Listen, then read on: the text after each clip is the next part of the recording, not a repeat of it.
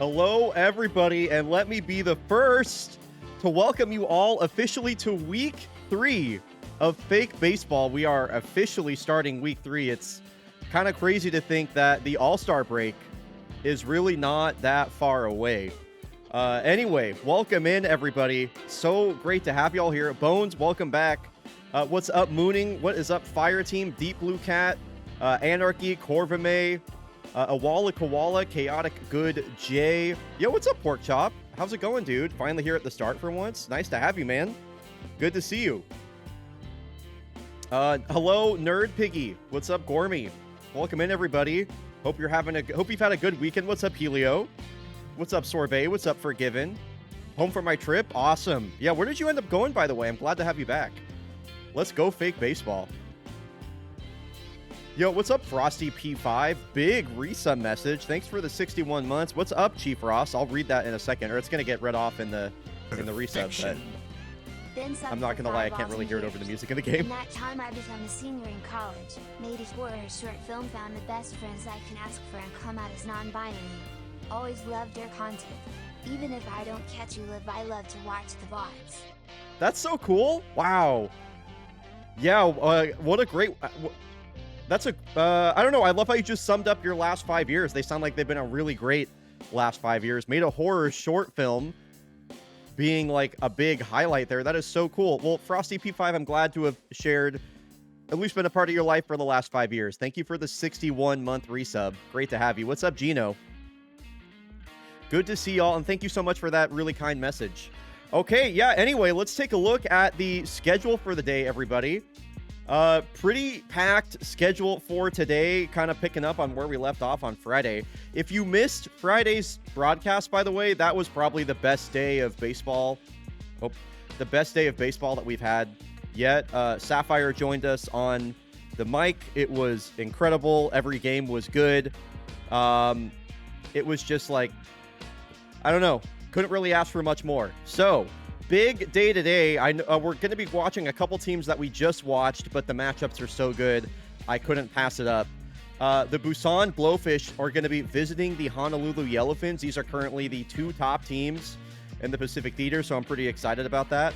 We're going to be heading over to Dublin to watch them host the Dakar Yoff Mariners, who are currently the #1 team in the East. Much to my surprise, I had them rated in the bottom 3 in the power rankings coming into the year. The Bomberos are hosting the Kodiaks once again. They walked them off back in game 1 of this set, so we'll see if they can do it again. Then we got the first ever Bird Bowl. I don't have any fun graphics or anything prepared. I think I will next season. But we have the Bird Bowl coming up as the Swifts are visiting the defending champs, Golondrinas Valencia. Game 5 is chat's choice. A lot of good games in this slate. I will note about Sawtooth versus Dogs. We're opening Wednesday's stream with Sawtooth versus Dogs, so I would kindly request that you don't choose Sawtooth versus Dogs for that game. Game 6 is going to be the favorites visiting the Kodiaks. So the Kodiaks have another tough slate of games. The favorites have had the Kodiaks number over the last few years. And then Game 7 is Bryonato's game of the day. This is a pretty fun matchup. Corsa Palermo visiting the Soul Specters. I can't wait to see Jamal Almeida and Frankie Yeager go toe-to-toe in that super tiny stadium of the Haunting Grounds over there in Seoul. Oh, yeah, by the way, check out Birdie's fan art. Or not Birdie, excuse me, Catchy's fan art over in the Fake Baseball discussion channel. the Bird Bowl is just so good. It's just like bird cereal. Anyway, it's just awesome. Catchy's been doing great stuff. Yo, what's up, Happy? Happy, come with us to Next Level next time. Would have been so much fun to have you. Saf and I were there from like 4:30 to, we didn't leave till 10 yesterday. It was awesome. Would have loved to have you. Please join us next time. I'm so glad. Welcome in, Happy by 3. Good to have you. Yeah, I'm super excited for the Bird Bowl. Yep, and then the favorites versus the Kodiaks. Oh, okay. Hello, everyone. Huge fan of Fake Baseball, but I still haven't picked a team. I'm a big fan of Power, so lots of home runs. Which team should I support? Lots of home runs. What's a team that is just absolutely banging it right now? The New York favorites are probably like the home run hitting team in baseball right now. So New York favorites if you're a fan of home runs. Dublin Mallards, also a pretty power-oriented team. Soul Spectres, also a team of mashers. I would say those are the main home run hitting teams right now. Also the Melbourne Fighting Platypi. That sounds great, Happy. Unioneers of Swifts have seen better days. I still believe the Swifts are a good team. The Swifts are just my ride or die for the season. I've determined. The Swifts are a good team. Yo, what's up, Shinobi J? Good to see you as well. What's the link to fake baseball reference? You can type !ref at any given time to bring that up. You keep telling yourself that? I will. I 100% will. Okay, folks, we got to run 90 seconds of ads real quick here, just so the ads don't play over the gameplay. !ad, skip the ads. What's up, the Kyle Thomas? I will see y'all in 90 seconds, and when we come back, first game of the day, Blowfish versus the Yellowfins. Chicago and Portland, my beloved hometown and home at the bottom. Of course you're from Chicago and live in Portland. Like, you're just so cool, Happy. It just makes sense. Yeah, it makes me sad. It makes me sad to see the Dogs and the Swift struggling. Can't believe the Platypi are still so low. The Platypi are not doing poorly at all, Kyle. They're only 3.5 games back of SoCo. That division is wide open. They have a plus 14 run differential, which is the third best run differential in the Eastern League. So they're still a good team. Don't count them out. The Eastern League is just wide open. Every team is beating up on each other. There's like a bunch of... There's just a ton of really good teams this year. That's really it. Let's get these games simmed really quick. Up until Blowfish versus Yellowfins. Oh, we get to see the rookie Rat Chapman pitching for the Blowfish. Love that. Favorites with a big win over the champs. They are tied for the lead in Urban Atlantic now. Platypi win a game after seeing Kyle Thomas come in chat. They're up to third place. Reapers half a game behind. Literally close matchups all over the league. I think the only division that is even mildly cooked right now is the Northwest, because the Kodiaks just look completely unstoppable. Just kind of crazy. Oh, hold on, my mouse just died. One moment. I just got batteries too. 1 second. I just got batteries and I need to open them up really quick. Perfection. Remember when it was funny number? I do.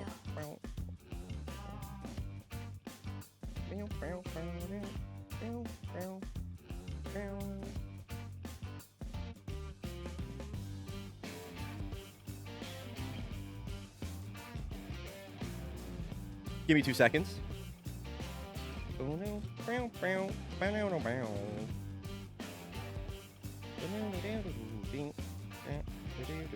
Bam.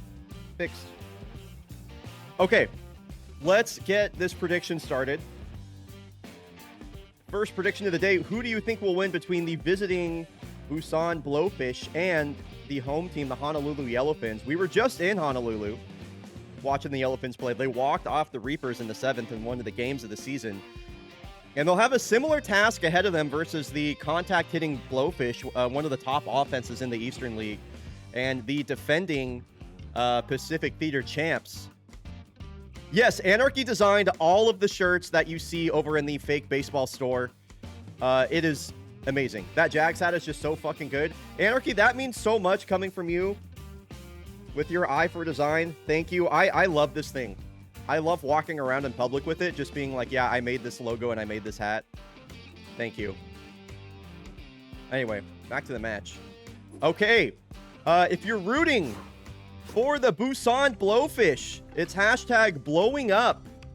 If you're rooting for the Honolulu Yellowfins, hashtag Fins win. Let me hear from you in chat. I want to know who we're rooting for.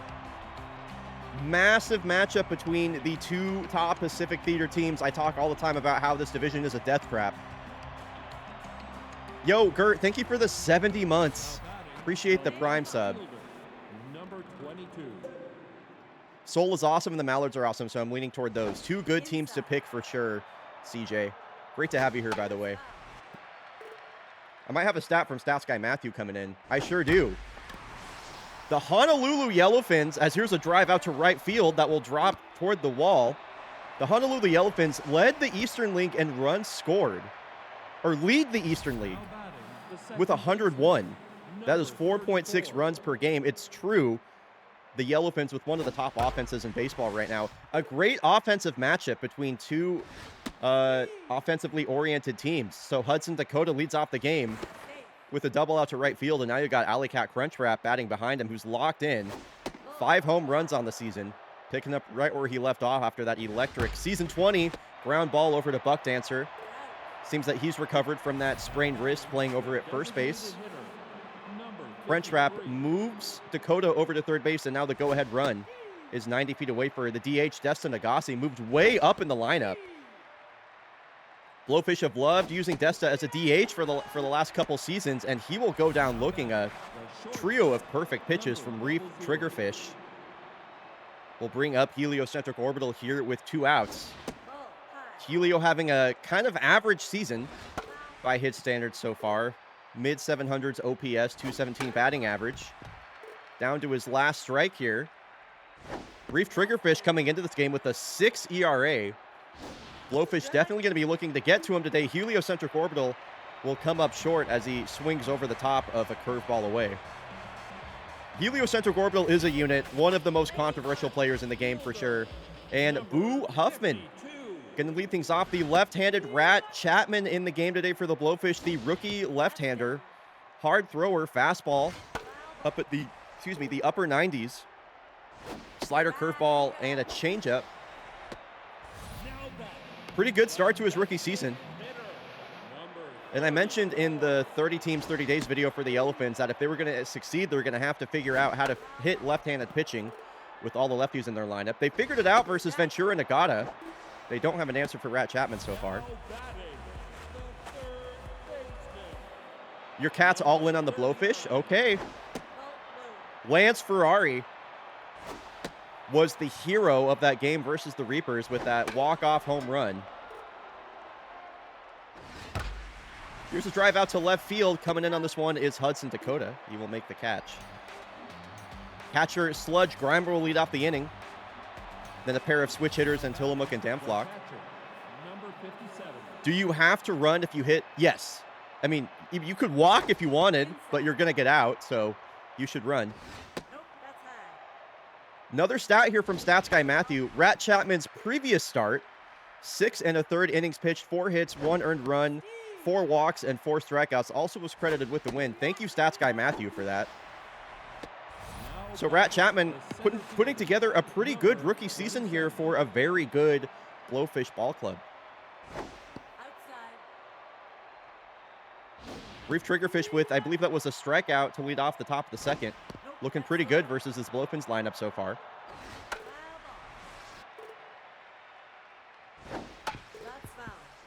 I will say Blowfins at some point, or Yellowfish. If I haven't already, I will 100% do that. Okay, so Einhard Damflock putting together the best season of his career up to this point. Switch hitter batting .377. Ahead in the count here, 2-1, and the pitch swung on and fouled into the dugout.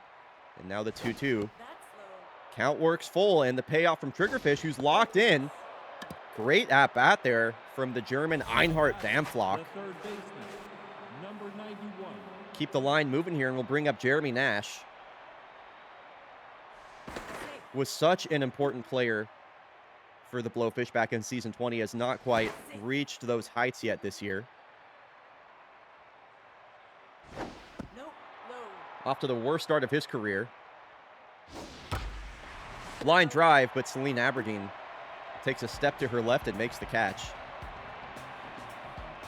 It'll be the current Eastern League, or one of the current Eastern League MVP frontrunners, Giuseppe Cacciatore, currently OPSing over 1,200 to lead off this inning. 7 home runs, 20 RBI. He hit a 500-foot tank when we saw him versus the Reapers. He will walk to lead off the inning. Giuseppe Cacciatore currently leads the Eastern League in average, slugging, OPS, and WAR. Like I said, that is the MVP front runner right now for the Eastern League. And Cacciatore takes off, and he gets a stolen base as well. Thank you for that stat. By the way, stats guy Matthew. Go-ahead run and scoring position now for Buck Dancer, who lifts one softly out to left field. It drops in front of Dakota, and Cacciatore takes off, scoring on the play. That stolen base comes around to score quickly. There we go. Cacciatore wasting no time. So a bit of small ball here for the Yellowfins. A bloop single turns into a run, and the Yellowfins have the lead. Hashtag Fins win. They are winning right now, that's for sure. The wet rivalry. We do need to come up with some rivalry names for sure. The wet rivalry. Now the Eastern League leading 18th run scored for Cacciatore. Wow. The Seafloor Showdown. That's good. That's good.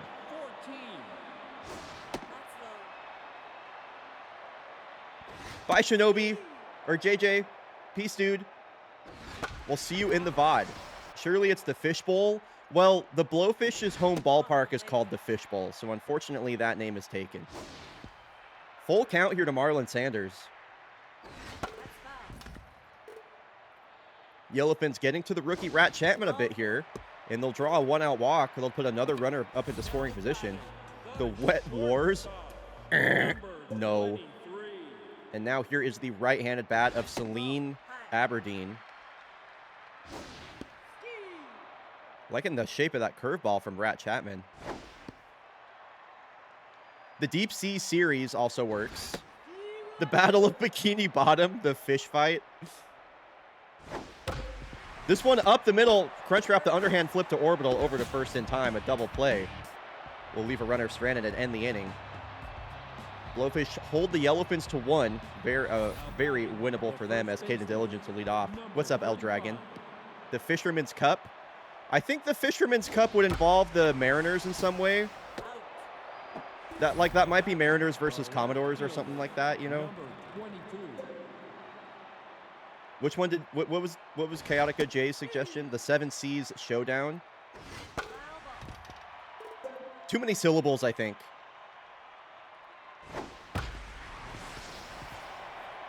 The Deep Sea Series, I don't mind though. The Sushi Slugfest. Wow. So Hudson Dakota reaches once again ahead of Alley Cat Crunchwrap. Second time Dakota's reached safely this game. And now Crunchwrap on 2 strikes. A late swing at 85 down the middle. Got caught in between there as Destin Agassi went down looking his last time up.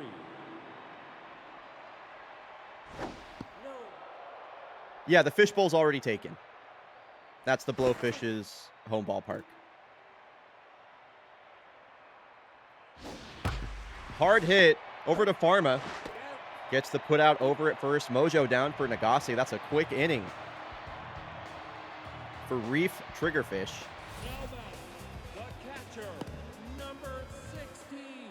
Octogenarian was one of the many heroes for this Yellowfins team in that last game. What was what, Bones?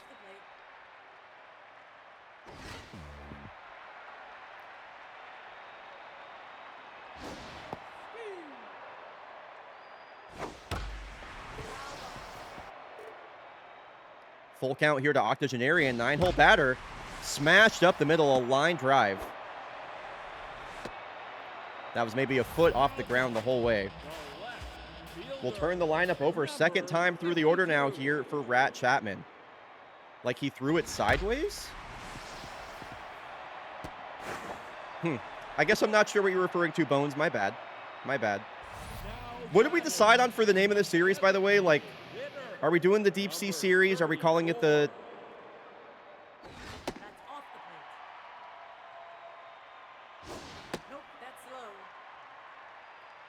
The seafloor showdown. Seafloor showdown. The seafloor series. Line drive out to right field. Hey, I'm here because I saw you live on Blue Sky. I'm curious, do you do that manually or do you have some way to automate that?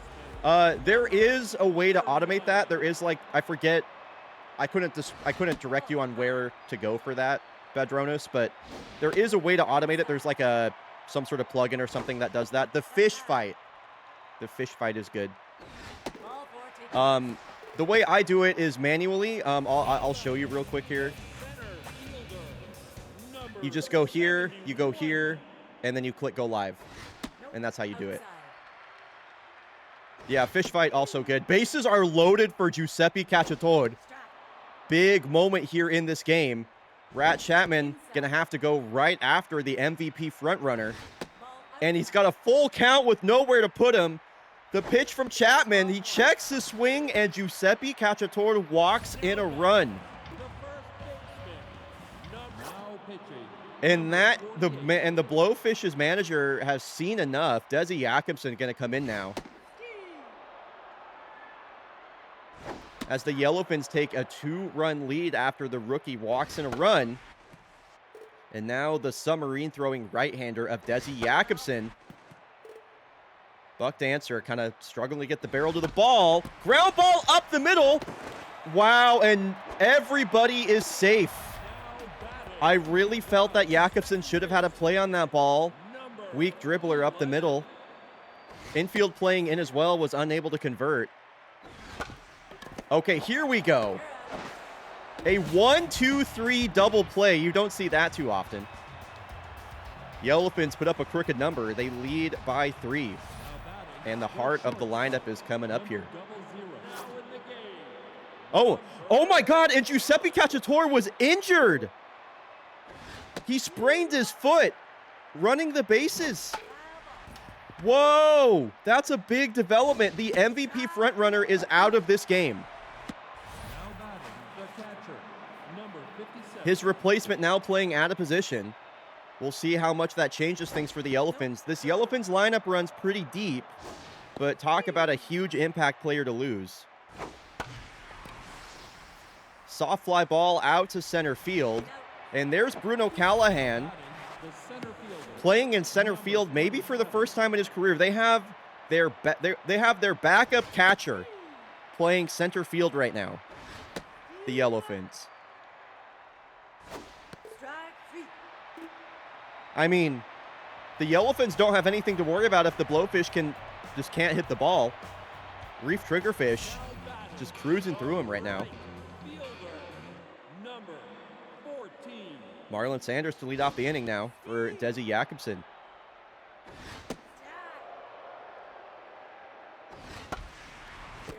Soft line drive over to Caden Diligence over at first for out number 1.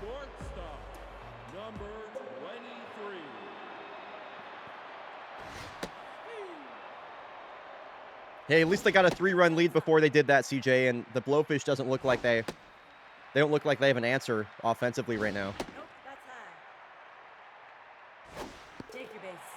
Celine Aberdeen will walk. Jakobsen just dancing outside of the zone. And that will bring up Octogenarian, batting .462 coming into this game. Wild so far. I need to get the Mariners game up on Gamecast real quick. By the way, I didn't watch the Mariners game yesterday because I was out playing pinball at Next Level Pinball Museum. Joe Adell robbed 3 home runs. Did anybody see that? Mariners got shut out and had 3 home runs robbed by the same Angels outfielder. That was unbelievable, dude. Runner on first and 1 out here for Boo Huffman. Has been excellent at the top of this lineup for the Yellowfins, was acquired in the offseason. Runner goes on a full count. Another walk here will put a runner in scoring position. Yeah, Joe Adell of the Angels robbed 3 home runs in 1 game. And the last catch he made was one of the plays of the season.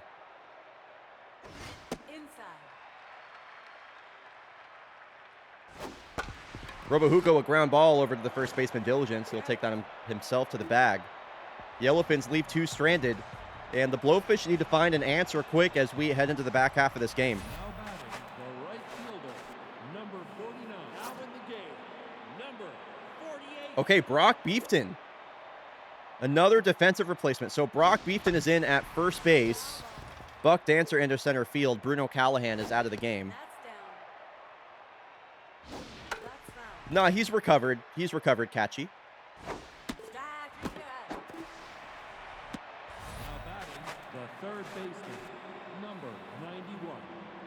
Yeah, Bones basically learned about how baseball works on Friday. Now batting, the first baseman, number 35. So, by the way, Bones, really great to have you back. Thanks for coming back for another episode of Fake Baseball. Late swing from Caden Diligence. Triggerfish trying to make it a scoreless 5 innings. Whoa, a bit of a strange jump from Marge Pharma over there at second base. That will be a 2-out single to bring up Hudson Dakota, who's already 2 for 2 on the day. He's seen Triggerfish well all game. Was that a video gaming jump? I don't know. It seemed like a regular jump. It was a little goofy looking. No doubt about that. Would have been a 3-1 count. Count now evens. Tough out will activate for Hudson. 2-2 pitch. And the full count. Alley Cat Crunchwrap would bat next. Here's the payoff. Fouled into the dugout. Oh.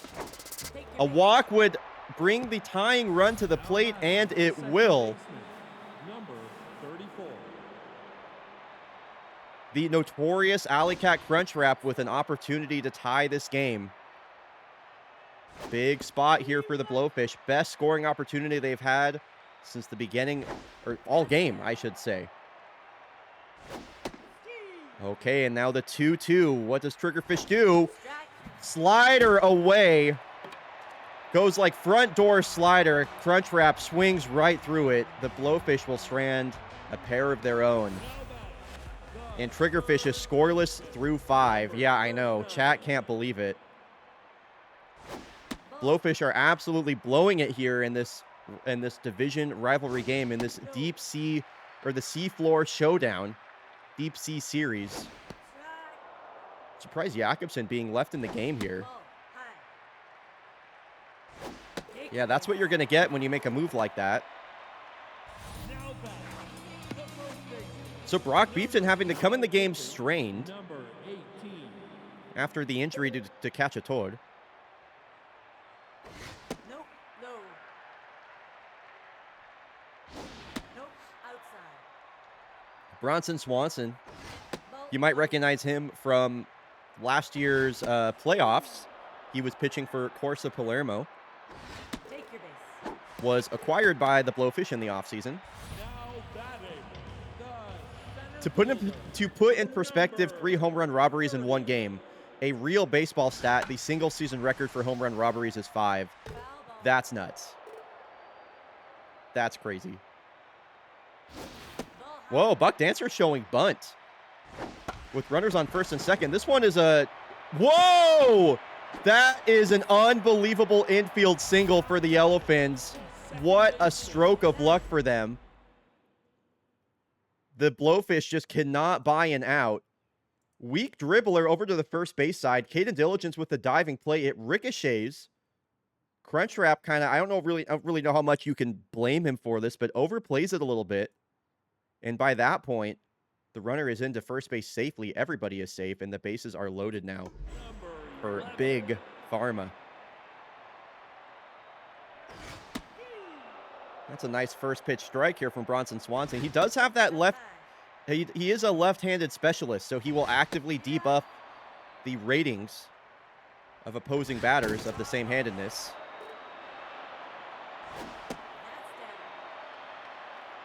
That's big on the ropes here. Oh, wow, and a softly hit line drive that will split the right side of the infield.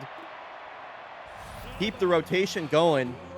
And now the Yellowfins up by 4. Their Eastern League leading best offense really coming into, really showing really showing up here. Inside.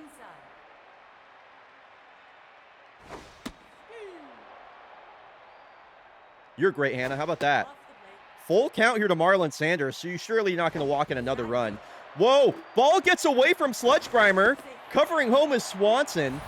A run scores on a strike 3 passed ball. Number 23. Or a wild pitch. I don't know how you score that. Ball. Inside. Yeah, the Blowfish defense has been, let's just call a spade, has been terrible. Ball four. Has been absolutely terrible. They can't pitch, they can't field. The catcher. Bases are loaded again 16. for the catcher octogenarian. Line drive, knocked down by Crunchwrap, who gets the runner out at second. That'll be an RBI fielder's choice for Genarian. Number 52. Another line drive to the outfield. Okay. Bones, this game has officially been blown open. You can say it. You can say it. It has been blown open. It is 8-0 here in the 5th. The designated hitter.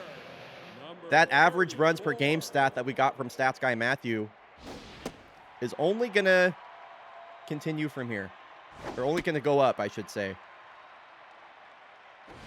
That's down. Yeah, the blowpins are definitely blowing up right now. I regret going all in on the Ball blowies. four. Take your base. How many walks has that been this inning? Now That feels like the 4th walk of the inning. baseman. Number 39. Nope. Inside.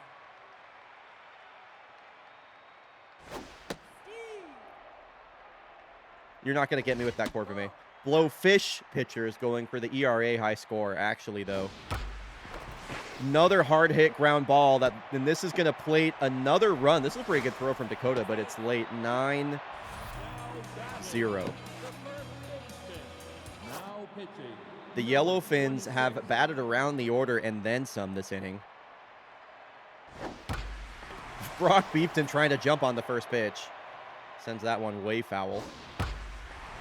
High drive, right field. Damflock, it's over his head.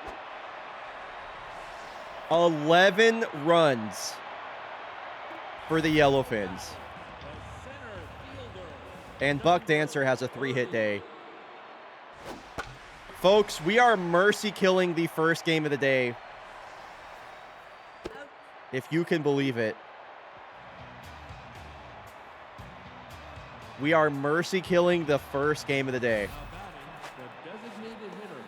That is absolutely nuts. We are going to sim the rest of this one and move on to the next game. But 11 runs scored by the Yellowfins, an 8-run 5th inning. The seafloor shutdown. These two teams will play again in this series. But this game is over. Hudson Dakota with a 2 RBI double. Yellowfins improved to 15-8. What a smackdown for the Yellowfins against their top divisional opponent. Holy moly, that was a game and a half. Oh, I have another cool stat from Stats Guy Matthew. Let me pull it up real quick. We don't... Okay, I missed that one. Let me read it off. Stat from Stats Guy Matthew. If the Yellowfins win the game in blowout fashion with more than 5 runs, they will tie the Mariners and Bomberos for most blowout wins at 5. That's pretty cool. That's a cool stat, actually. Okay, folks, when we come back, speaking of the Mariners, they're tied for the most blowout wins with the Yellowfins. We'll be seeing them take on the Dublin Mallards at Waterfowl Fields. That'll be coming up after the break. Exclamation ad, skip to skip the ads. When we return, one of the top teams, or the former top team in the East, taking on the Mallards. We'll be back in 90 seconds. I'm itching for whenever the Yellowfins and Mariners play. Yes, I'm waiting for that matchup as well. Not sure when that'll happen, but we absolutely need to watch that.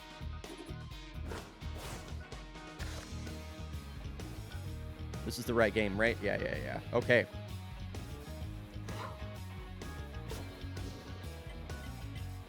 No, Jags, come on. Corsa over the Jags. They increased their lead in Europe. Reapers over the Knights. That's a big win for them. Bush Rangers over the Swifts. Swifts, what are we doing? The Grays beat the Nocturnals. Oh my god, dude. KBC goes to town on the Sawteeth. Heaters 2-0 over the Unioneers.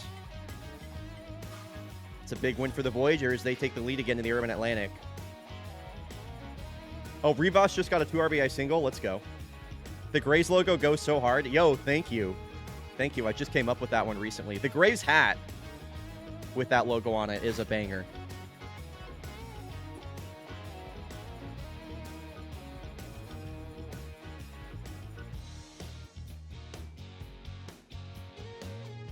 All right, folks. Pretty exciting matchup coming in. The Dakar Yoff Mariners are absolutely one of the surprise teams of this season. And So McTavish hasn't even got his season going yet. He's once again off to the slowest start of his career. The Mariners offense is just firing on all cylinders. They got Commander Shepard. She's one of the most consistent and best bats in fake baseball. Put together a really amazing history. Solomon Doinkers, in his second season at age 27, is having an absolute breakout year. He's in the MVP conversation. Corner infielder over on the East. Marge Lowbrow, OPSing over 1,000. 5 home runs. The longtime right-handed power bat going absolutely bonkers for the Mariners. And their pitching's been keeping up as well. We're going to see Bryson Longstroke, currently second of the starting pitchers on this team with a 2.57 ERA. Should be a good matchup. We just saw the Mallards play the Nemesis and beat them for Bryonato's game of the day back in the previous stream. So let's get this prediction going. Who will win between the Dakar Yoff Mariners and the Dublin Mallards? Prediction is live for Game 2 of the day. And here we go. We're headed to Waterfowl Fields. If you're rooting for the Eastern League leading Mariners, it's hashtag fish on. As in, there's a fish on my hook.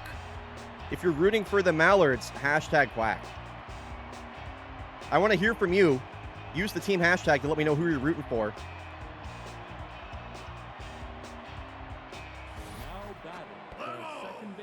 Okay, only 2 people watching this game. Gotcha. There we go. Here's a high fly ball out to left field. On the first pitch of the game, Roberto Plaza will make the catch at the warning track. And I just talked about him. Here is Solomon Doinkers. Skunk Bandana pitched deep into the 6th inning in that start versus the Nemesis. We're seeing his second start in a row. The switch hitting Solomon Doinkers DHing today. That's a full count here. Skunk Bandana was so efficient versus the Nemesis. This one is a pop fly that won't leave the infield. Cessna Belmont, the rookie, with the catch. 40 seconds left on that prediction, folks. And that'll bring up Soap McTavish with 2 outs. Soap McTavish got off to a similarly slow start back in Season 20 with the Nocturnals. He did, pick up speed toward the end of the season, ended the year with like an 868 OPS. But his slow start was a huge reason why the Nocturnals missed the playoffs despite being a good team. He does get a 2-out single ahead of one of the best hitter, or the best hitter on this ball club right now in Marge Lowbrow. So some speed at first base and an amazing bat at the plate. Marge Lowbrow comes to the plate on fire. And a scoring opportunity immediately for one of the top offenses in the Eastern League. The 1-2 to Lowbrow swings over the top at 97, I should say, at the bottom of the zone. And we'll see Bryson Longstroke get back to work. The veteran just having by far the best season of his career. Mariners pitching has been drastically overperforming their expectations. And that is a huge reason that they're in the position they're in SoCo.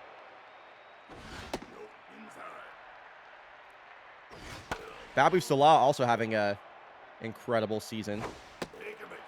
He'll work a leadoff walk here. Now back, the designated hitter. Oh, that's called a pickoff attempt, Empty But Bones. So the pitcher is trying to...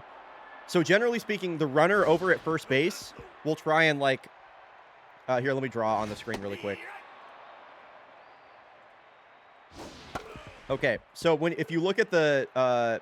if you look at this little chart over here, this kind of tells you, like, you know, which batter or where the base runner is. The base runner over at first base will generally try and have a bit of a lead off of first base, so there's less distance for them to cover between first and second. So the pitcher sometimes will throw over to first base to try and catch them out, basically. Try and get an easy out. If that makes sense. See, like, if I move to the spectator cam, you can even see the batter is kind of leading off of first base right there like that. Which is why that's happening. Now batting, the third baseman. Yo, what's up, Birdie? What's up, Sticks? Good to see you both. Oh, and Can You Feel Me smashes a line drive way out to left field. That'll plate the first run of the ball game. Mariners score first. And runners on the corners now for Peach Lamanna. Can You Feel Me is hitting the damn ball every single time he's up to the plate on coverage. He's looking like the Mallard's best player. The Marinards. Wow. Yo, the bases are loaded for Julio in the in the real life Mariners game. Full count here to Peach Lamanna. Big strikeout for Bryson. He walks, and that will load the bases for the rookie Lada Dash. Coming in from Stats Guy Matthew. Bryson Longstroke is averaging 5 2/3 innings pitched per start. Here's a double play ball. Romero to Shepard over to first. That will end the Mallard threat. He's gone at least 5 innings pitched in 4 out of his 5 starts, including 8 innings pitched in his first start of the season. Thank you for that cool Stats Guy Matthew. So that's a huge double play turned by the Mariners. Future Hall of Famer Dom Hudson will lead off the inning. He's had starts both at catcher and left field. Oh, wow, a great snag over there by You Feel Me at third base. Will throw across the diamond for the out. Fitness down for the old man Dom Hudson. He busted his knee? Busted knee? What does that even mean? I've never seen a busted knee before in this game. He busted his knee on the run to first base? How the fuck did he do that? I don't know, man. He's old. His joints ache. You Feel Me staying busy over there at third base with 2 outs recorded. You're telling me Dom busted. The Dom has busted.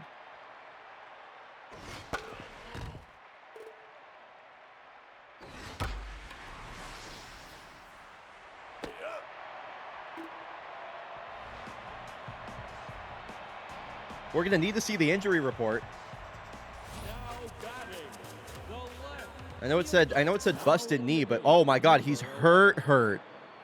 He's hurt. So Sloan Lawson comes in the game at left field.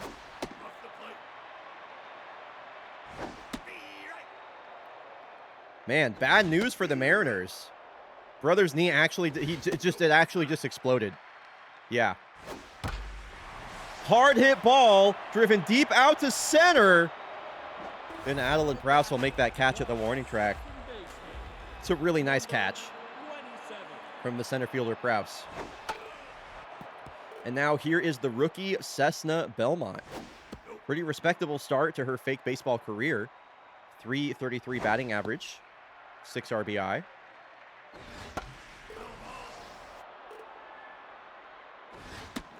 Another full count here. A lot of extended at-bats here by these Mallards. Sharply hit up the middle. Prowse will retrieve this one as well. It's a 1-out single on a full count here for the Mallards. Been seeing Longstroke really well so far, and now Furby Funderburg has that power versus lefty straight. 3 home runs on the season for her, playing first base today.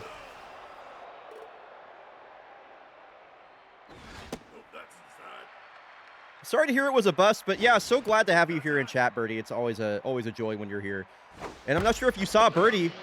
Whoa, Marge Lowbrow takes flight. Here's me talking about birds. She goes airborne. Not only can she hit, she also just put together an unassisted double play. That ball was probably going foul. She snags it out of the air and lands on first base to double up Cessna Belmont. Unassisted double play. Mariners have a couple of nice double plays now. And that'll bring up the catcher, Vidar Usted.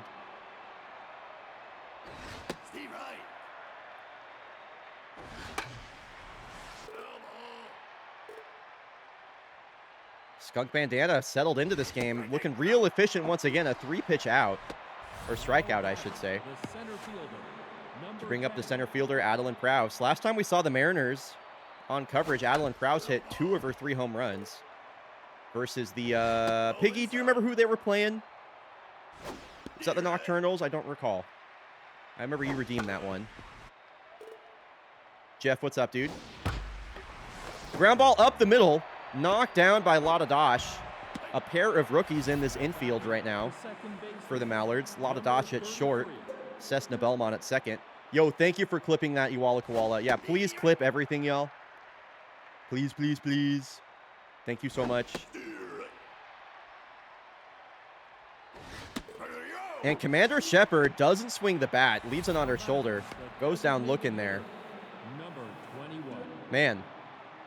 Mariners offense has just not had an answer for Skunk Bandana right now. Sharply hit. Another diving stop from Belmont. Fires over to first in time. Some really great defense on display. This is a huge turnaround from that last game. Oh, man. So top of the lineup now. Second time through the order here for the Mallards. Wow. Bryson Longstroke steals a strike with that changeup. Turns out the bench is her favorite place on the Citadel. Damn. Damn. Don't be shit-talking my girl like that. Full count here to Babu Salah. Another sharply hit ground ball up the middle. And that'll be a leadoff single for Babu Salah. Top of the Mallards lineup getting to work early. Surprised to see Shinji Yuna 01 rattled. One of the most complete hitters in baseball. Currently slumping pretty heavily. Mallards still believe in him, though. They have him in the 2 spot.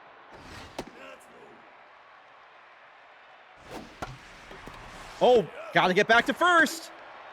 Woo, that was close. Commander Shepard with the heads-up play. That one just hit a little bit too softly to double up Salah at first base.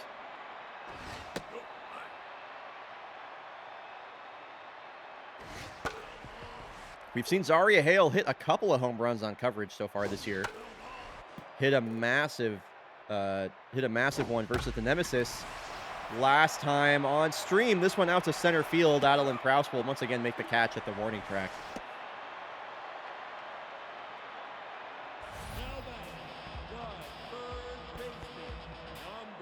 Okay, and the always dangerous Can You Feel Me? Drove in the go-ahead run and the only run scored in this ballgame his last time up.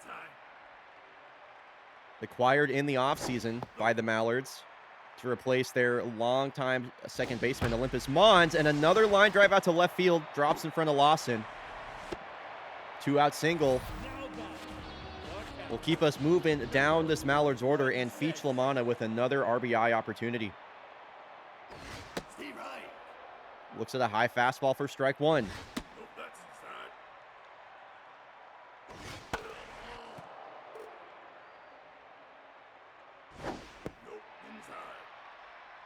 Here's the 2-2 to Lamana. Ground ball that splits the right side of the infield. Coming in on this is McTavish. They're going to challenge his arm. And wow, I can't believe that send. That's Soap McTavish out there in right field. Did you forget that he has one of the best arms in baseball? That's a crazy send. That's a crazy send. Babu Salah is dead to rights. Soap McTavish with the outfield assist. So Mariners defense comes up clutch again. And Soap McTavish will lead off this inning. Mariners defense has done a lot of work to keep this game at 1.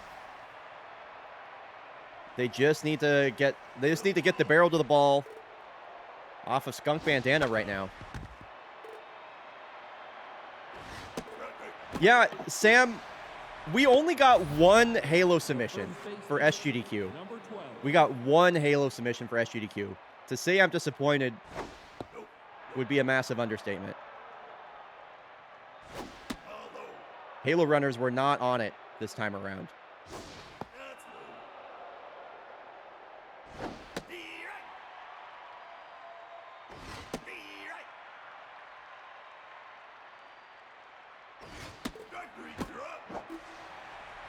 Oh, by the way, Sam, how did Oops All Halo go?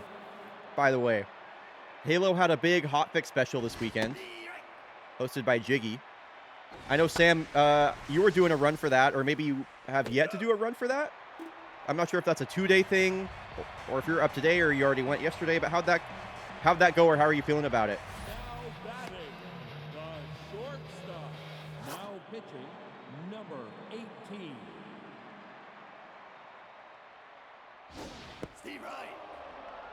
Okay, so Mariners put up another scoreless inning, and the Mariners will go to their bullpen. Hard-throwing right-hander Jiri Bednar going to come in.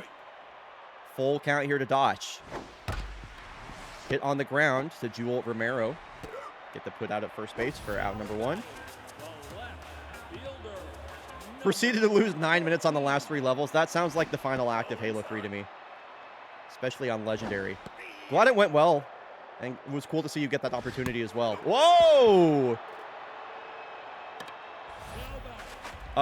Roberto Plaza gets beamed in the hip. Mojo up for him. He'll wear that proudly. A 1-out base runner here, and Mojo down for Jiri Bednar. Going to have to recover. Always such a big Mojo hit when a pitcher hits a batter. Wow, great bounce back at bat. Goes right after the rookie Belmont to ring up Furby Thunderbird.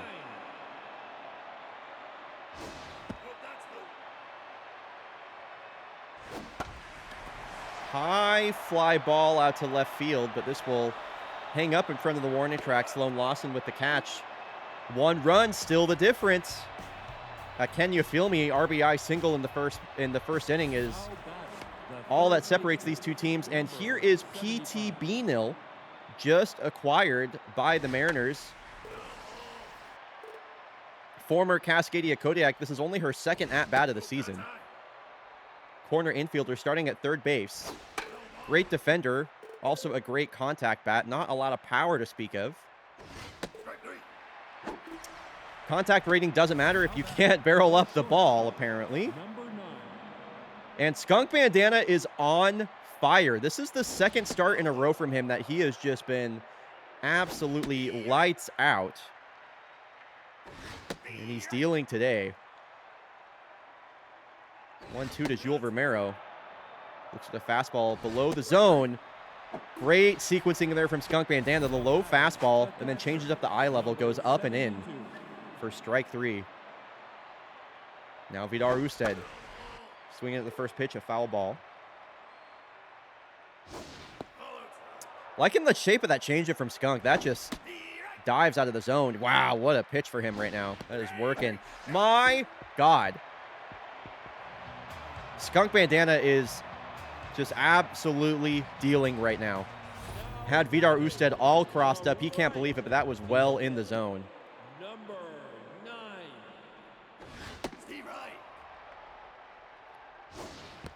Saf, I don't think you've renamed anybody this year, right? So I would highly encourage you to rename rookies if you want. Oh, no, you've renamed Butch Box Eater. That's right. Now batting, the designated hitter, number 1. So a leadoff walk will bring up Shinji Unit 01 once again. Runner on first base. Feels like the Mallards have had a runner on first base in like every single inning so far this game. Another 3-ball count. 3-1 to Shinji. Nice. That's a nice fastball to get in there for strike 2. And that is sharply hit out to right field. And that will put a runner in scoring position. Oh, boy. Rosaria Hale. She has a knack for late-game home runs. This one will be a double play. Another double play turned by the Mariners to bring up Can You Feel Me? Big moment in this game. Runner on third base for the RBI man. Can You Feel Me? His hitting ratings are maxed out between his mojo and that RBI man trait coming into play. Wow, I short-circuited. We don't do siblings. I appreciate that, Koala, but I don't do siblings on renames. This one gets away from Used, but he'll get the put out over it first. Yeah, appreciate that, Koala. But if you have another name you'd like to do, I'd be happy to rename Jesse Thorne. Yeah, I have a couple rules for renames. No siblings, no juniors, because otherwise things just become too samey in the league.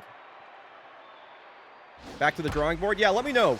Here's a deep drive out to center field. Furby Thunderberg tracking this, and that is all the way out of here. The Mariners have tied this one up with a 454-foot blast from Adeline Prowse, who's hit 3 of her 4 home runs on the season. I got one too. Well, Koala did the redeem, so we'll let them do the rename, folks. I missed a stat from Stats Guy Matthew. I'll pull this one up once the Mariners are back up to the plate, or back up to the mound. Can I get the points refunded? Sure, I could refund you your points. And I think that was Commander Shepard with a base hit out to left field. So here in the 6th inning, the Mariners' bats have come alive. And they have Commander Shepard on first base with nobody out. Top of the lineup up. Commander Shepard going to take off. The throw is in time. Bit of a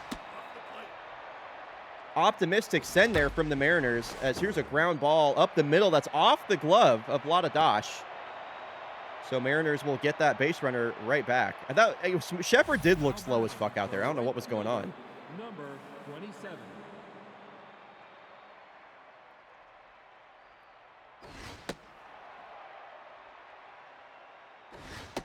And they're worried about Solomon Doinkers taking off here versus McTavish, as he's got a pair of hits on the day.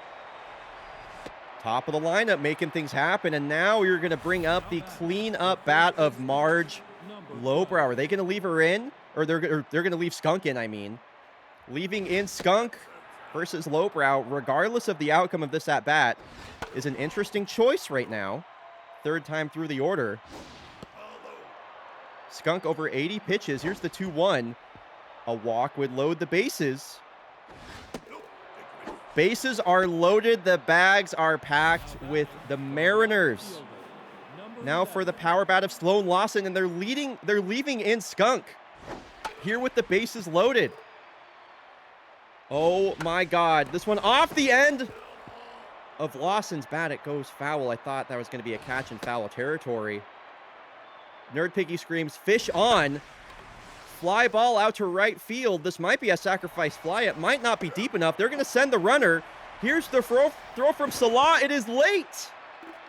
Just scoring on that play are the Mariners, and the sacrifice fly with the bases loaded have given them a 1-run lead. Skunk Bandana finally taken out of the game to bring up the reliever Baitsu. Hard hit out to right field. This will clear the bases. P.T. Beanil just signed in a mid-season move, has a 2 RBI single in her first hit of the season. The Mariners are up 4-1.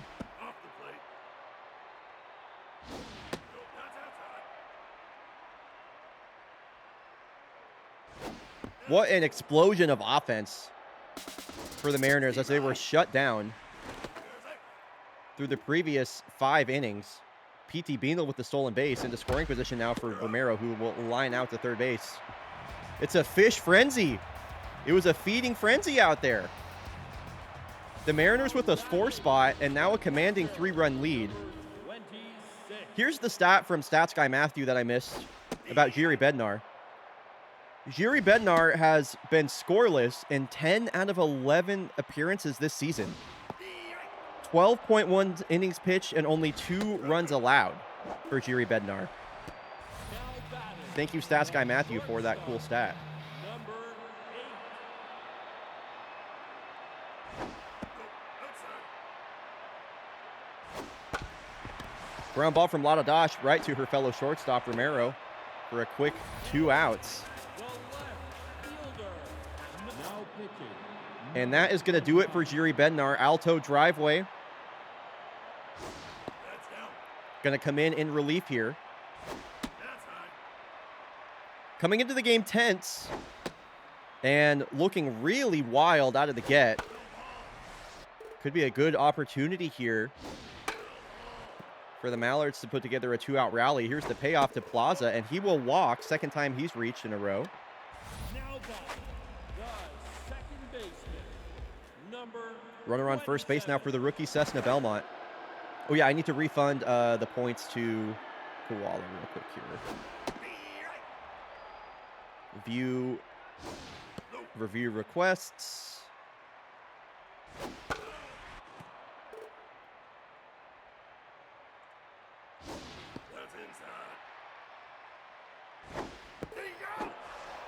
Cessna Belmont goes down looking. Runner stranded on first.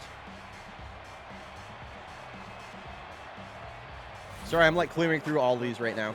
Number 72.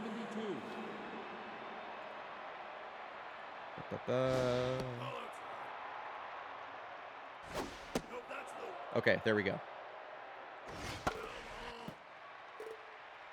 All right, Mariners offense back in the driver's seat here. I do feel like with Alto driveway on the mound, like, you know, getting a little extra insurance when it helped. That's another ball that has ricocheted off of Vladadash's glove on a diving attempt. She's had a couple opportunities here and has come up short in both of them. The center fielder. Number 10. So a lead-off single now for Adeline Prowse, who just hit that 454-foot home run to tie the game up. Mariners continued to rally after that home run to put up an additional 3 runs, and now we have that 4-1 lead. Adeline Prowse being really productive at the bottom of this lineup. She'll strike out here. More like Lotta drops. Damn, you got her ass. So here's the switch hitting Commander Shepard, a base hit, and was caught stealing her last time up.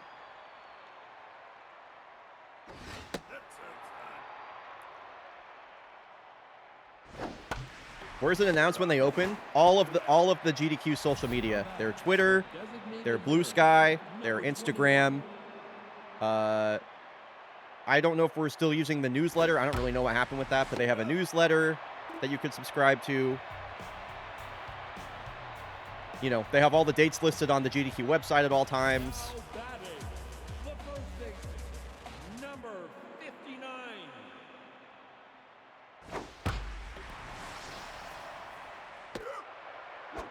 There's also a Discord server. There's also the GDQ Discord server. It never really took off. Yeah, it's disappointing to hear, Koala. Wow, 2 swings and 2 outs here for the Mallards. Here at the bottom of the 7th, trying to put together a 3-run comeback, and they're down to their last out. Shinji Unit 0-1. Their last hope. Weakly hit ground ball and Alto driveway with the save. The Mariners finally break through. They put up a 4 spot and hang on to that lead. 4-1 Mariners over the Mallards. Great game. Hashtag fish on.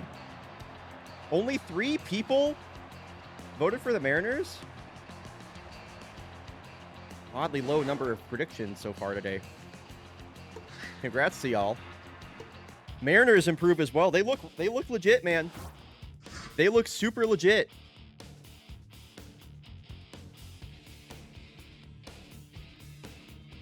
All right.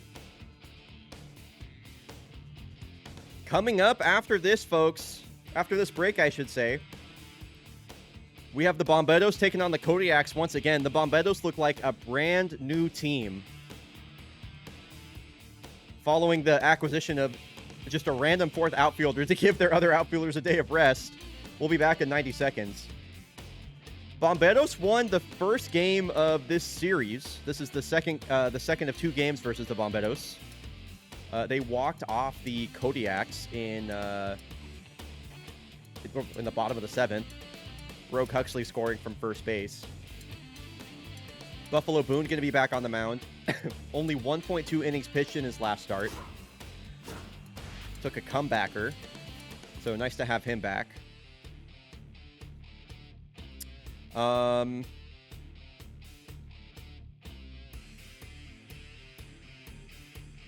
Let's see. What do I want to do here? Zamboni's back in the lineup. Chris Hanna will start. And I'm going to continue to give Takeda rest. If he gets pulled into the game again, then I won't bother.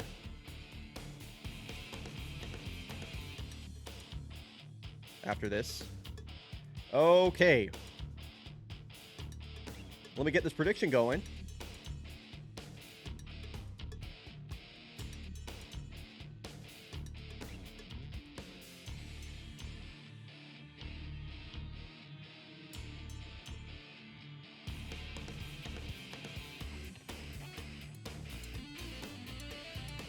Okay, prediction is live for Kodiaks versus Bomberos. 2 of the top teams in baseball about to go head-to-head right here. Kodiaks 17-6 taking on the Bomberos in a 3-way tie for the lead in Southern Heat between the Reapers and the Heaters. That's nuts. Bomberos won the first game of this series, looking for the sweep versus the Kodiaks. So here we go. Prediction is live if you're just coming back from the break, or from the ad break. Prediction for Kodiaks versus Bomberos. I couldn't finish the end of my thought there. If you're rooting for the Kodiaks, hashtag Yak Attack. If you're rooting for the Bomberos, hashtag Fire with Fire. Really excited to see how this series concludes. Cape Disappointment will be starting on the mound for the Bomberos. Lola Dominguez, of course, leading off here for the Kodiaks. Coming into this game with a .407 batting average. Cape Disappointment, 4-seam cutter, slider, curveball. 4.8 ERA, 19 strikeouts, a 1.53 whip. Has a 3-0 count here to Lola, who swings 3-0. This one sharply hit the other way. That'll be a leadoff single on a 3-1 count for Dominguez. And she once again gets on base in front of the mighty Ude Katabura. We will not be stealing with Lola.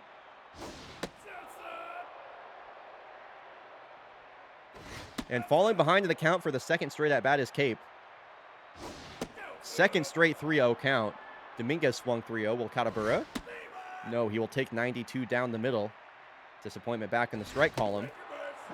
And a walk will bring up Julie Mao with runners on first and second. Nobody out. Disappointment not looking too sharp so far in this start. Cape Disappointment is also a starter reliever, so she's going to have less stamina than a starter. Would not be surprised to see her exit this game in the second or third inning. Ground ball. This should be 2. Palomito to Barnett over to first. Julie Mao grounds into a double play. Kodiak's really missing that speed in the top part of the lineup with Takeda. Runner on third, 2 outs now for Kola Johansson, the cleanup batter.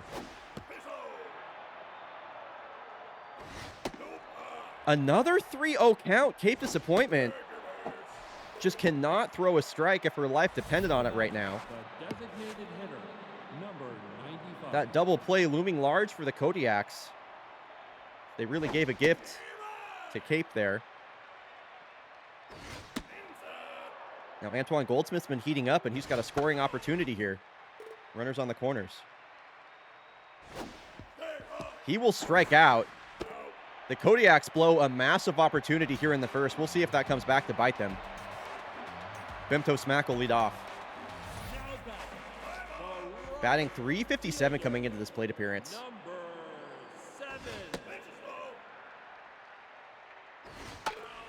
Nice to see Buffalo Boone all healed up after that contusion he suffered.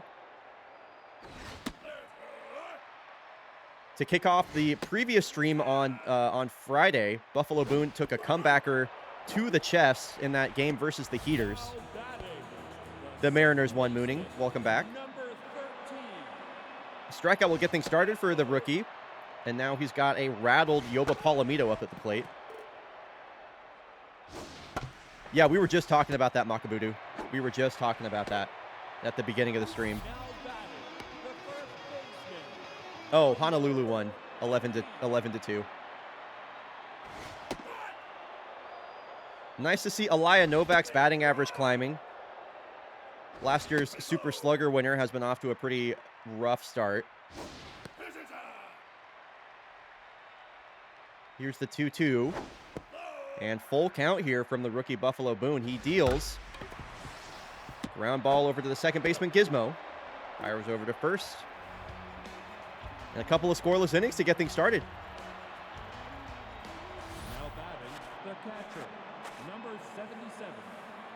Catcher Chris Hanel in the lineup today. Taking over for Raleigh Forte for a scheduled rest day. Cape Disappointment was not in the strike zone at all in the previous inning. Curious to see if she has readjusted. The second baseman, number 4. Chris Hanna will fly out, and that'll bring up Newt Gizmo.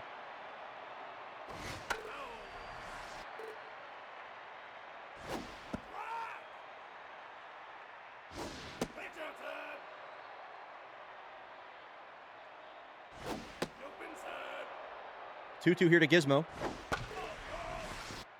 Newt Gizmo's awesome. She's so cool.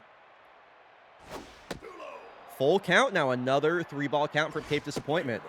And another walk. I believe that's the third walk of the game already for the Kodiaks. Number 2. Farchamp Zamboni back in the lineup today after a day of rest. Gizmo on first, 1 out. We're not stealing with Newt Gizmo, by the way. Damn, Cape Disappointment really cannot throw a strike.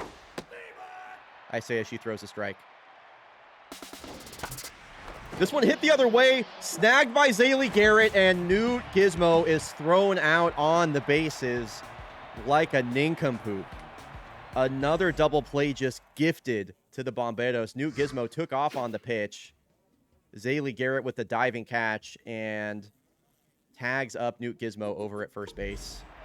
Now batting, the designated hitter, number 54. Kodiaks just are really making things easy for Cape Disappointment, who's looked really bad in this start so far. All tied up here in the bottom of the second for Ahmed Fedahani.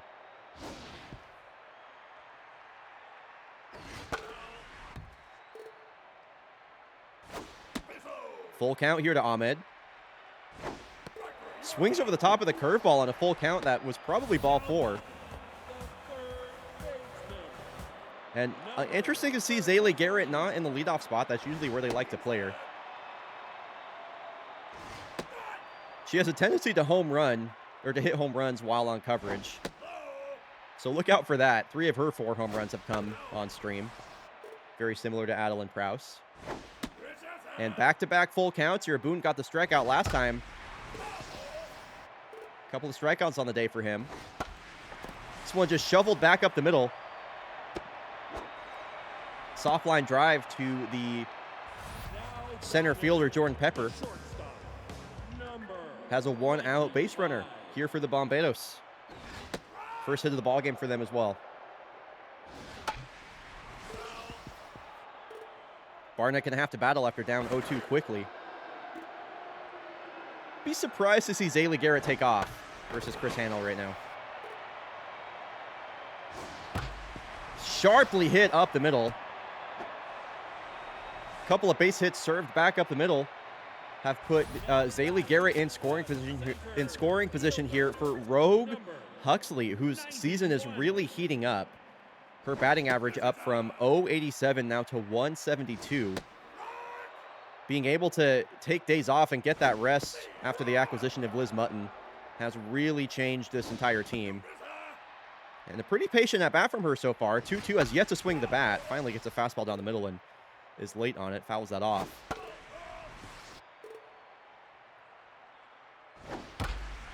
Line drive up the middle. Gizmo to second. Johansson to first. Kodiaks finally able to make a play on the ball, hit back up the middle. They'll turn 2.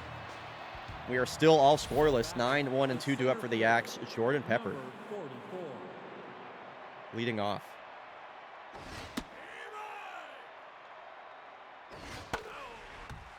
Rooks look good off the bench.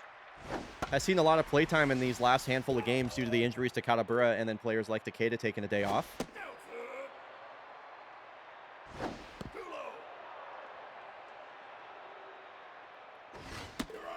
Swings through 92. Nice fastball there from Cape Disappointment. The first baseman, number 40. Dominguez, I think, with the only hit for the Kodiaks so far today. Was an opposite field single her last time up. Wow, and 2 for 2 on the day is Lola Dominguez. She just keeps getting hits. By the way, folks, Lola Watch The right fielder, is real. number Lola 7. Watch is a real thing. She is currently pacing to beat the single season hits record, which is 101. I haven't checked her current pace, but last time I looked, she was pacing for like 120. I don't think it's currently that high anymore, but she's definitely pacing for the single season hits record, which I'll check in on after this game. Now batting, the third baseman, Katabura strikes out, a walk and a number strikeout on the day 82. for him. Brings up Julie Mao. Julie Mao grounded into a double play. As of last stream, she had 33 hits in 23 games. Okay. Appreciate that, Matthew. So yeah, still pacing to beat the record. Not quite on a 120 hit pace anymore, but still pacing for that. And Julie Mao with a line drive of her own up the middle. Kodiaks have a pair of hits now with 2 outs to bring up Kola Johansson. Prime scoring opportunity here for the Kodiaks in the top of the 3rd. Cape Disappointment approaching 60 pitches. Her day will surely be done shortly here. Fastball backs up Kola, and she'll walk on 4 pitches. Bases loaded, 2 outs now for Antoine Goldsmith. Number 9 now, pitching, Oh, 110 hits, totally possible. 7. Okay, and that is going to be the end of Cape Disappointment. Hub Sogi comes into the game. A 4-seam fastball, a 2-seam fastball, and a curveball for Hub. Don't want to go on a 3-ball count here with the bases loaded. Goldsmith fouls off a ball for strike 2, and this is a ground ball right back to the shortstop, Barnett. Kodiaks leave the bases loaded. They have squandered another scoring opportunity. It'll be 8, 9, and 1 in the lineup coming up here for the Bomberos. Liz Mutton leading off. Just acquired by the Bomberos. Going to be their everyday left fielder. Still looking for his first. Still looking for her first hit of the season. She'll strike out on 95 away. Can't lay off on the outside fastball. And now here is their backup catcher, Suna Imani. Takes a big swing at kind of a similar outside fastball. Yeah, and Boone just going right back to that spot. Why not?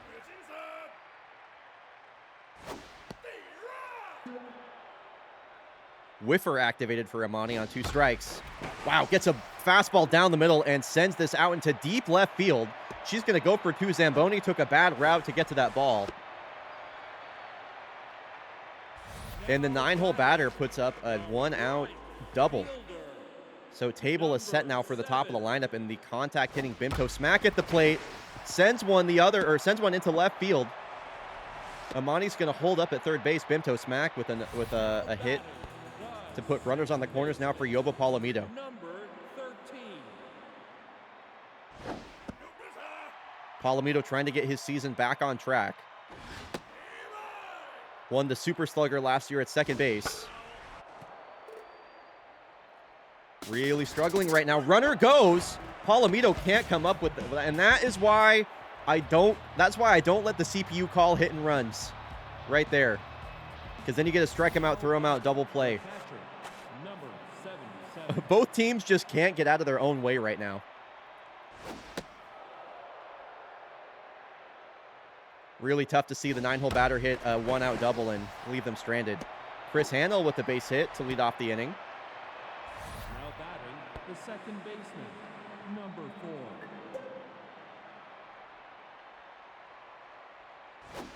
Newt Gizmo a walker last time up.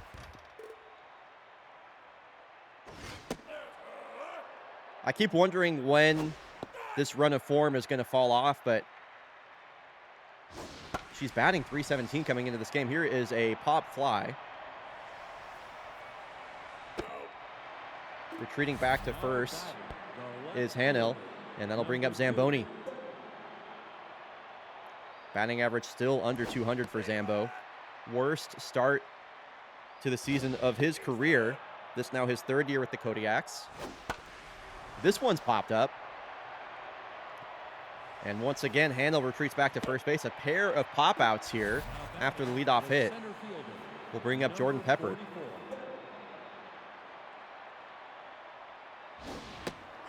Nice pitch there from Hub Sogi. Finding the outside edge with that fastball. Fastball looking real good for Hub Sogi right now. Jordan Pepper really struggling to get the barrel to it. And that's a ground ball that lands right in front of home plate. Amani with the put out over at first. 4 hits for both teams and 7 scoreless innings, or half innings combined between them. Aliyah Novak to lead off. Buffalo Boone at 55 pitches. Pitch count looking pretty okay for the rookie. Did not expect a pitcher's duel when I saw Buffalo Boone versus Cape Disappointment. Novak strikes out. Mojo up for Boone as he makes a big fist pump. And he's locked in. Fedahani coming into Friday's broadcast led all of baseball in extra base hits. Definitely has cooled down a bit. But a big-time power speed threat is Ahmed. A late swing decision. He swung at that when the ball was in Chris Hanel's glove.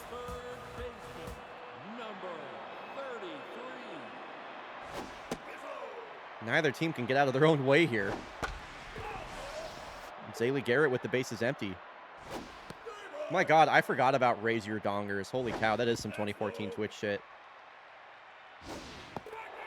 What a changeup from Buffalo Boone to get Zaylee Garrett looking. That is a quick inning from the young hurler. And Lola Dominguez is 2 for 2 on the day with a pair of base hits. She'll lead off the inning. Batting average up to .422. Lola Dominguez, please be a Kodiak forever.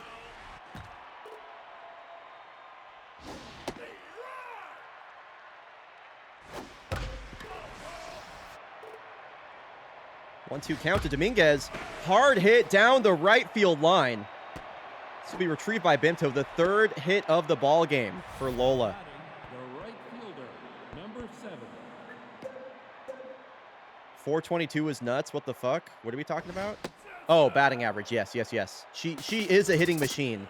We're not stealing with Lola Dominguez. I literally said this at the beginning of the game. We're not stealing with Lola Dominguez. Please stop trying to steal with Lola Dominguez. Please. It's like less than 50% chance she makes it. Yo, Steam, can you stop the game so I can restart the game? Thanks. Thanks. If I didn't have to wait for, like, the Steam to do the whole stopping thing, I would be back in this game within, like, 2 seconds. Please do not steal. Please let Uday Katabura hit. Thanks.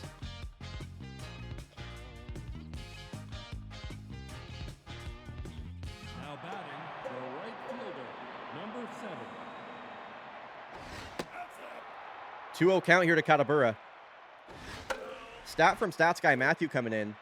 There have been 22 90-plus hit seasons in fake baseball history, and 4 players have achieved it twice. This is cut off here, so I'll read off the last 2. Joe Giovanni, seasons 1 and 7. Seppo Heikkinen, seasons 10 and 11. Kellen Zuniga, seasons 16 and 19. And Lola Dominguez in seasons 15 and 19. I guess I need to make that a little bit bigger so that doesn't get cut off. Yeah, Seppo back-to-back. Season 10 and 11, Seppo was otherworldly. He was a world beater at that time. Julie Mao strikes out. So Lola Dominguez base hit, Uday Katabura base hit, Julie Mao strikeout, has Kola Johansson up with runners on first and second. He had 197 hits across seasons 10 and 11. That is wild. Thank you, Stats Guy Matthew. This one is laced out to the gap. This could clear the bases. Into score comes Lola, holding up at third. It's Katabura. Kodiaks score first. Kola Johansson, RBI double. Designated hitter, number Finally late breakthrough against the former Kodiak Chesley Beard. Nice piece of hitting there from the home run champion, Kola Johansson. And now here's a 3-ball count to Goldsmith. And the bags are packed with yaks now batting the catcher. for the catcher, Chris Hanel. And they're going to bring in the lefty Gong Chum to face the lefty crusher, Chris Hanel. Interesting decision. Maybe Gong Chum has reverse splits. I don't know.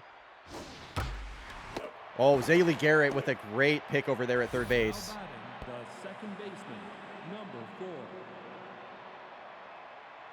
4. And now Newt Gizmo with the bases loaded. Already with a grand slam this season. The young Newt Gizmo. So weakly hit ground ball kind of in between the first baseman and the pitcher. Nice play from Alaya Novak and Gong Chum combining to strand the bases loaded and hold the Kodiaks to 1. The shortstop. Why was the FPS so low right there? I know, Marlon. I'm bummed about that as well. There's a little parachute out to left field. Dave Barnett with a lead-off single. The center fielder.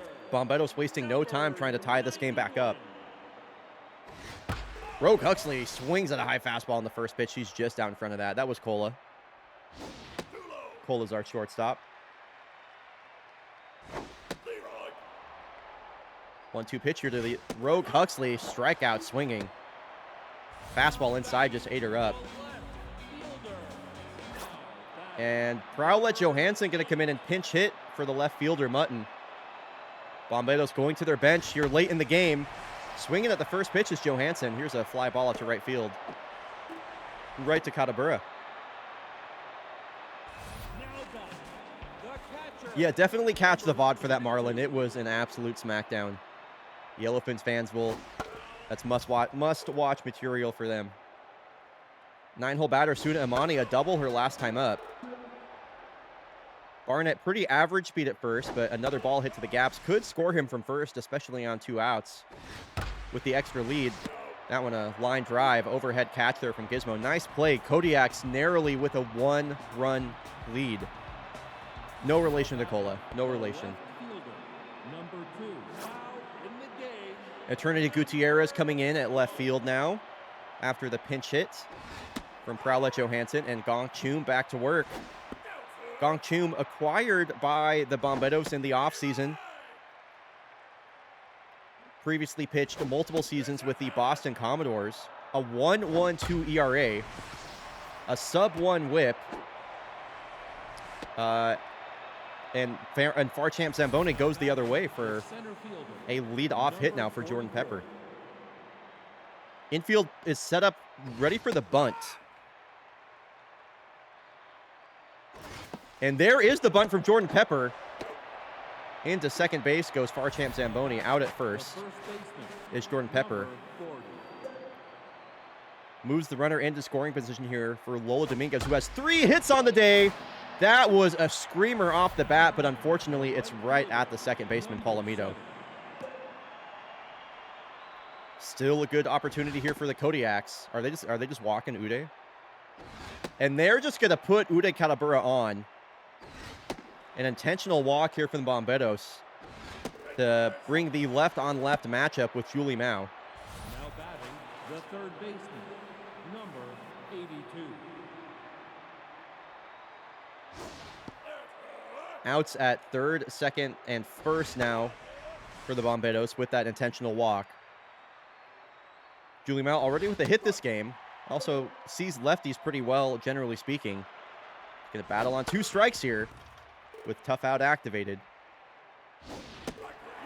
Swings over 91. Tough stuff there from Julie.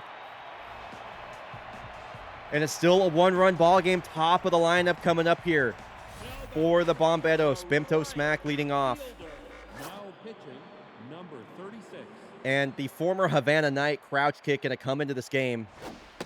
Tasked with keeping the Kodiaks in the lead. Buffalo Boone is done after 5 innings of scoreless baseball. That's a great start from him. And the Sard arm righty. Crouch kick going to come in.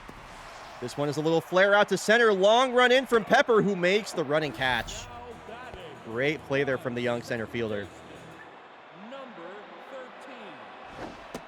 Would have been a gnarly leadoff hit. And now Palomito just going to go right after, excuse me, Crouch kick going to go right after the rattled Palomito.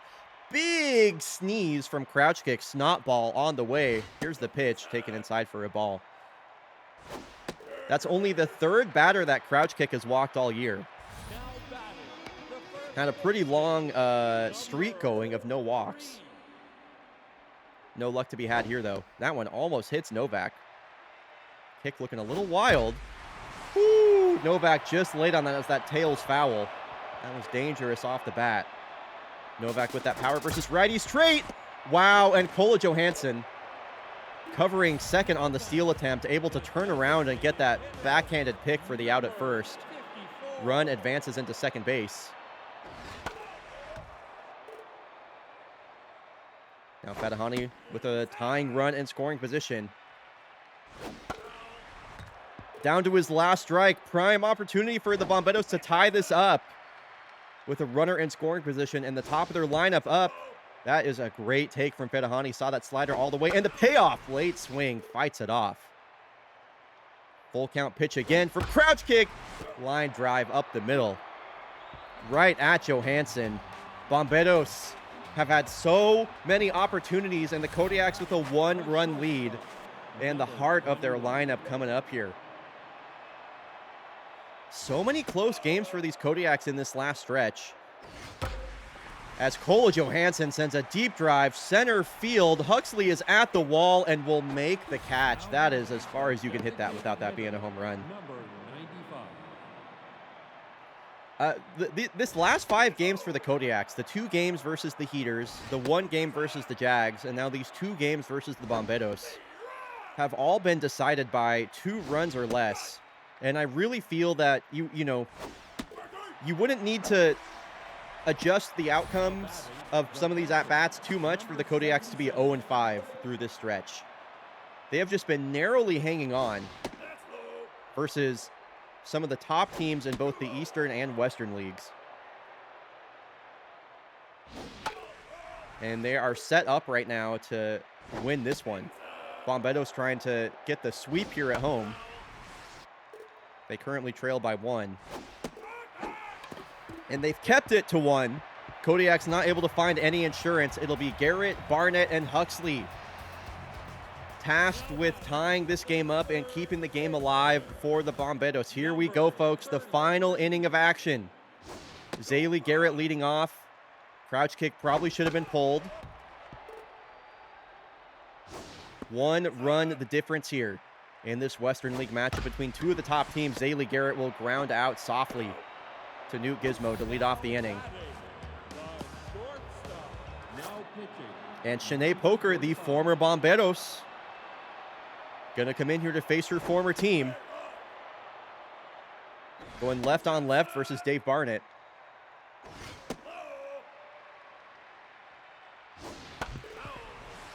Barnett going to have to battle now on 2 strikes. Here's the 2-2. Count works full. And the tying run is on first base. Poker can't believe it. She shakes her head. Rogue Huxley scored the winning run when she scored from first base in that walk-off win versus the Kodiaks in Game 1. Now a massive opportunity here in Game 2. She's going to have to hustle, and she grounds into a double play. The Kodiaks hang on. Win a close one here late.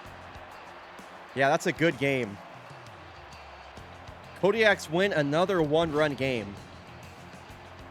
And they are 4-1 in their last 5. All of these games decided by not much.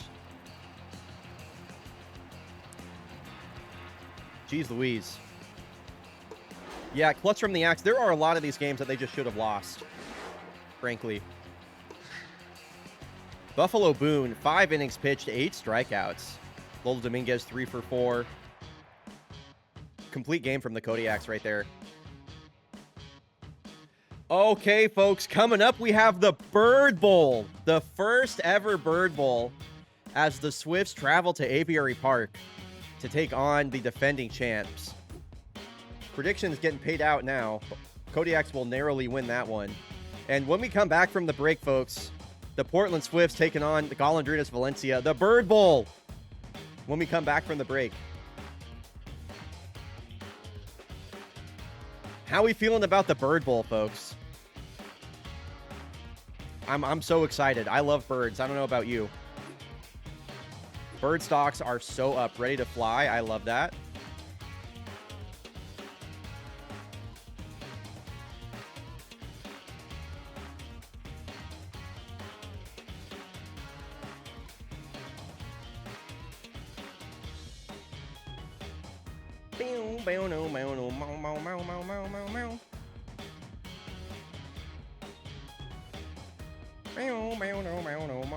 Did I start I started the ad, didn't I? I did. Good, good, good.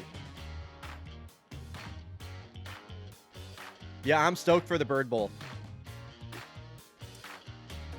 Let's see here. I do want to turn this on. What if we put some bird ambiance on during this game?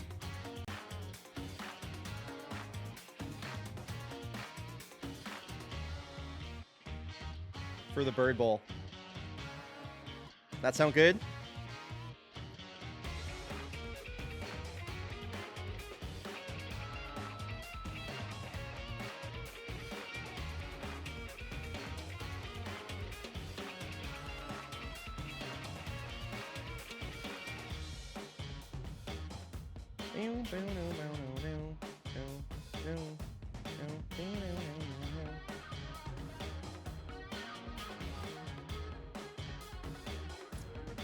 What is this?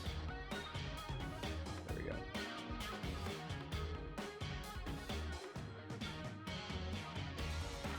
Thinking about Randy Johnson now? That's awesome. Yeah, I hear that.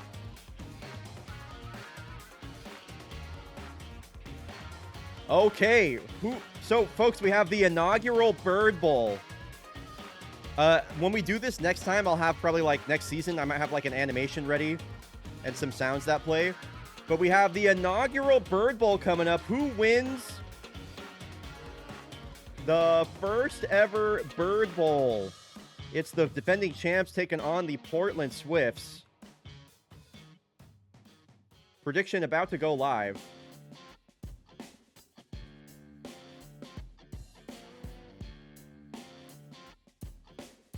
Okay, there we go. Prediction is live.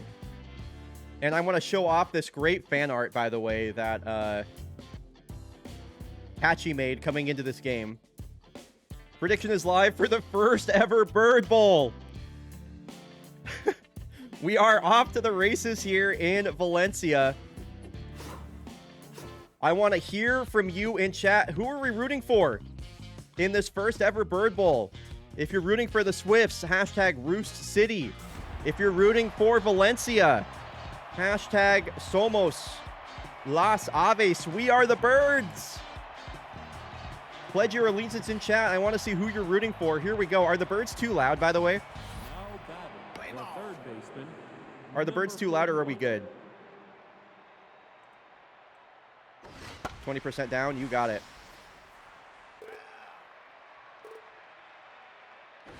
How's that?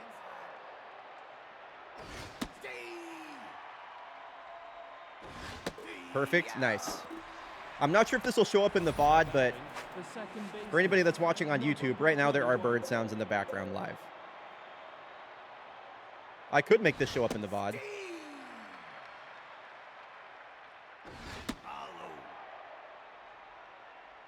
There we go. Now it shows up in the VOD. So Fernando Mota, a quick out to get the game started. Bring up Captain Price. It looks like he's getting his season back on track. Nice to see at least his batting average is back over 200. Contact versus lefties as well versus the always dangerous Sage Cower. Golondrinas Valencia, currently in second place in Europe. Of course, the Season 20 World Series winners.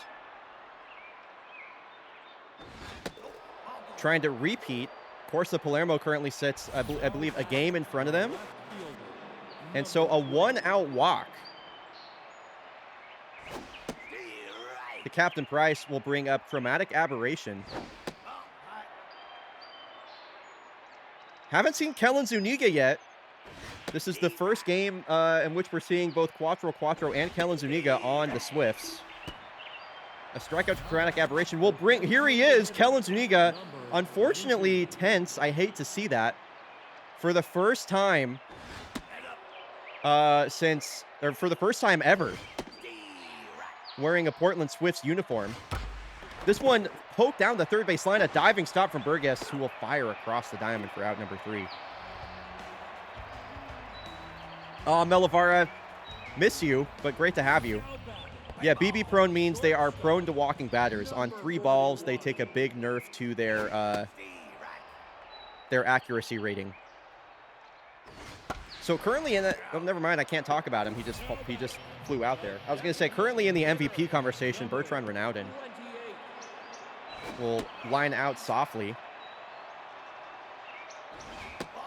for the first out of the inning. And Billie Jean Blackwood, a ground ball up the middle.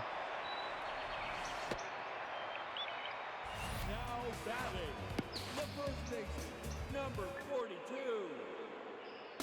I wonder if I should put this up here. I don't know. Is that like too in the way? It kind of is. I'm going to leave it down here. Going to leave it right here. Piper's 6 ERA. Why? That's a really good question. We talked about this in the Fake Baseball Fake podcast, which you can find on my YouTube, by the way. But, you know, one of the Swifts' biggest strengths coming into this season just was the depth of their pitching, the depth of their starting pitching, the depth of their bullpen.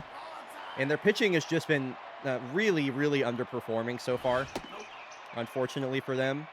Piper Govender with the highest ERA right now of his career at this point in the season. Govender, a pretty decorated career, has made the playoffs with 5 different teams as Burgess sends a drive the other way.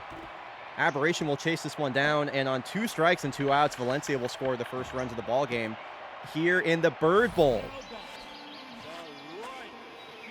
And the Birds are tweeting.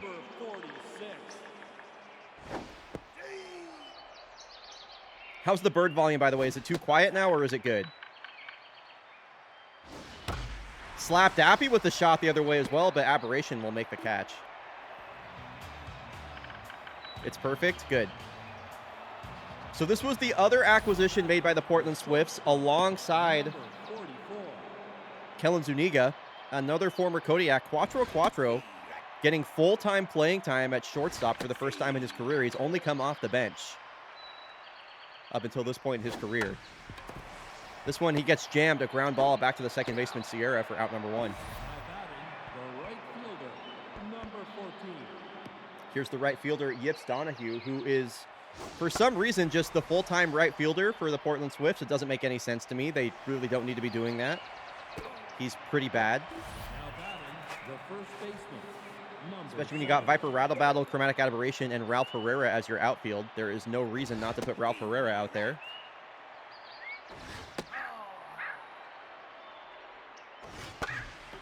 This one's a jam shot, kind of out to no man's land that will drop. Slapped Appy, it kind of ricochets off his glove. the catcher, And they'll bring up the catcher, Naomi Sedan. 2-out base runner here for the Swifts.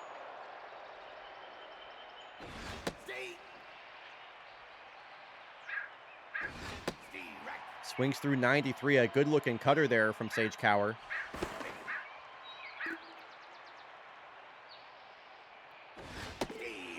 Checks her swing on 96 on the outside corner. Swifts only 1 hit through 2 innings so far. Please don't make me watch the Swifts like fail to hit the ball for another 7 innings again.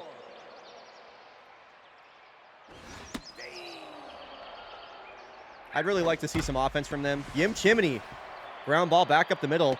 Quattro, a diving attempt. He can't come up with it. Lead-off hit there for Yim. And now a fan favorite baseball player here, Junior Sarsaparilla. Ooh, showing bunt right there. Interesting. Surprised to see that from Junior. And there it is. It's popped up. Wow, it pops up in front of Naomi Sedan. And Yim Chimney, taken off on the pitch, is thrown out at first base. Takrisis can't believe it. Neither can I. One of the worst bunts you'll see. The Crows are laughing at him. The Crows are laughing at Junior Sarsaparilla. Yeah, only the second worst bunt we've seen so far this year. Matthew Gaming Live is disgusted. He says, don't do that. Fernando Mota spikes the ball, but a nice pick by Rattle Bottle over there at first. So here's the 9-hole batter, Ralph Herrera. The center fielder, number 38.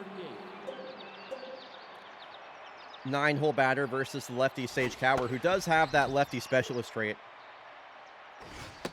Sage Cower, a pretty decorated career across multiple fake baseball teams. Very effective left-handed starter reliever. Gets the start here today, and yeah, 2 lefties here. It's going to be a tall order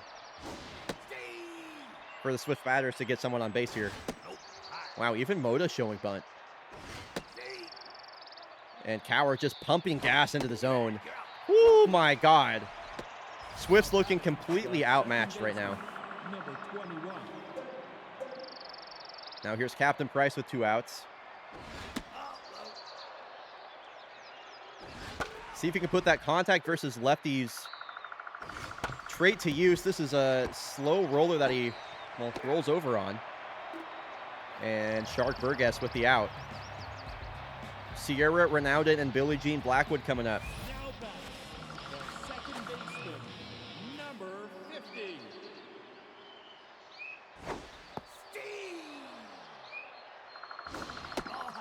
Like that curveball on the first pitch for Piper Govender as he's pitching backwards a little bit here. Wow, just, yeah, right after the 9-hole batter, Sierra. Nice strikeout and great sequence. And that'll bring up Bertrand Ronaldo, one of the many players in the East in the MVP conversation right now. Putting together the best regular season of his career. I just heard a Northern Flicker right there. That's a Northern Flicker we're hearing. That little, that's a Northern Flicker. There's a ton of those all around my apartment at any given time. I'd recognize that call immediately.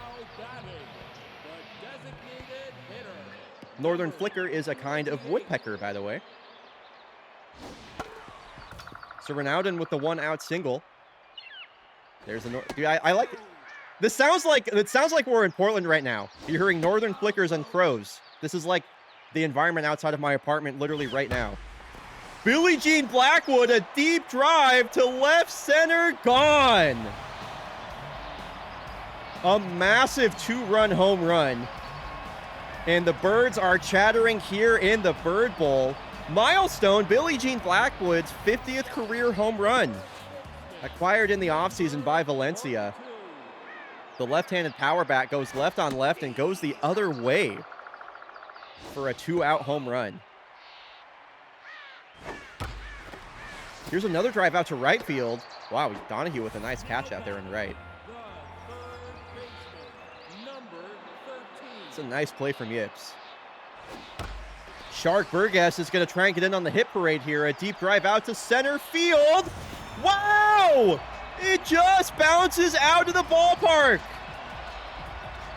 The second home run of the inning, that just barely got out of here. Shark Burgess, take a bow. A home run to straightaway center, and how close that was. My goodness. A 3-spot here for Valencia. I love Morning Doves.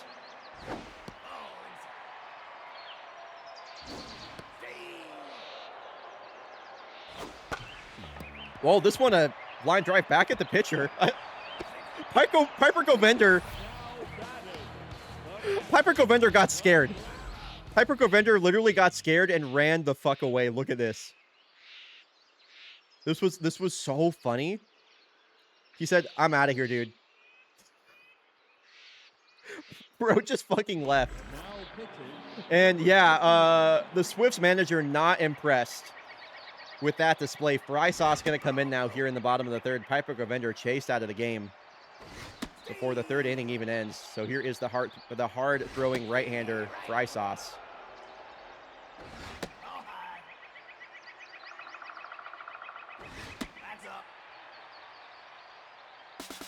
Runner goes here on the full count. And another walk from the Swifts. Come on, dude. Okay, I'll tell you what. I've been coping, waiting for the Swifts to be good for a while. They might be bad. This team might be cheeks. Like, they have all the star power in the world. There are this team is a collection of a bunch of really, really, really good baseball players. I think I might be out on the Swifts after this game, y'all. This is pretty pathetic so far.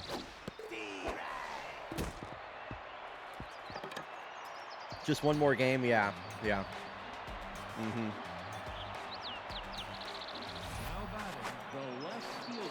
I need to see some Swifts from the Portland offense. Wait. I need to see some offense from the Portland Swifts right now. That we'll take the base runners any way we can get them. That's for sure.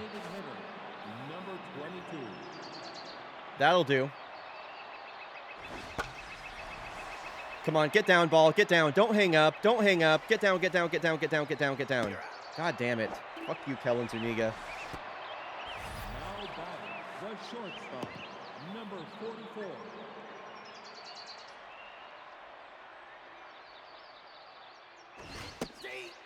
So here's Quattro. Quattro for the second time we're seeing him in a Swifts uniform.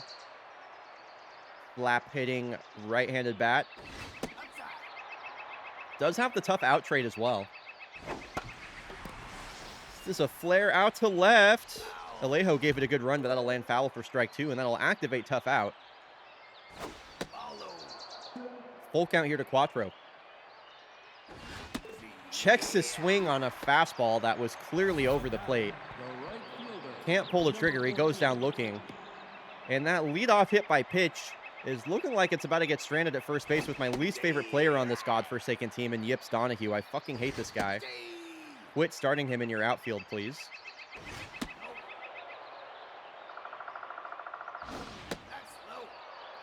One of these Swifts batters better swing the bat.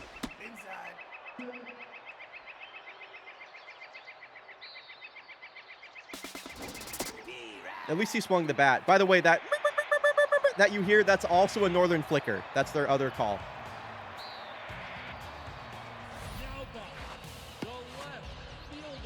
Where was this audio recorded, actually? Like, this sounds like... Okay, yeah, okay, this is from Washington State, so this is literally like birds of the Pacific Northwest. So no wonder this sounds like my backyard. It's because it is my backyard. I was like, why do I recognize every single bird that I'm hearing right now? That would be why.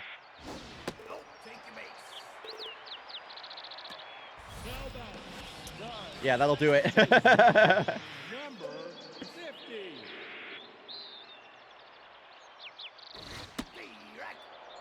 I didn't see what happened at the beginning of this inning, but Ileana Alejo, who's one of the fastest runners in baseball, is on first base.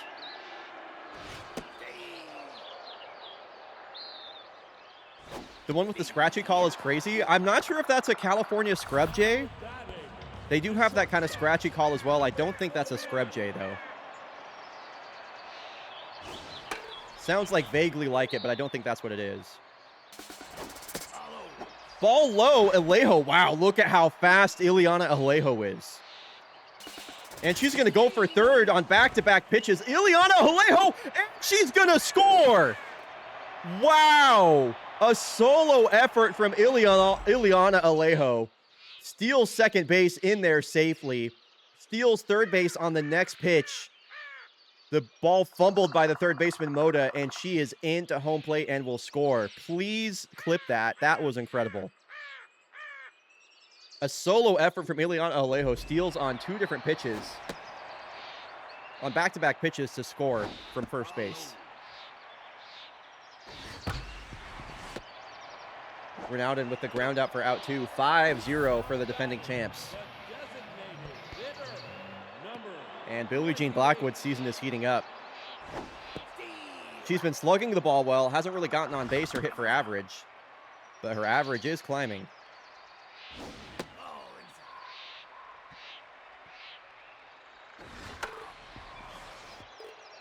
Blackwood was an MVP runner-up for the Jakarta Jaguars last season. And has a full count here from Frysauce. The pitch swung on and missed. Bit of an interesting swing, but the Swifts will take it. They have 1 hit through 4 innings. Now back, the first baseman, number 7. Now, My freaking team is getting shut out, bro. number 53.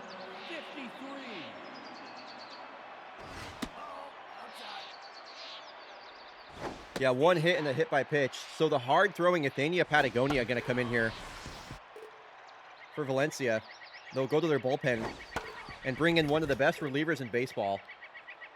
Also was an off-season acquisition for Valencia. Came over from the Nagoya Nocturnals.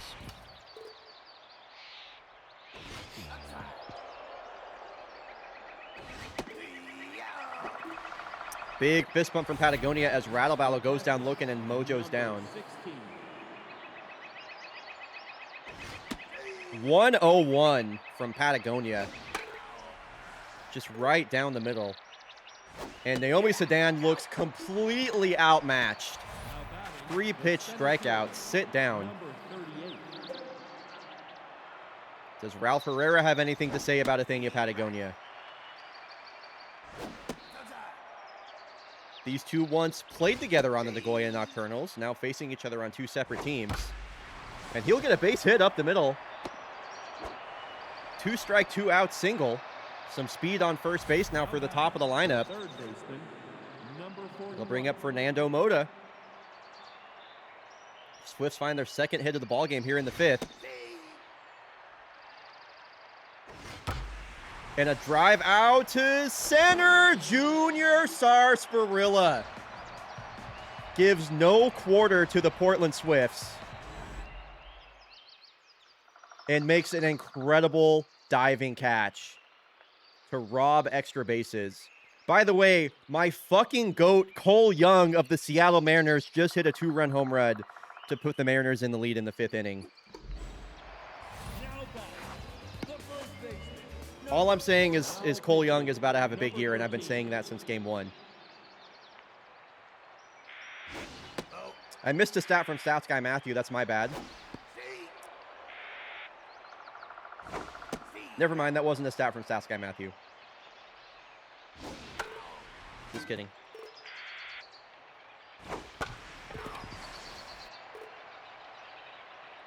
Oh, here's a fun fact from Iwala Koala. I just looked back at the VOD.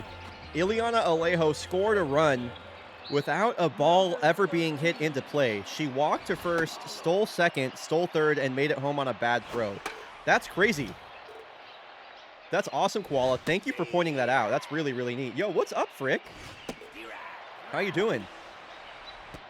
now batting, the right fielder, number 40. Yeah, Gormy, I don't know if you saw, there was an article that came out. I don't think it was Ryan DeVish.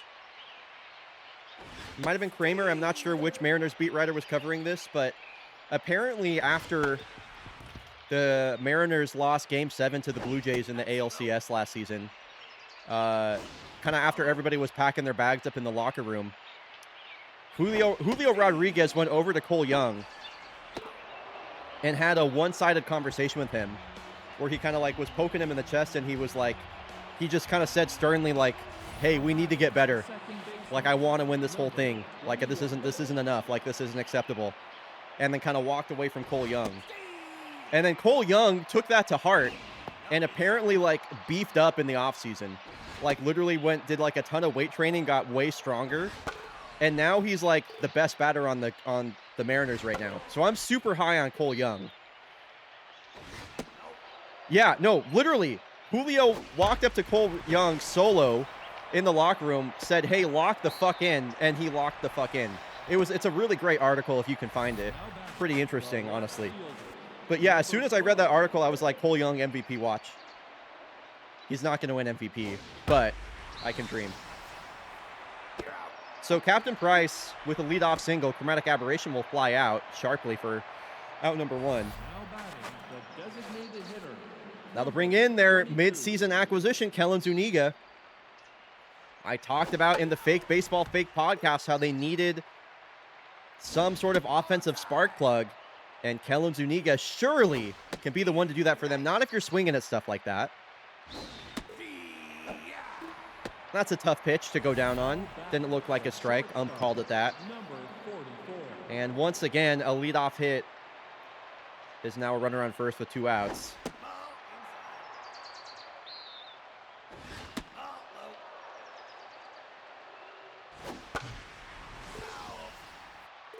Yeah, he kind of did. Tough out will be activated here for number 44, Quattro here with 2 strikes and 2 outs. Goes down looking again? I'm out on the Portland Swifts. I'm officially all the way out. I'm officially all the way out. The cope is over. I'm done. I'm done.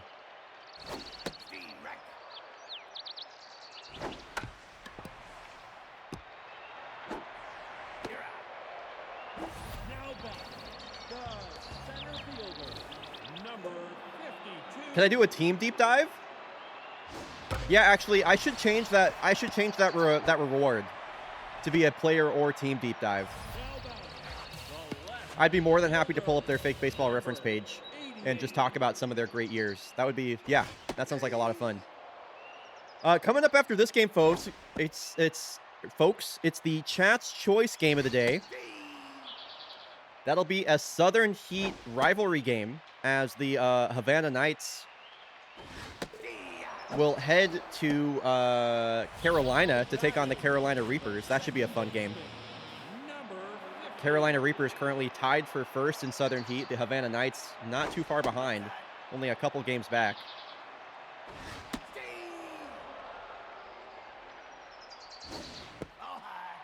Swift team deep dive? Yeah, I'll do that after this game.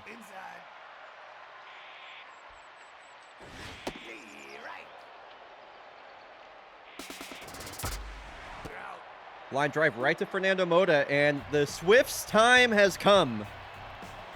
They trail by 5. It's the top of the 7th. If you're a Portland Swifts fan, this has been a super boring game so far. The inaugural Bird Bowl off to a bit of a rough start as Valencia has completely dominated this Portland team.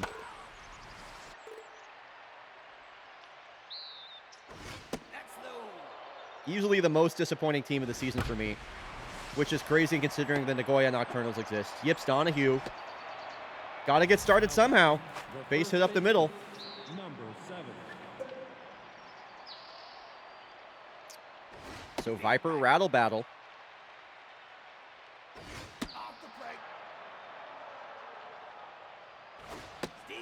Down to his last strike versus the veteran Caden Carey, one of the all-time greats of fake baseball. Here's the 2-2. Taken inside. Close pitch, close take. Now the payoff to Rattle Battle in his 2nd season. Swifts need base runners. The Swifts need base runners.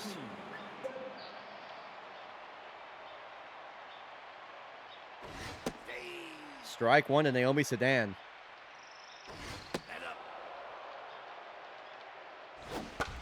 Ground ball over to Burgess, over to Sierra, over to Cassidy. Naomi Sedan grounds into a double play, and the rally is all but extinguished.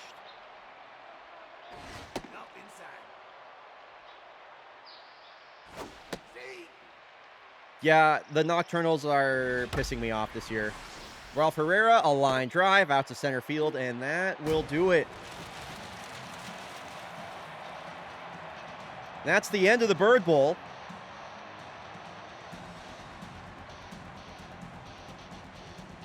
I guess, or whatever.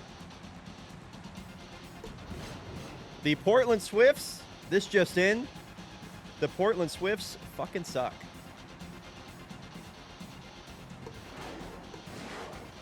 That was a baseball game. That was a baseball game. It's true. Oh yeah, I didn't look at this. Wow, they got rid of... I'm surprised that KBC got rid of Tristan Benitez. He was a pretty good left-handed bat off the bench for them. Dino Murphy will give them some positional depth, but that's an interesting move.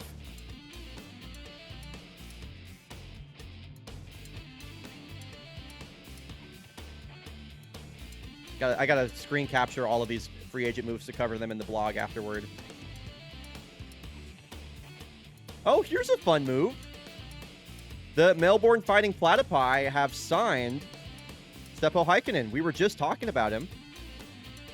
That's a good signing for them. I like them getting a bit better defensively. Who's going to be their shortstop now? If it's not Yvonne Hicks, I wonder. Who's going to play short for the Platypi, actually? I'm wondering. People are asking.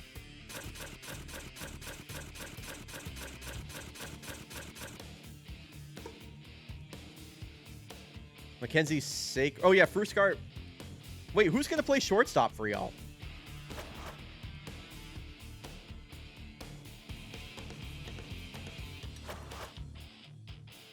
Wait, why did y'all do that? Surely you're not going to give everyday playing time to Adina Gallagher. Like, that's a joke, right? Who's going to play shortstop?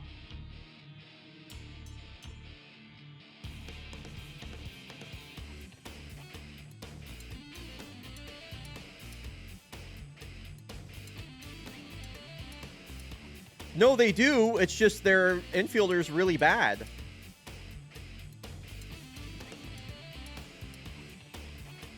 Because you're going to have Sacred. I mean, Sacred could play short. But then you don't have anyone to play second base. I don't know, man. The Platypi are a poverty franchise. They're always just making dipshit moves like this. All that being said, I like the acquisition of Seppo Heikkinen. Yeah, they're going to need to make some corresponding moves for this to make sense, I think. They're going to need to make some corresponding moves for sure. Okay, folks, when we come back from the break, we're going to have the Havana Knights taking on the Carolina Reapers. This should be a fun matchup. Two really great offensive teams. Exclamation ad skipped. Yeah, I know. Tatsuo Shinada. Somebody needs to sign that guy. Exclamation ad skip to skip the ads, or consider subscribing if you want to support me and Fake Baseball for the ad-free viewing experience. I will see y'all in 90 seconds. Knights versus Reapers when we come back.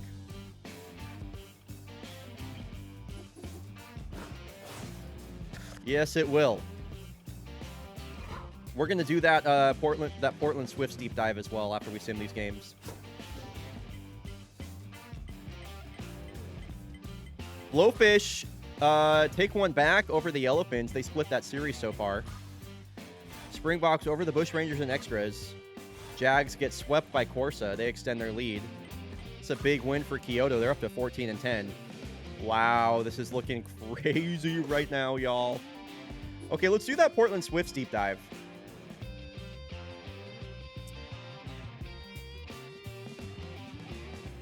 You can do a deep dive of your own at any time by checking out Fake Baseball Reference. That's where I am right now.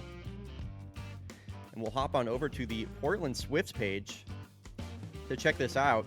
So, the Portland Swifts, the Portland Swifts are a new rebrand as of season 18. They are one of the Portland Freight Hoppers were their former identity. One of the founding teams of the league. 4 playoff appearances in their history, 1 World Series title. Some pretty incredible names in their history overall. They also possess one of the only pitchers to ever win the MVP award, and that was Count Magnifico in season 11. Count Magnifico was just absolutely incredible in season 11. A 1.95 ERA, 110 innings pitched, 134 strikeouts.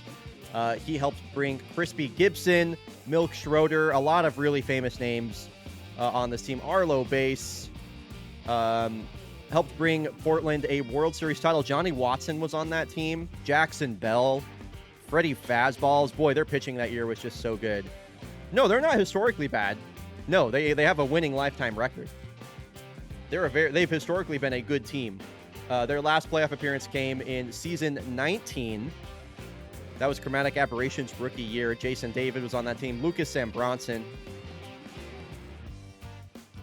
Great season. One of 11 5-WAR seasons by a pitcher. But yeah, a lot of good teams in their alumni. Dakota Para, Captain Price, Tigran Zacharian, Lucas M. Bronson, one of my favorite players ever to play the game, came up with them. But yeah, a very storied franchise. One of the few franchises with a World Series win as well. 40-40 last season. I thought they were one of the teams to be in the West again last year, but they came up short. So anyway, really cool team. Really cool team. Their logo, I guess while we're talking about it, it's kind of funny that their logo is based off the Cascadia flag when the Cascadia Kodiaks exist, but I just love the Cascadia flag, and I will incorporate it any way that I can. Their logo and colors are vaguely based on the Cascadia flag, which is this right here. So anyway, that's the Cascadia flag for you, and there's the Portland Swifts. Techno Union for put me in, coach.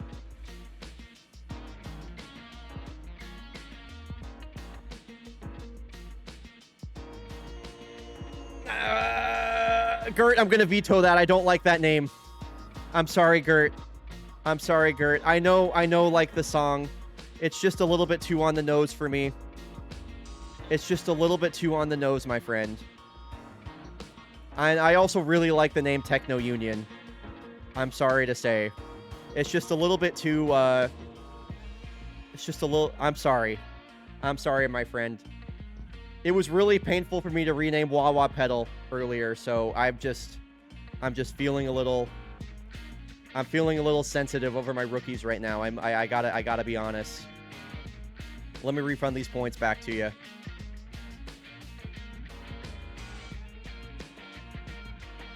Or if I can figure out where the freak to do that. Why does it say review request? I definitely don't have 18.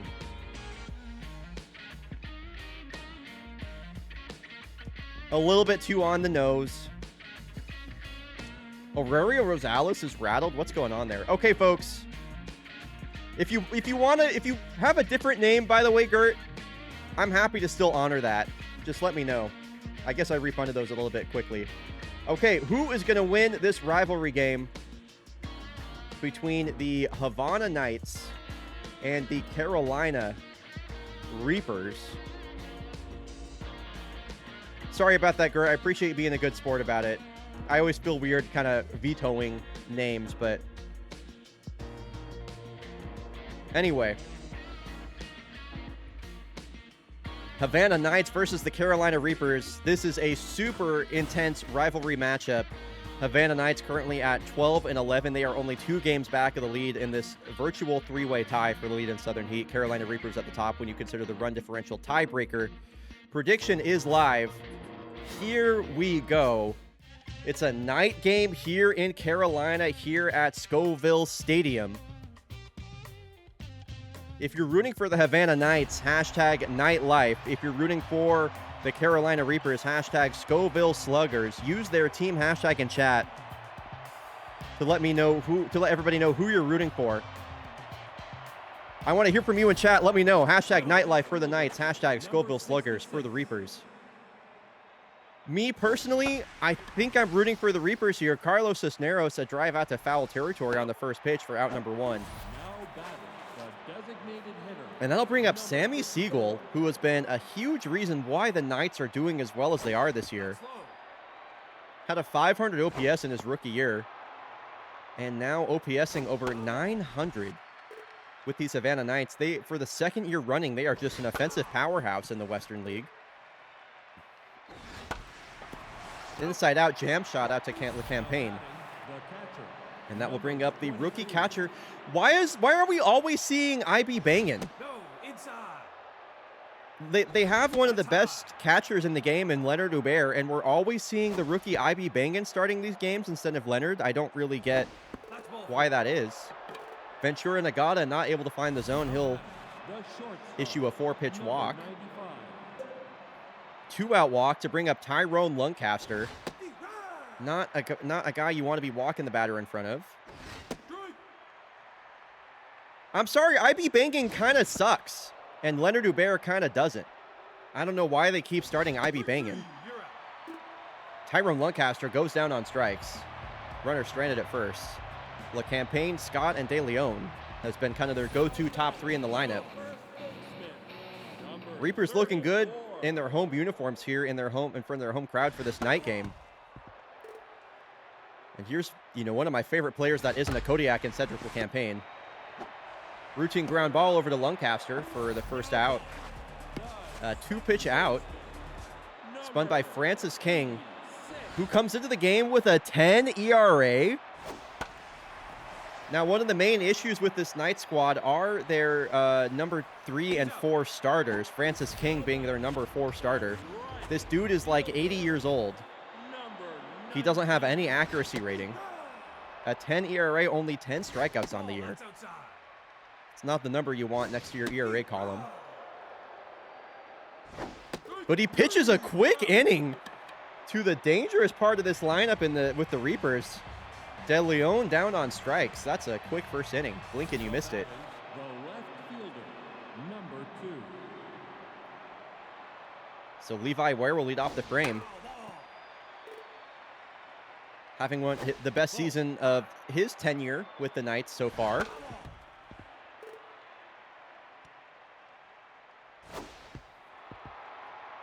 Ventura Nagata looking for a bounce back start. There's that slider again. Now batting, the center fielder. After losing that game, that game that we saw last Fremont coverage to the Honolulu Yellowfins.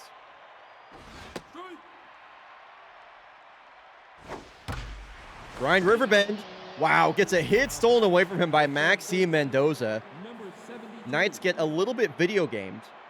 By the way, this is a great jersey matchup between the Reapers and the Knights. These teams just look good going at each other right now.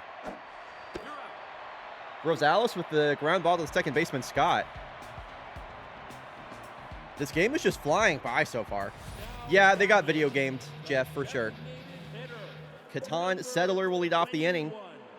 Francis King, a pretty clean first inning. Was all over the strike zone.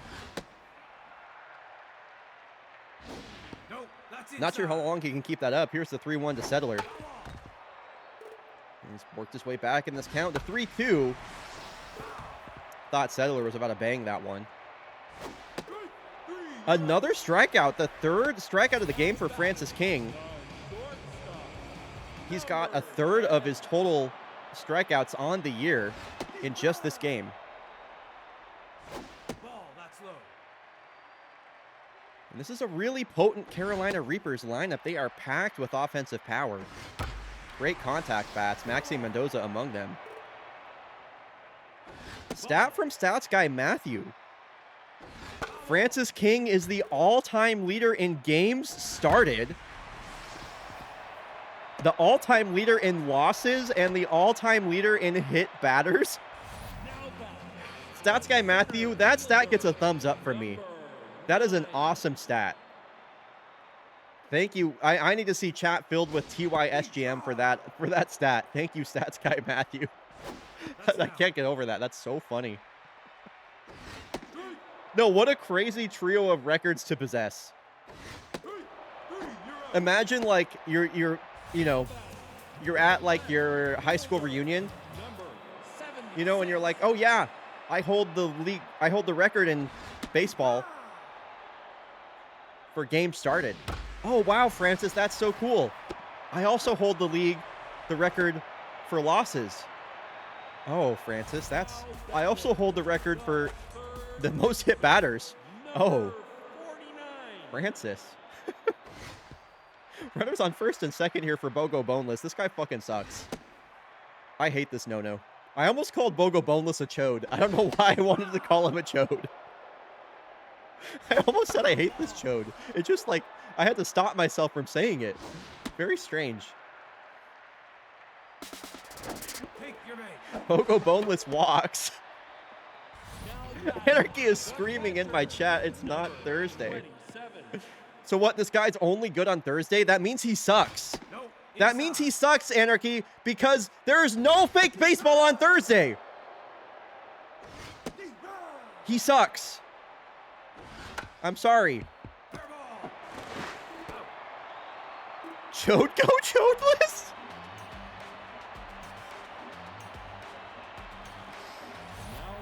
That's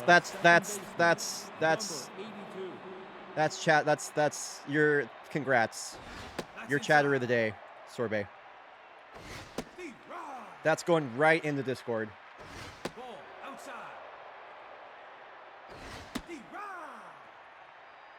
At Sorbet, congrats on being chatter of the day.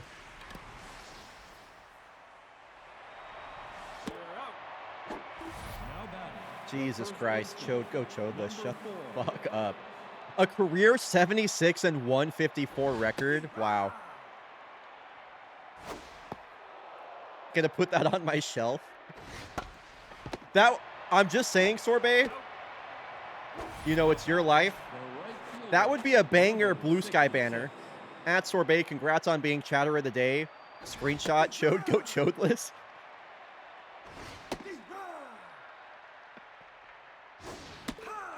And that's all I have to say. Why are the Angels in the lead again? These stupid fucking Seattle Mariners, dude. I hate them. All right, Cedric LeCampaign will lead off the inning once again. Second time through the lineup now for the all-time loss leader in Francis King. Surely the Reapers can do something about that.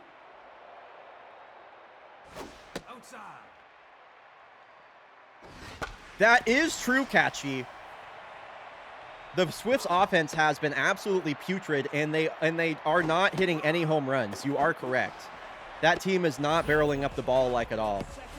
Great observation, Catchy, actually. It's very true.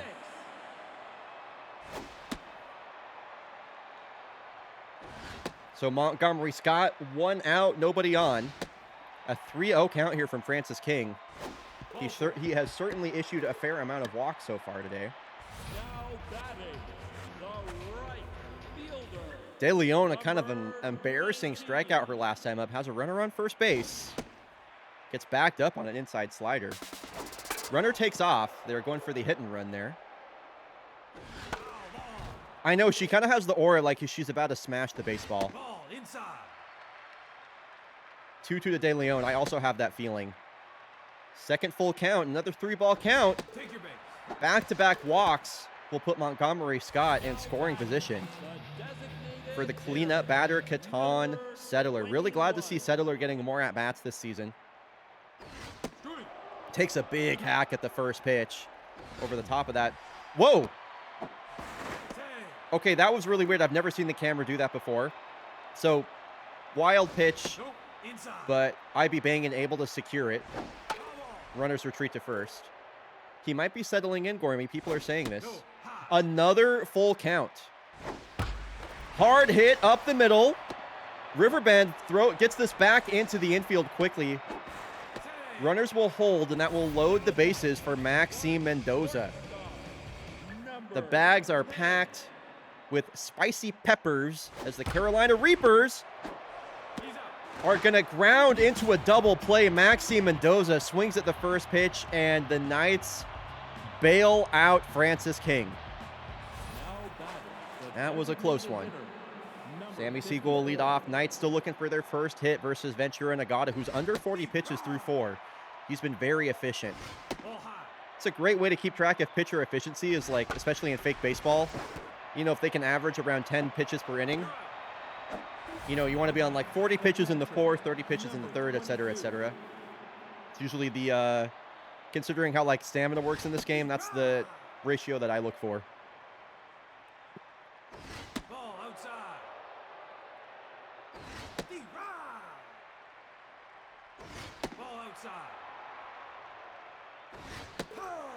Wow. I really like that at bat. Now batting, Or that sequence, I should say. number 95. From Ventura Nagata, just going east and west. Painting the edges of the zone.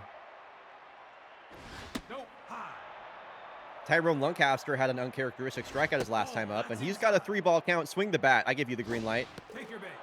4-pitch walk. Not messing with one of the best players in baseball. Left fielder. Gonna go left on left versus Levi Ware.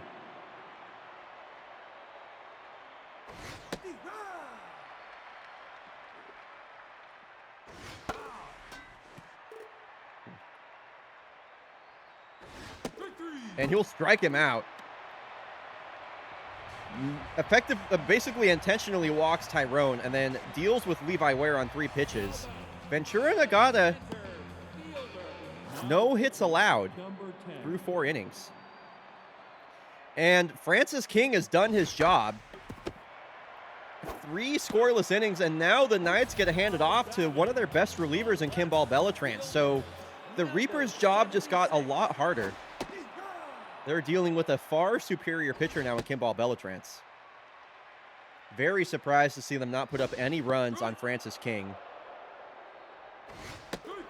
And Dave Honker will strike out for out number 2. Now batting, the third base. And here's Chode Go Chodeless.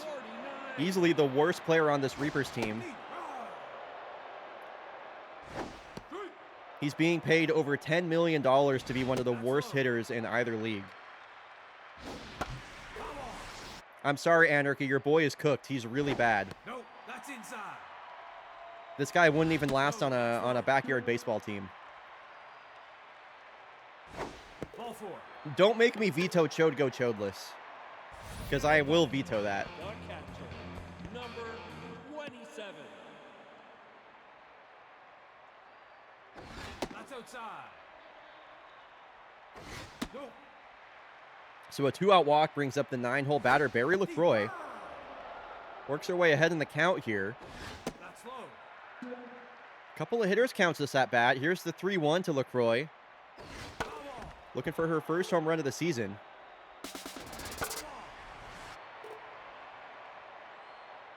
Payoff pitch. Taken upstairs. And another 2-out walk is going to bring up one of the hottest bats on this team 34. in Cedric LeCampagne.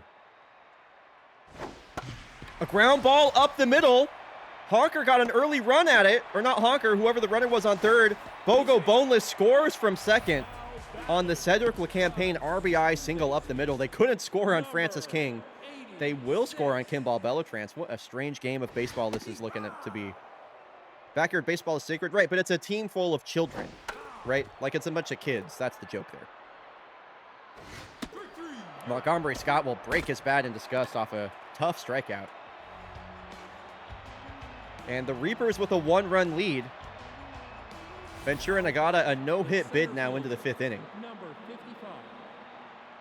And he's looking like he has the stamina to do it so far. If he can keep things efficient, 51 pitches coming into this inning. And a 2-pitch out will help. Boneless pumps throws out at first. Batting, the third baseman. Is Riverbend now Aurelia Rosales.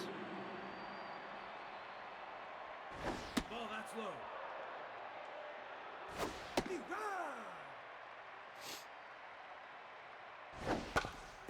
Weakly hit ground ball. Nagata will run off the bag or off the mound to make that throw. Nice play. Second baseman, number And now here is, I mean, this guy's basically a free out. Marquise Bethia. Outside.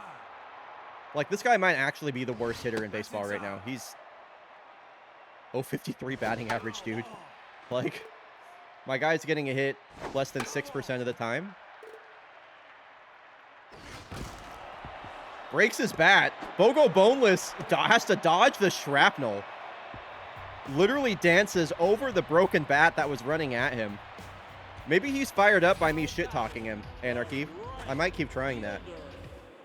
number 19. De Leon will lead it off. Reapers with the 1-run lead. Ball. De Leon walked her last time up.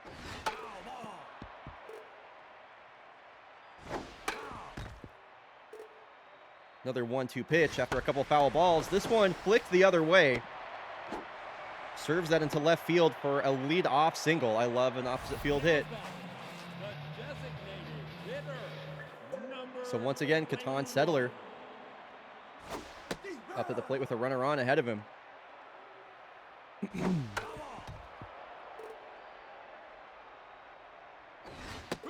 Oof. A big swing and a miss at a high fastball. Maxime Mendoza grounded into a double play with the bases loaded his last time up.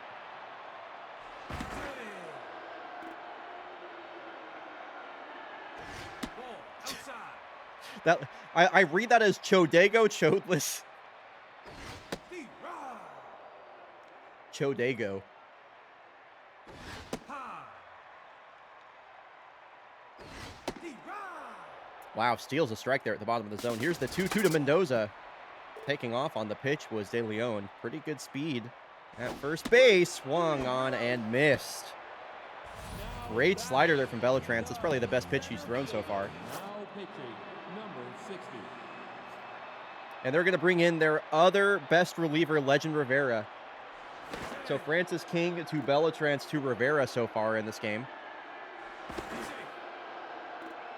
My God, Mooning, what the freak.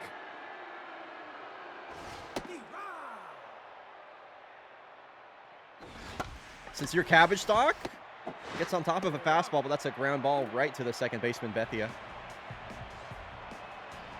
And Ventura Nagata with a no-hit bid into the 6th inning. First baseman, number 4. Havana Knights still looking for that first hit of the ball game. This a certified pitcher's, well, not even really a pitcher's duel, considering the Knights have gone to their bullpen.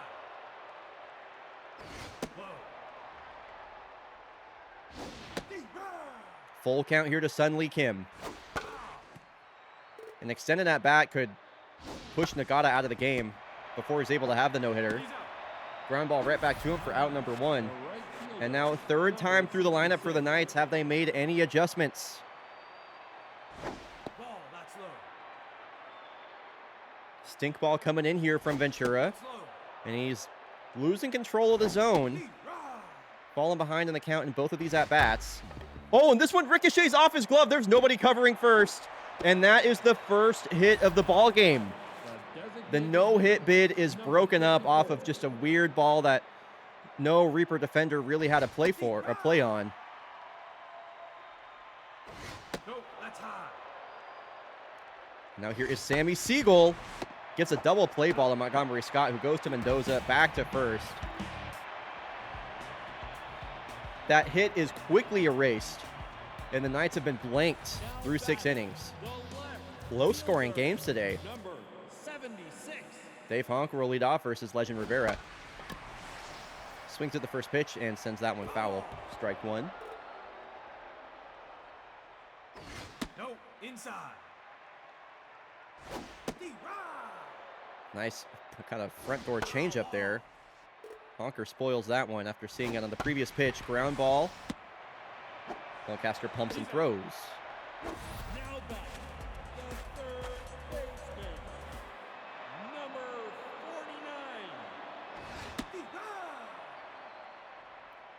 49. That's down. Bogo Boneless walked and scored his last time up on a Cedric campaign RBI single. This was another ground ball over to Lancaster. Makes an identical play. Now back, the catcher, number And the 9-hole batter, Barry LaCroix. And she'll reach for the second straight plate appearance. The base hit up the middle to bring up Cedric LeCampaign once again. the first baseman, number 34. Another opportunity here for the Reapers on 2 outs. That's outside. Boy, that Rivera's changeup has a lot of movement to it. Runner takes off. That one's fouled back. Runner goes again. And this is popped up to left field. Levi Ware coming in to make the catch. My nose is so damn itchy. Now back, the catcher, number 22. Last hope here for the visiting Havana Knights. If you are rooting for the Knights, get loud in chat. Give them your energy if you can. They trail by one. One swing of the bat could tie this game up. A ground ball over to Mendoza will be the first out of the inning. Now batting, the shortstop, number Ivy Bangan 95. crowns out. Tyrone Lancaster has been held quiet so far this game, and he is swinging at some ugly pitches. And he gets hit. Now batting, the left fielder, Knights will take the base runners any way they can get them. And yeah, Ventura Nagata is going to be leaving the game. Not going to be given the opportunity for the complete game shutty. They're going to turn to their lockout closer, Anastasia Van Close. Ball inside.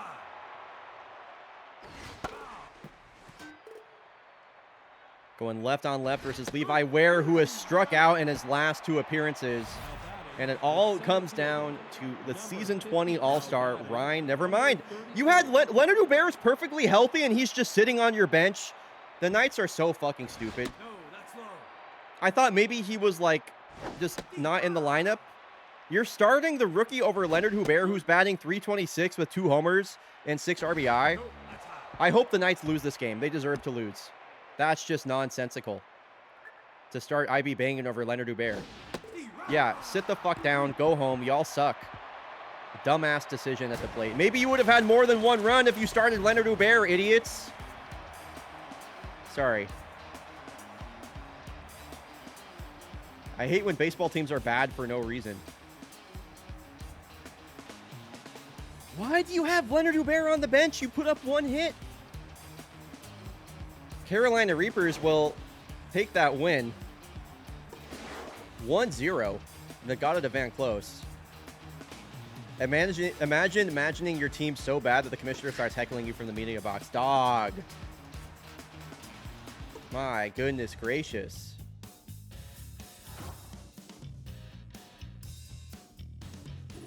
Valid crash out. Thank you. Dude, that shit pisses me off, man. What is game 6 of the day anyway? Is it another? I think it's another Kodiaks game. Oh yeah, the Kodiaks are taking on the favorites, I think now, right? Where's my schedule?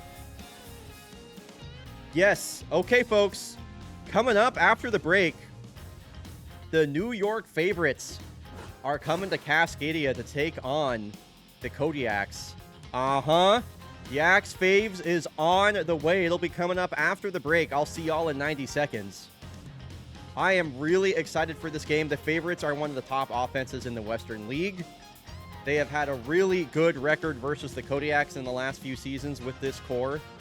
A lot of Kodiak killers on that squad.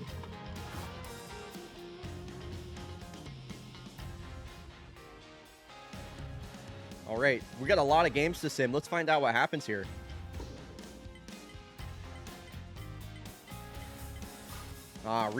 Heaters lose to the Moose. I don't like that. Wow, the Nocturnals actually won a baseball game. Favorites win their game leading into that matchup versus the Kodiaks. Commodores 2-0 over the Specters. Chicago Dogs over the Sawteeth. They're back in the win column. Grays shut out the Voyagers. I almost put that as my game of the day. Mariners over the Mallards. They sweep. Platypi over the Heaters. They've strung together a pair of wins. Blowfish get shut out by the Nemesis. Dumbbell Thatcher hits a grand slam as the Unioneers beat the Yellowfins. Bomberos over that, whatever that team was. And the Bushrangers win again versus the Springboks. The Mariners have a 4-run lead in SoCo right now. Or not, for a 4-game lead in SoCo, which I just don't know that I ever expected. I have to be honest. The Grays are 12-13. Man, the Eastern League is just crazy. And now the Voyagers have a chance to get an entire game up on the Montreal Voyagers. Or the favorites have a chance to get a game up on the Voyagers with a potential win over the Kodiaks here. It'll be still a pair of donuts versus Celeste LeBlanc, a pair of starting number 1 starters going at it. This should be, I am hoping this is going to be a great series. So, who will win between the visiting New York favorites and the Cascadia Kodiaks? This is a Western heavyweight bout. Prediction is live. I'm really excited for this matchup. Kodiaks going back home. We are going to bring Takeda into the game. I'll give Julie Mao another day off. Chris Hanel. Oh, wait. Chris Hanel will DH, actually. And then we'll put, Forte at catcher. And then we'll put Goldsmith at third. And then Jordan Pepper, you've been great, but Takeda is back in center field.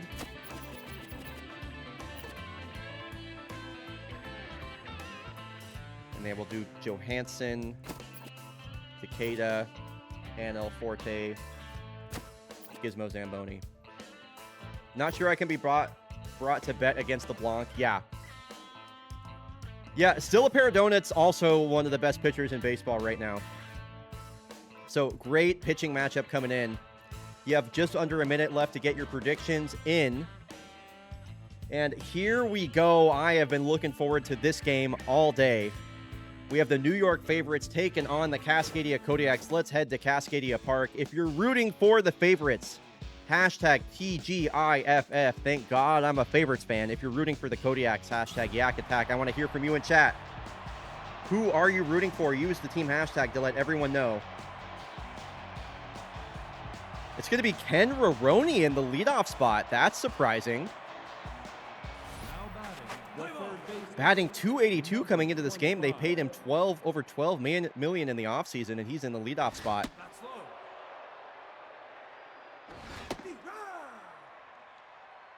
We have no favorites fans in chat. That is crazy. Only 2 people apparently rooting for the Kodiaks.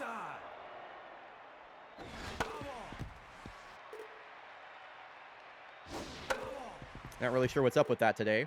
Here's the payoff to Ken Roroni, who swings through 94 elevated. Now batting, the first baseman, number 10. Glad you're here for the favorites game. What's up, Ski Mask? How's it going? Welcome in. Ball, that's low. Strikeout will get the game started for LeBlanc, and that'll bring up Packy Naughton. Nice to see him having a good start to his season. Just a future... a player that I really believe in as far as like his future in the league goes. LeBlanc is going to take this one herself. He's out.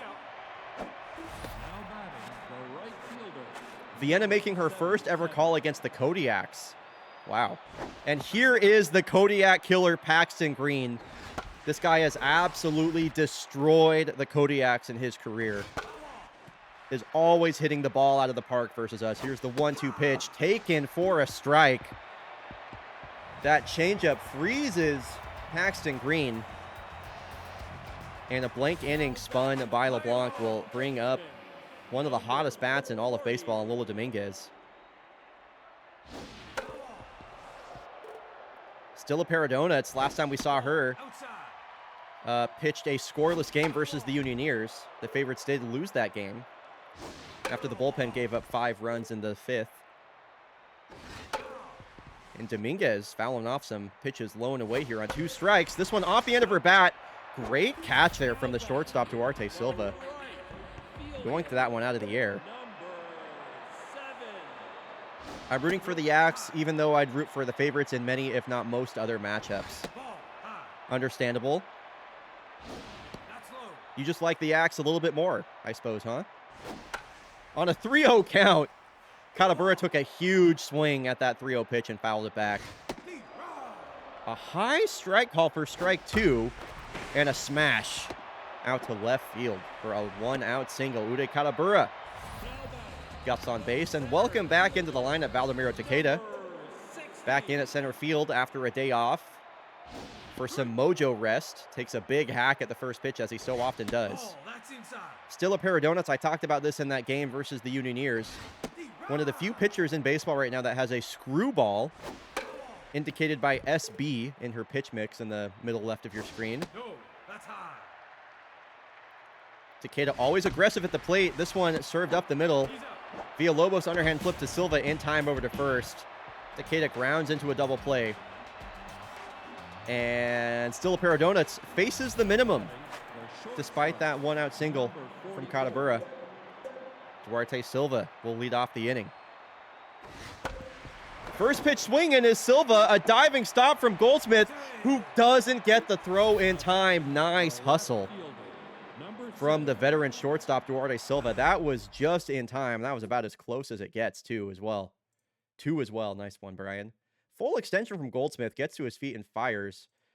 Yeah, Silva clearly beats that one out. That was a close play over at first. And now Stephen Bond with the runner on first base. No, it's Stephen Bond, not Steve Reich. Okay, that was a dumb joke. My bad. Stephen Bond off to an electric start this season. The favorites were the favorites to win the Urban Atlantic back in season 20, and then just had the worst offense in baseball for the first half of the season. Did end up finishing out as a 500 ball club after they got hot, but it was too big of a mountain to climb. It's nice to see this offense that is just filled with talent getting off on the right foot this year. Now batting, the center fielder. And that'll bring up Heo Moon after Bond pops out weakly. Heo Moon started the All-Star game at center field last season and goes down looking 96, another strikeout for LeBlanc. The designated hitter, number 92. That'll bring up the DH, the switch-hitting Ned Piggles Jr. Ball outside. Son of the great Ned Piggles. You're out. Longtime slap hitter for the teams like the Platypi and the Munich Engineers. And another scoreless inning spun by LeBlanc. The shortstop. Knights Reapers was a 1-0 game. Koala, surprisingly. What'd you get from concessions? Oh yeah, I haven't checked the food channel. No, that's high. I need to see if anybody's been posting their concessions so far. Here's the 3-0 pitch to a juiced Kola Johansson. She will walk on 4 pitches. Now batting, the third baseman, number 90. Whoa, Styx is over at the concession stand. And it looks like we got like a crawfish fry over at the concession stand right now. Holy cow. That's a great place to be. Here's a high fly ball to left field. Stephen Bond will make that catch at Mama Bear. What's your go-to Taco Bell order? Iwala, Koala, and chat. Now batting, I used to rate Taco Bell really highly, but like they just rely so much on like gimmicks nowadays, and like they're not really a value add anymore, like so much other fast food, that I don't really rate them anymore. But I do still have a soft spot for Taco Bell. Wow, Paxton Green drops a routine fly ball. It's a Kola Johansson is out at second. That was crazy. What was the drop rate on that? A 0.2% chance Paxton Green drops the ball. Fortunately, they get the force out at second as Kola Johansson kind of caught in between there. Can't really blame her for that. 2 spicy potato soft tacos. Yeah, I will never leave Taco Bell without a spicy potato soft taco.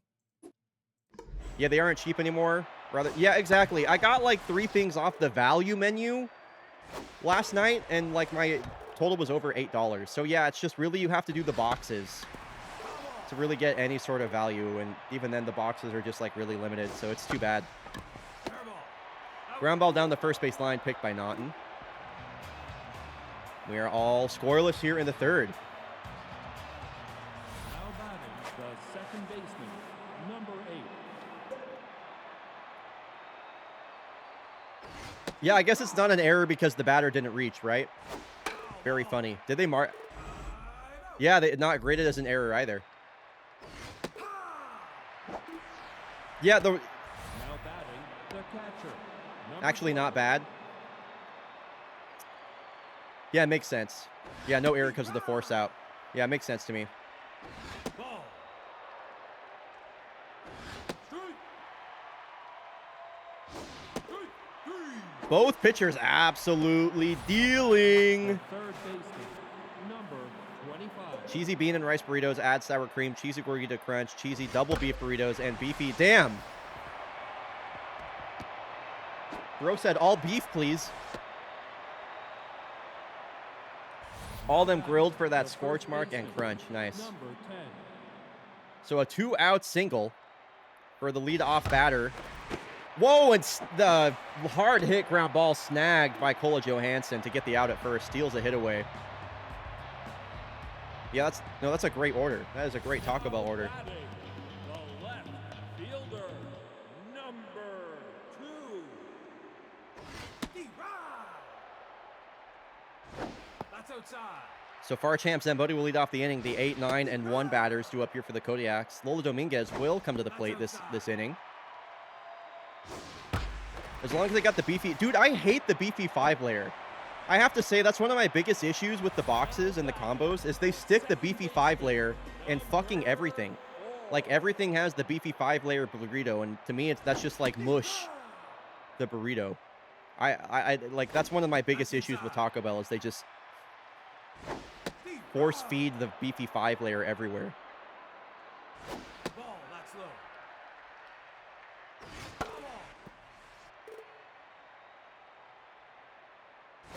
Ball outside. Not enough variety in their boxes for my taste. 3, you're out. Now batting, the first baseman, number 40. That's low. Yeah, the BLT soft taco was good. So Newt Gizmo gets on, or not Newt Gizmo. Farcham Zamboni gets on base ahead of Lola Dominguez, who will fly out to the right fielder Paxton Green. Made sure to make that catch that time. Runner on first base, now 2 outs for Uday Katabura. Got a hit his last time up. One of the few hits that the Kodiaks have tallied so far. And Paradona steals a strike. Whoa.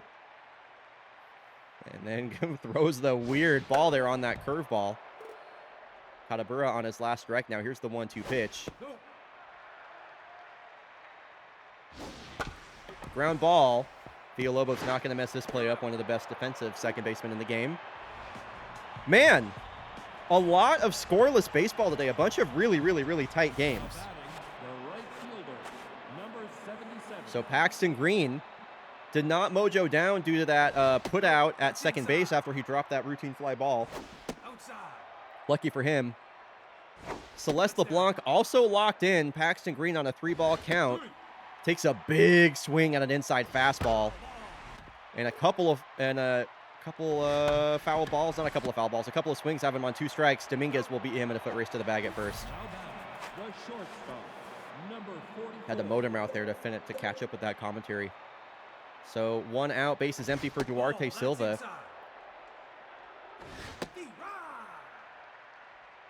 Yeah, 1 billion runs from the Yellow Pins and almost nothing since. 3, you're out. Another strikeout for LeBlanc. Now batting, Duarte the Silva left goes down fielder, swinging. Number 7. And that will bring up Stephen Bond. No, inside. Ball, that's Over outside. 41 strikeouts now for Celeste on the season. Currently top 5 in strikeouts. A chance to make it number 2 right here. And or 42, not number 2. 42 strikeouts for Celeste LeBlanc. She has pitched 4 scoreless innings. Now batting, the center Hello, fake baseball, fake base. Oh, excuse me. Fake base Nation. Parentheses nation, comma, just a bit of slang. What's up, Claus? Yes, Celeste has 2 Magnifico awards. Fun fact, you can view the single season award winners for every single season 21. by going over to Fake Baseball No, Reference, inside. navigating over to the award winners by season, and you can see the award winners for every single season. Isn't this cool? And you know what else is really cool Ball high. about this? You can click on their name, and that will bring you to that individual season in the by season pages. Isn't that pretty neat? The third baseman, number 95.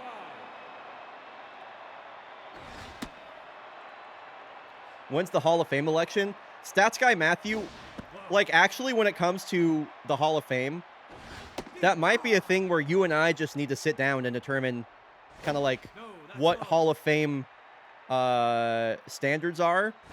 Take your base. and figure that out. Designated hitter, number 77. Chris Hanno with the drive out to left field. Duarte Silva with the diving attempt. How did the Kodiaks load the bases, y'all? I sort of wasn't paying attention, but the bags are packed with yaks, and they're going to turn to Scooby Blackburn with the game potentially on the line. The dude is coming into the game with a 1.69 ERA, a sub-1 whip, and is locked in. Look at these hitting ratings right now. Look at these hitting ratings right now. That slider is 90 miles an hour and looks absolutely nasty, and the curveball behind it. Bases loaded, nowhere to put Raleigh Forte.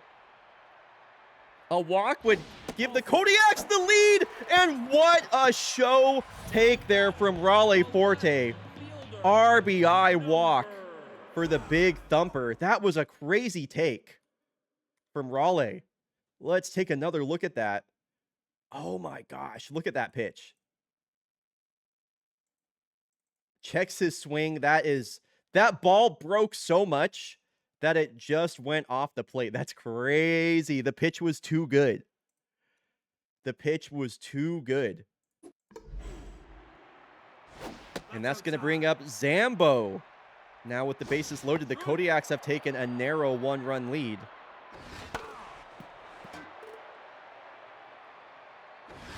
And Zamboni will go down on strikes with the bases loaded.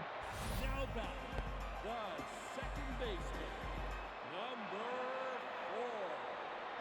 4. Ball, that's up. Not ending that with a high fastball. I thought it was a good pitch to go to. He just put too much spin on it, you know?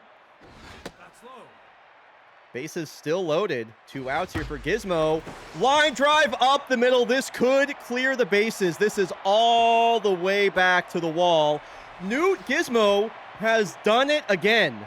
A bases clearing double for the super utility player in her second season. She's up to 16 RBI on the season after Villalobos couldn't make that diving play. And the Kodiaks have put up a crucial 4 spot. And with Celeste LeBlanc on the mound, that could be death for the favorites. And versus Scooby Blackburn of all pitchers as well. The favorites brought in the best arm that they had available, and that still was not enough. Hard hit on the ground, and that will finally end the inning, but not before the Kodiaks score 4. Stats guy Matthew called it correctly. That was a blow-up. The center fielder. Favorites offense needs to get to work now.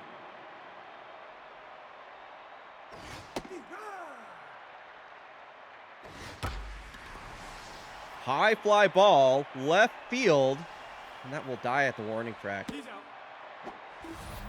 I'm assuming you're referring to Ski Mask. I'm assuming you're referring to Titanfall 2, as in like you used to watch me speedrun Titanfall 2, or are you referring to Team Fortress 2?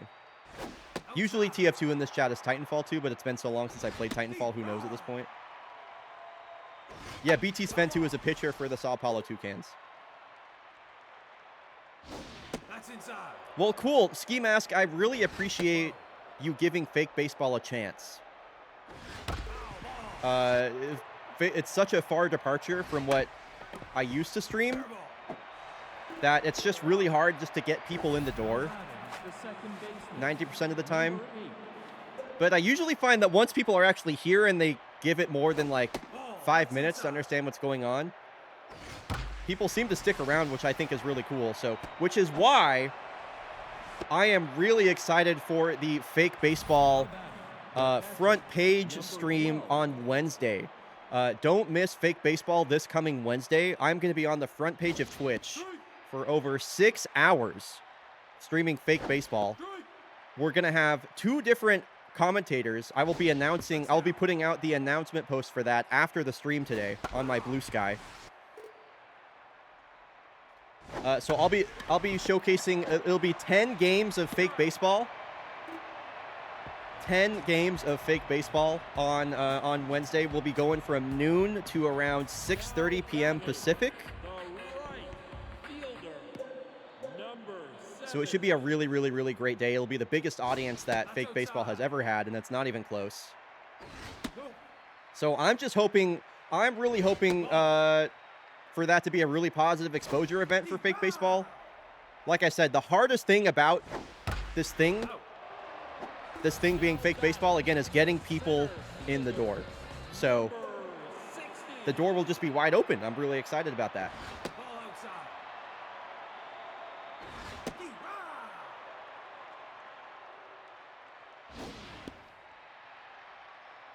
Takeda, a base hit his last time up. Nice to have him back in the lineup in the 3 spot. This one off the end of his bat, rolls over slowly to the third baseman, Veroni. And now a juiced Kola Johansson. In the Mariners game right now, Cal Raleigh is on second base. No, inside. Julio Rodriguez is up. It's the top of the 9th, 2 outs. And yeah, like I mentioned, the Mariners have the tying run in scoring position.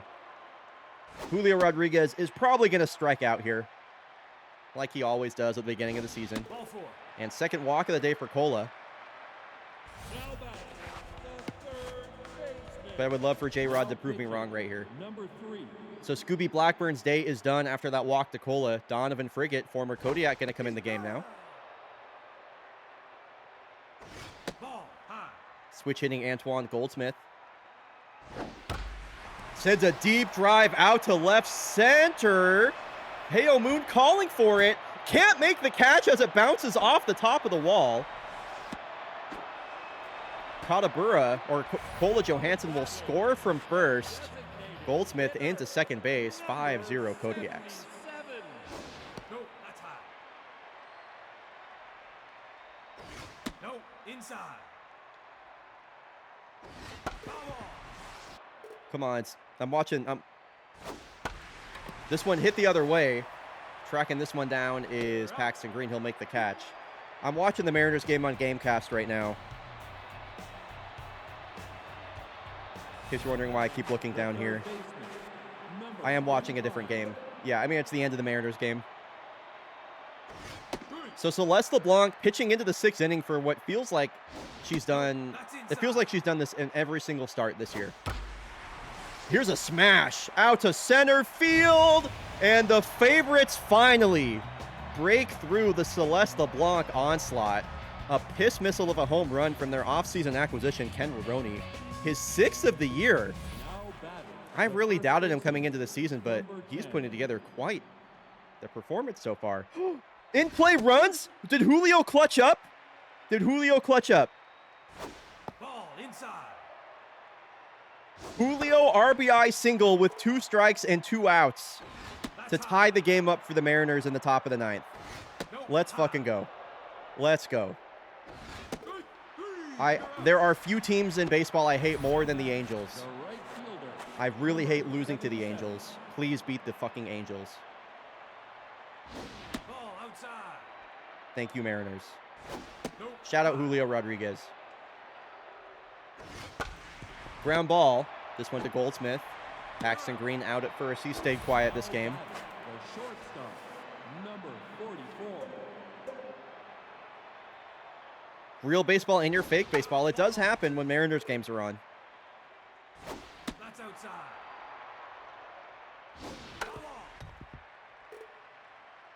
I know, I wish we had exit velo in fake baseball. I really do, Chaotic Good J. So Silva goes down on strikes again. 6 innings pitched, only 4 hits and 1 run allowed for Celeste LeBlanc. Another amazing start for her. Raleigh Forte will lead off the inning. Kodiak still with a 4-run lead. Forte sends a deep drive out to the gap. Moon is chasing this one down, and he'll make the catch at the warning track. Now back, the left fielder, number Bottom of the lineup here for the Yaks. Now it's Zambo. Nice first pitch strike there from Donovan Frigate. No, that's high.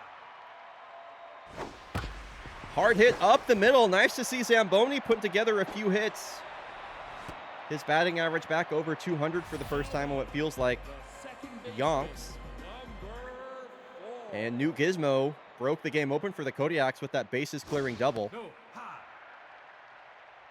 Back in the, what, the 4th? 16 RBI on the season for the young Newt Gizmo. Ball. Here's the 2-2 pitch. fouled back. Nice defensive swing there on a low and inside fastball, and she swings through a center cut slider. The first baseman, number 40. Now, does Dominguez have a hit this game? I don't think she does. Ground ball to Villalobos, and that will do it for the Kodiaks. Last hope now for the New York favorites. What's the driving force between keeping this on Super Mega Baseball 3 and not going to 4? Super Mega Baseball 4 being a bad game 24. is the driving force. Super Mega Baseball 4 absolutely sucking ass is the driving force.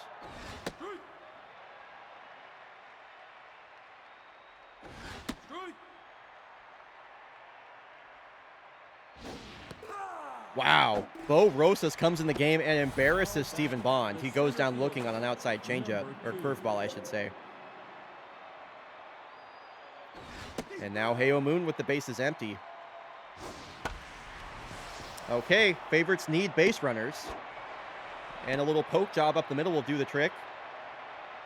Now batting, the designated hitter, number I doubt they're going to let Heo Moon run. Well, they might. I don't know. Raleigh Forte's got a pretty good arm behind the dish. Ball, that's Ned low. Piggles, the switch hitter, up at the plate. No, inside.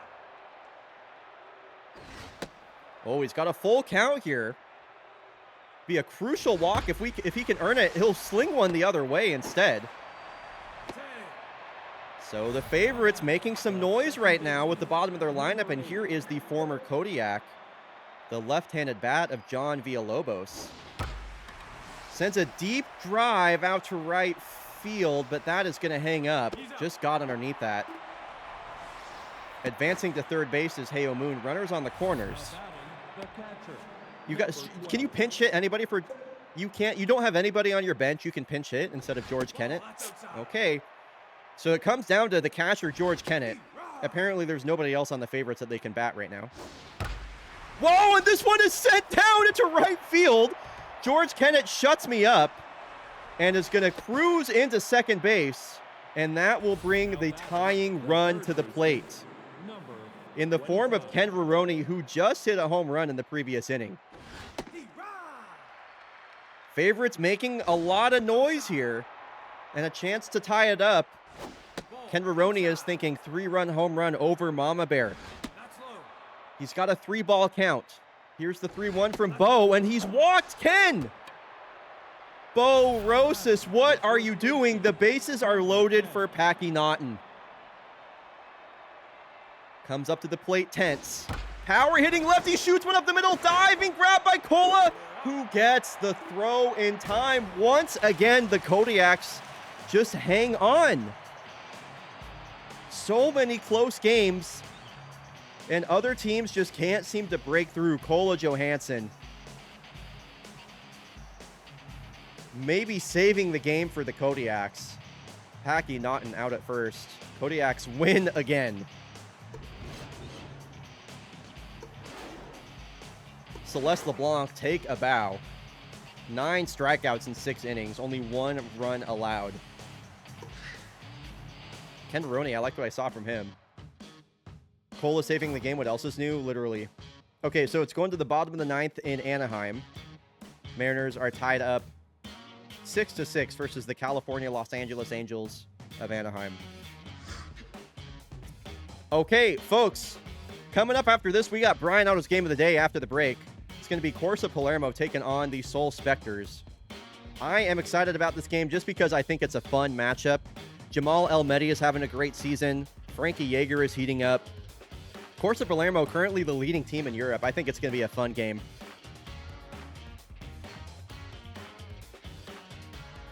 So after the break, we're going to run 90 seconds of ads and then Corsa versus the Spectres on the way.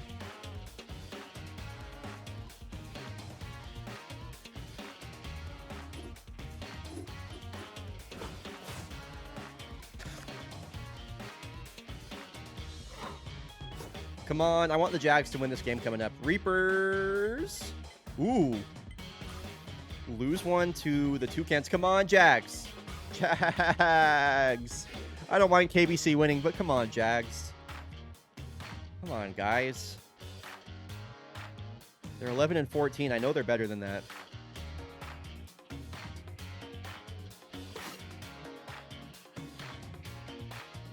All right, let's get this prediction going for Bryonato's game of the day.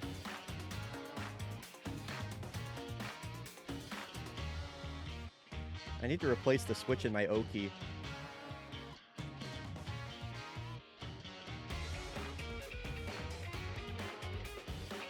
First time we've seen the Soul Spectres in some time, by the way.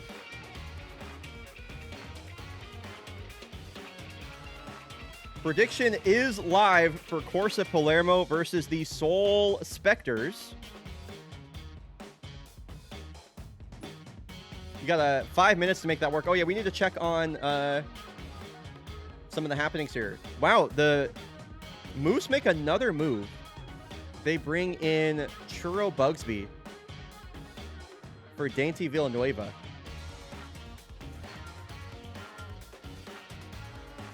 Or they bring in Dainty Villanueva for Churro Bugsby.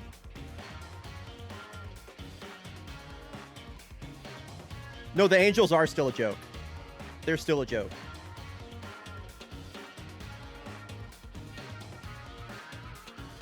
What's the pitching matchup here? Let's find out.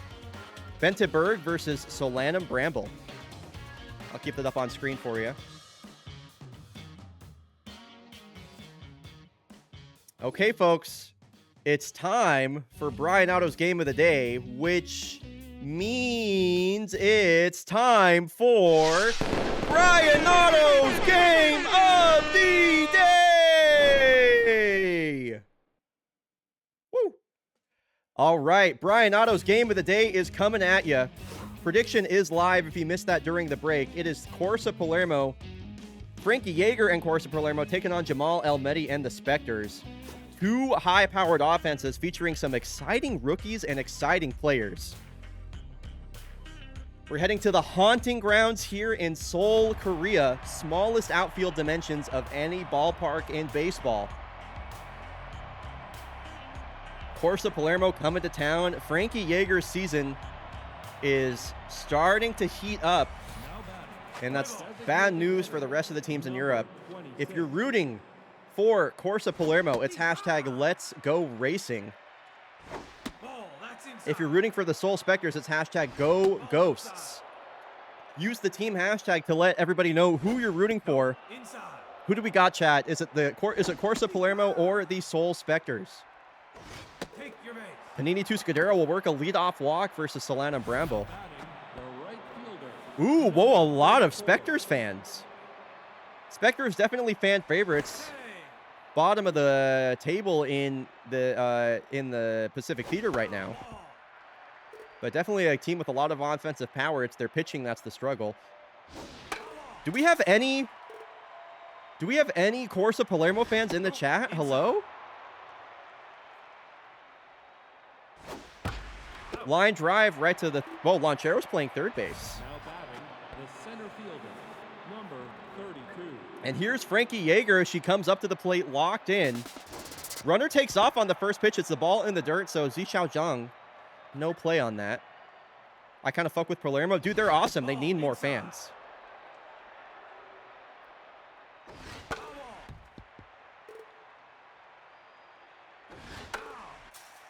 And Frankie Yeager, the 2-2 count versus Bramble. Bramble was picked up in the offseason. Played previously, I think, with the Nagoya Nocturnals. I forget who. Whoa, and a pitch that was maybe off the plate is called strike 3. Yeager goes down looking. And Jay Gray Jagerson now with the runner in scoring position. I talked about in their 30 teams, 30 days video how Jay Gray Jagerson being effective at the plate was going to be key to their success. He is not here. As Girl Base Nerd is going to lead off. What's up, Cyanide? Second baseman, number 10. They remind me of my breath mints of old. Can you clarify this statement for me? Pretty please. Folks, I'm about to close the prediction. You have 10 seconds to get your predictions in. I forgot it was still open. As here's a drive out to left field. Nice play, Robin Ruffner. 5, 4, 3, 2, 1. Closing it.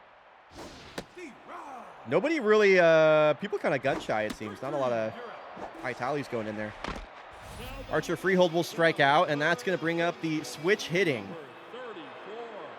monster Lucheros, who sends a screamer up the middle. Left scorch marks on the ground on the way up. Oh, the Kansas City Breathmans were a team in Blaze Ball. Makes sense, Cyanide. Makes sense. There is no player with the last name Scuderia. No, that's inside. The Palermo's ballpark is called the Scuderia. And Jamal Elmedi, I'm so glad to see him having a good season. Future Hall of Famer, without a doubt. Has a 3-ball count here from Bente Berg. Here's the pitch. Taken outside for ball 4. Couple of ghosts on the bases here in the bottom of the first for the left-handed Ferry Nuffers. Ball, that's inside. Starting out in center field, usually their third baseman. Interesting defensive alignment. She shoots one the other way. Coming in, this is Ruffner. And yeah, Robin Ruffner, one of the best defensive outfielders. You're not going to want to run on that. But the bases are loaded now for the Specters. And their first baseman, Debonair Chastain, a nice first pitch strike, 98. Whoa, great sequence here from Bente Berg. That's outside. Cannot believe that Debonair Chastain did not swing at that changeup on the outside, but she cannot lay off the slider. That is an incredible sequence from Bente Berg to strand the bases loaded. He works his way out of the jam. And Fleetwood Walker will lead off the inning. Among the top rookies in baseball right now. Don't let his crazy blonde beard fool you. This guy is 19 years old. And a great slap hitting lefty will work a leadoff single here for Corsa. Robin Ruffner batting .364 coming into this plate appearance. He has been the glue that holds this Corsa team together for the last 2 seasons. Mariners game is headed to extras. Ball gets away. Is it a Ferrari reference? No, Scuderia is Italian for horse stable. And also that is the term that is used to refer to racing teams. Italian racing teams. So like back when Racing Bulls was Toro Rosso, they were like Scuderia Toro Rosso. No, that's high. For example. So yeah, that's why it's called the Scuderia. Oh, a bunt here from Goozy Oozer, and the suicide squeeze or a sacrifice bunt works out. Not Goozy Oozer, Uncle Plasma. Uncle Plasma with the suicide squeeze. Is that a suicide squeeze? That's a suicide squeeze, right? Rules guy Matthew. Yo, that was tech low key. It is tech. It is tech. Yeah, that is when next time we play fake baseball bingo and you see suicide squeeze, that is what it is. So a great sacrifice bunt from Uncle Plasma. Fleetwood Walker will score. And Corsa Palermo manufacture a run on some small ball. Yep, that is a sacrifice bunt. Have we seen any extra innings in the... Yes, we saw multiple in the previous stream, Fire Team. You need to watch that VOD. Those were like all the best games of the previous season. Or some of the best games. The catcher, number 3. So Goozy Oozer with a 2-out single to bring up the catcher, Sean Buck. 9-hole batter.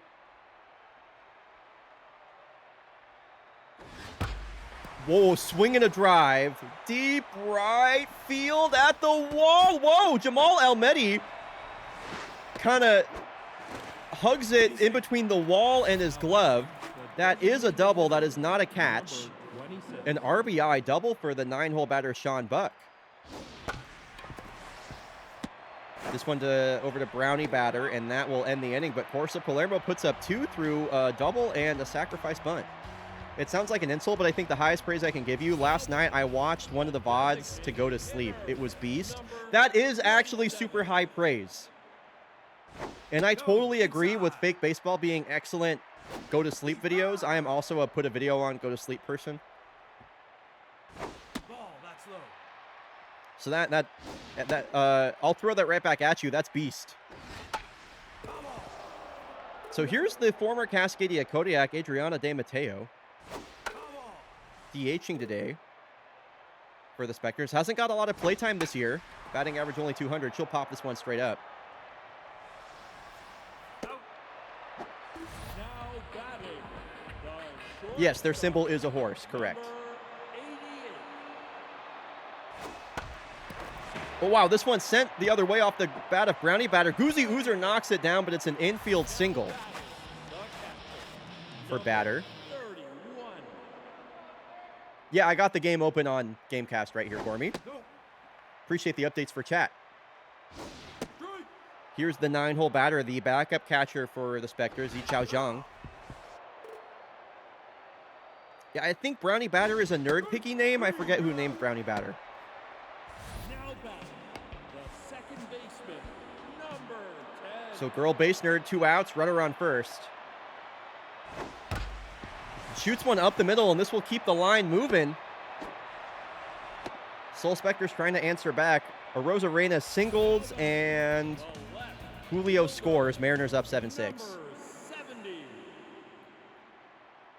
Batting Archer Freehold in the 2 spot is just so bizarre to me.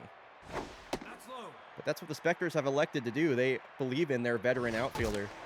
Breaks his bat. Spectres down to their last strike, threatening here in the second. Here's the pitch, taken outside. 99 from Benteberg. Ball, that's Really up. trying to put him away. A walk would be huge here. Archer Freehold works a walk, and once again, the Spectres have loaded the bases for Monster Lancheros. I'm standing up. 34. Monster Lancheros at the plate. Ball. Big spot here in this ball game. Line drive right field. That will score 1. I'm going to stay standing up because Jamal Elmedi is coming up with the bases loaded. The right, I'm rooting for Corsa, but there's nothing more that I would like than for my GOAT, Jamal Elmedi, to hit a home run. Ball. Outside. Soul Spectre's trying to answer back. The 2-0 pitch to Elmedi, and this one is poked the other way. Another small, softly hit line drive, and we're tied up. Okay, now batting, I'm sitting back down. center fielder, I love Fairy Nuffers not nearly as much as I like Monster Lancheros and Jamal Elmedi. Ball. Outside. So Spectres tie the game up. They've clapped right back. Foul ball. Benteberg would be lucky to get out of this inning with only 2 at this point. He's lost a bit of a feel for the zone. Leaves one hanging over the middle, and Fairy Nuffers does not miss. 3rd straight RBI single to keep the bases loaded. the first And that'll bring up Jebiner Chastain. 22. Benteberg just missing on that pitch, and the Spectres have taken the lead. Now Debonair Chastain. Ball outside. 1-1 count. Low. Strike. Once again has Corsa on their last strike and pulls the string on the breaking ball. Benteberg doesn't hang that one. Spectres put up 3 on a trio of bases loaded singles. Number 34. And now the Corsa playing from behind for the first time this game. Outside. Last year's All-Star Vijay Ramdeen leading off the inning. Nice to see Vijay No. keeping it together this season. 333 batting average, 3 homers, 14 RBI. Swings at a ball out of the zone. Ground ball right over to Chastain. Mojo up The center fielder, for, number 32. is that still Solana Bramble? Still Solana Bramble. Now Frankie Yeager. No. That's high. Still locked in. Ball. That's low. Yeah, I That's mean, inside. the Corsa Palermo being, oh wow, here's a shot the other way. Yeager might go for 2 after this. No, not going to challenge the arm of Valmetti. Yeah, that makes sense. Yeah, Corsa Palermo is definitely, you know, Now batting, inspired the shortstop, by number 7. Ferrari. I mean, they have the same colors, right? Either Italian. They're named after the, you know, Italy's illustrious history in motorsport. More than anything else. D-Rod. Here's the 0-2 count to Jake. Wow, that one just hits him in the thigh. Now batting, the second baseman. He gets the number free pass to 46. first, maybe a little bruise, so not quite a free pass. Runners are going to take off. Yeager into third base. I'm surprised. Actually, that makes sense why Yeager's going to go. So the tying run. Whoa! And the ball gets away and it rolls out of play? That's crazy. We're going to need to look at that. I'm not sure if Fleetwood Walker was about to set up the bunt, but Yeager steals second base. And Jagerson was about to go. Oh, hold on. Sorry. Yeager steals third base. Jagerson was about to steal for third. And that ball just all the way up gets past the glove of Zichao Zhang and then bounces out of play. So Frankie Yeager scores. Jagerson takes second. And now a runner on second base for Fleetwood Walker. So this game's all tied up. Ball 4.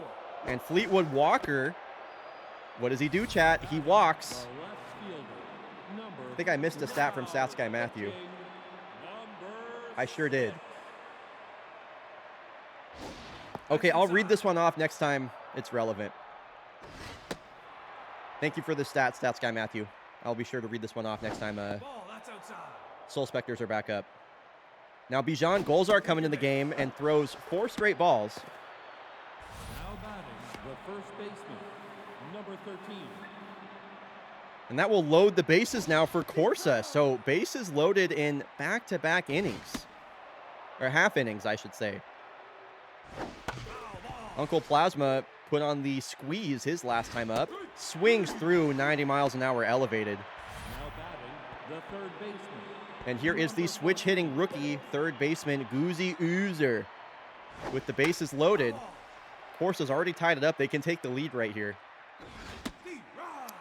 But Bijan Golzar doing well to stay in the zone. The 0-2 pitch is taken outside for a ball. This one is popped up, and Golzar will take that himself. Corsa answers back, but they leave the bases loaded. Damn it, and the Angels tied up the game as well.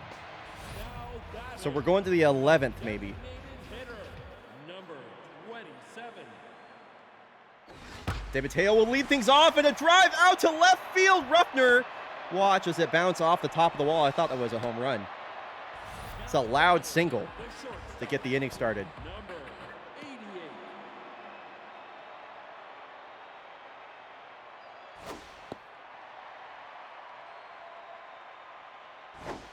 Most chaotic singles ever for real, actually, though. There have been a few of those this game. Brownie batter down to his last strike after he fouls one over the dugout. Benta Berg staying in the game, by the way. Mojo up for him after he gets batter looking. Now the 9-hole batter is Zichao Zhang. Not surprised to see Corsa leaving in Benta Berg, especially given that his pitch count is pretty reasonable right now, still. That's down. Corsa's biggest weakness is definitely their bullpen. Trying to get as much length out of their starter as possible. No, inside. Chao Zhang not biting on that slider inside. This one a ground ball back to Walker. Double play ball here as Jagerson spikes one. A throwing error gets past Uncle Plasma at first, and Zichao Zhang is in to second base on the throwing error Number 10. from the shortstop Jagerson.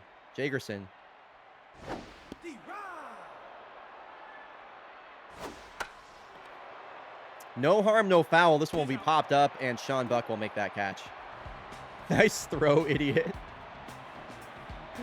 Sean Buck coming up to the plate now. Now batting, the catcher, number 3. That's low.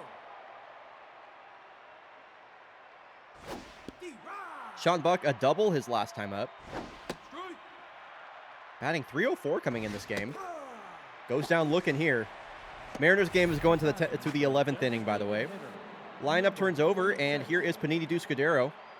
Led off the game with a walk. DH is off to a slow start to his year as well, only batting .209, 1 home run. Goes down on strikes there. That was not a good at-bat. The right fielder, 2 outs, base is empty here for VJ Ramdeen. Love the way he wiggles his bat in his batting stance. This one a soft grounder to Brownie batter. That's a quick inning. Quick inning. Can't believe we're only in the 4th inning. I feel like this game has been way longer. fielder, number 70. Archer Freehold sends a deep drive out to right field, but Ramdeen will make the catch. And Monster Lancheros 34. got that hit rally started back in the 2nd inning. It was a trio of RBI singles with the bases loaded that tied the game, or that gave the Specters the lead, as here's a deep drive out to center field, and that is gone! Monster Lancheros lives up to his namesake with a go-ahead home run to straight away center. The Specters are back in the lead. And here's that stat from Stats Guy Matthew, by the way. It's going to say it's from me, but it is from Stats Guy Matthew. Jamal El-Mehdi is second among active players in RBIs with 603, averaging 50 per season. Only John Halo has more RBI among active fake baseballers. You're up. Now batting, the center fielder, number 2. Now Ferry Nuffers sends a drive of her own out to center, and 2 home runs in the inning for the Specters. Monster Lancheros and Ferry Nuffers team up to tag Bente Berg for 2. And it's a 5-3 ball game. Specters up 2 now. Batting, the first baseman, number 22. Earth to chat, the Specters just hit 2 home runs in the same inning. Debonair Chastain will ground out, and that will end the frame.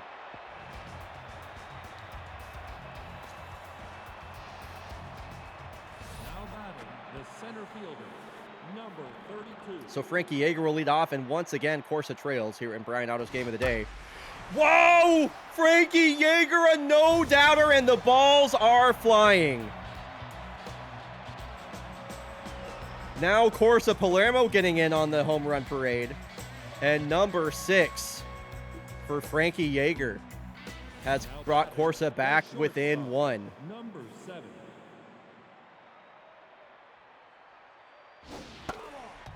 J. Gray Jagerson going to want to make up for that error. This one's a ground ball over to Big Girl Base Nerd. Now batting, the second baseman, number 46.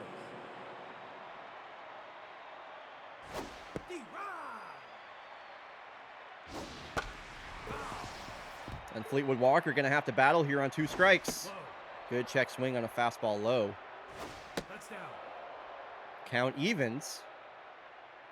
Those are deals. No way. Is this another one? This is at the wall, and it is gone! The rookie Fleetwood Walker has tied it up. That just barely got out of here. Back-to-back innings with 2 home runs. Can you believe it? Can you believe it? Fielder, number 20. Now batting, number 48. Jason David going to come in here for Robin Ruffner as a pinch hitter. Going to try and make it 3 home runs in a row. That's high. 4 home runs hit by both teams combined in the last inning.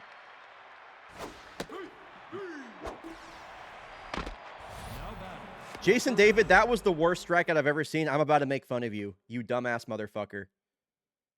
This was... We need everybody point and laugh. Look at where this ball is out of the hand. The ball is coming at him. Look at the swing. Look at the swing. Jason David, you are a dumbass. That is one of the worst strikeouts I've ever seen. You're an idiot. Number 13. Yeah, just missed it. It was close. Number 40. It was close. So here's, I think that was Uncle Plasma with a 2-out base hit. Now batting, the third baseman, Uncle Plasma and number Daguzi 14. Oozer, a pair of rookies teaming up here at the bottom of the lineup for Corsa. They've tied the game up following a pair of home runs by Frankie Yeager and Fleetwood Walker. He's out. And once again, we got a brand new ball game. Mateo Brownie Batter and Zichao Zhang Designated hitter, coming up to the plate here, bottom of the lineup. 27. Bente Berg staying in the game. Jason David out at left field now. Ball inside. smashed up the middle. Mateo will lead off the inning with a line drive base hit, and you got to pull Benteberg out of this game. You got to pull him. So Lee Dolflock, rookie right-hander, going to come into the game. 3-pitch mix, 4-seam slider, curveball. Has been the best reliever on this Corsa squad. They've gotten a lot of production from the rookies. Oh, but not from that rookie. This one just over the head of Fleetwood Walker over there at second. On 2 strikes, Brownie batter is able to muscle that ball out into shallow right center. And runners on the corners. Nobody out here for Ji Chao Zhang. Double play ball here. Gray Jagerson over to Fleetwood Walker, over to first in time. That's going to bring up Girl Base Nerd. Big opportunity for their leadoff hitter. She swings at the first pitch, and this is a slow roller to Fleetwood Walker. And a quick inning pitched by Lee Dolflock. 9, 1, and 2 coming up here for Corsa. What a game this has been so far. I'm like jazzed up. This game has been awesome. Rafael Francis in the game now for the Spectres. Almost an 8 ERA coming into this appearance for the hard-throwing left-hander. Kind of like a left-handed version of Chesley Beard as far as pitch mix and stats go. Sean Buck battling here on 2 strikes.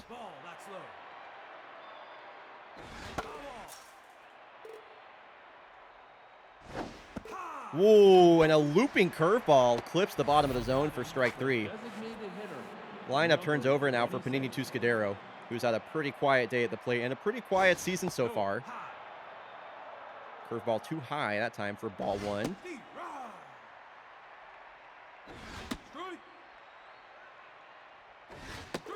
Swung on and missed, 96 on the inside edge. I feel like Corsa's got a ditch to Tuscadero. He's just not getting it done for them. Now a locked-in BJ Ramdeen at the plate. Sends a drive out to left field. Is that enough? No, it bangs off the top of the wall. Boy, that was just a foot shy of being a 6-5 ball game. And now you have an on-fire Frankie Yeager at the plate. Last time we saw her, she went the other way for a massive home run. Taken off is Ramdeen, and he's in there safely? I thought he was out. And this one is a blooper. Ramdeen is going to come around to score. Wow. That's a crazy sequence of events. Ramdeen barely into second base, steals on the weak arm of Ji Chao Zhang.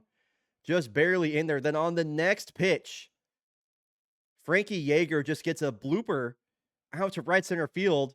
Girl Base Nerd can't come up with it. It's a good throw from Almedi, but Ramdeen scores. What a crazy game. Corsa back in the lead. In the Mariners game, it's 2 outs. Oh, and now Frankie Yeager is so fast. What the fuck was that? In the Mariners game, it's bases loaded with Cal Raleigh up. 2 outs. Here's the 2-2 to Jagerson. Swung on and missed. His rough start to the season continues. And now the Spectres trail. There's been so many lead changes. They trail by 1. Now for Archer Freehold. 1 run the difference here. Wow. Can't deal with that high fastball up and in. Catchy rooting for the Ghosts. Yeah, it's a close one. Home team trails just by a run. Monster Lancheros hit a home run to straightaway center, 400 feet. His last time up. This one is laced, but Frankie Yeager covering so much ground out there in center will make that catch. And here is Jamal Almedi. Be a good time for home run number 4. Cal Raleigh strikes out swinging on with the bases loaded, dude. On a 92-mile-an-hour fastball that was caught a lot of the plate. So Almedi keeps the line moving to bring up an on-fire Ferry Nuffers, who hit a home run of her own her last time up, representing the go-ahead run. The 1-0 from leadoff walk. Taken off is Almedi, and he's in there. That was a good throw from the catcher, Sean Buck, but tying run in scoring position. Barry Nuffers, a drive, right center field, gone! Her second home run of the game has put the Specters up in the bottom of the 6th. Barry Nuffers answers right back with a 2-run home run of her own. And what a game this has been. The 5th home run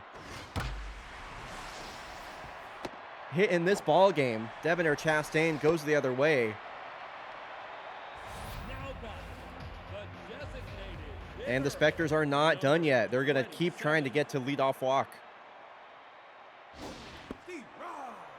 Slider in there for strike 1, or curveball rather. Ball, that's outside. That's about to be a crazy 7th inning. About to be a crazy 7th inning.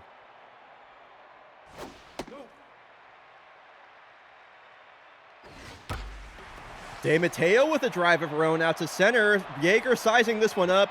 Oh, it bounces off the wall. It's too high for her. And now Brownie Batter has runners on the corners. They're going to go to their closer, who they just signed, Gristle McThornbody. And Brownie Batter trying to ambush him here. First pitch swinging on that fastball. Couple of fastballs here from Gristle. Wow, and he goes down looking. Another strikeout for Batter. Fleetwood Walker, Jason David, Uncle Plasma have the game on their shoulders here. The weight of the game on their shoulders, I should say, as they come in to face Rafael Francis. Fleetwood Walker already with a home run this game. 5 homers on the year for the rookie. This one just a weak ground ball back to Brownie Batter. 2 outs remain for Corsa. Jason David with one of the worst strikeouts of the year his last time up. One swing of the bat is all it takes for Corsa to get back in this game. Rafael Francis, this is his last batter, surely. Jason David checks his swing on a pitch over the middle of the plate and then swings at the ball off the plate and then sends a drive out to the gap. This is all the way to the wall. David not able to make it into second. Those small outfield dimensions preventing extra bases. Now batting, the first baseman. Tying run is on first base. Pitching, number In comes Gertie Banks on very low rest. That's high. 2.2 ERA, a sub-1 whip, but comes in almost half stamina. You're out. And Jason David is out at second base. That's inside. Why would you do that? I'm sorry, is Jason David like the slowest runner of all time? I don't know why you would do that. The AI is trying to call the hit and run, as they do so often. Like, look at this pitch that Goozy Oozer swings at. Can we reset that one? I know. Chaotica J. Yeah, literally, that's just stupid. Ball, high. Get out of play.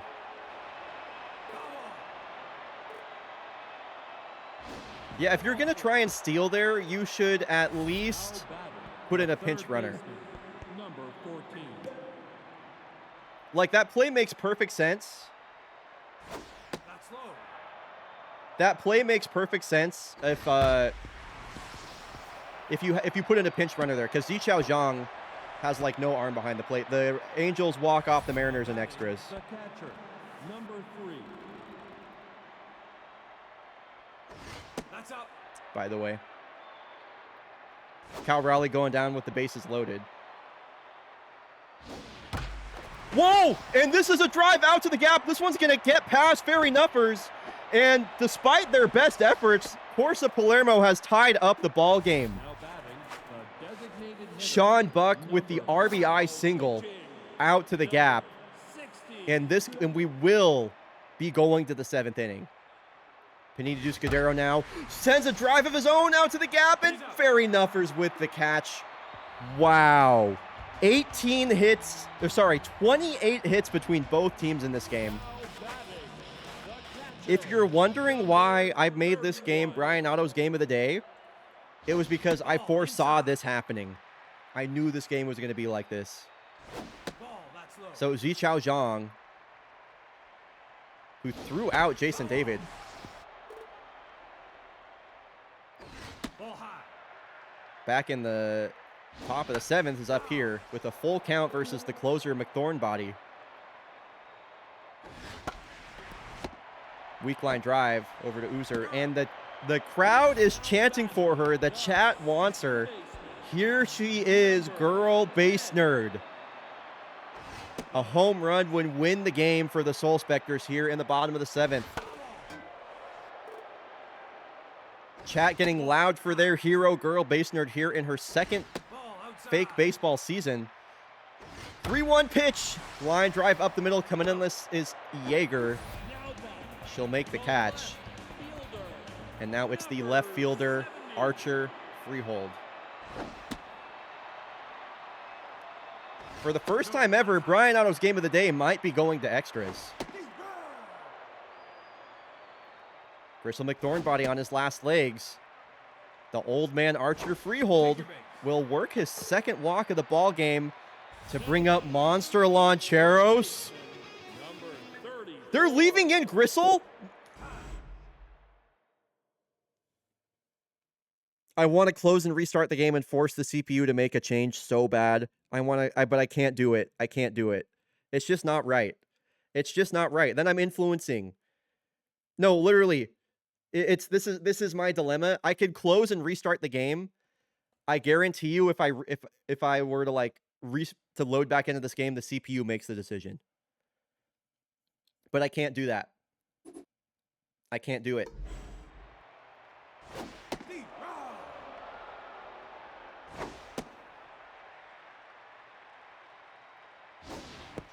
No way, Lancheros, what are you doing? No way. Surely. Okay, just keeps the line moving. Puts the winning run into scoring position here on 2 strikes and 2 outs. For Jamal El-Mehdi, who are they going to turn to? Oh my God, not Pat Crocker. No, Corsa. Your bullpen is so bad. Nope, high. Oh no. Nope, that's high. Oh my God. No, inside. 3-ball count here. Ground ball up the middle. Diving stop by Jagerson. Over to first, not in time. And the bases are loaded for the girl that's 4 for 4 on the day with 2 home runs. Inside.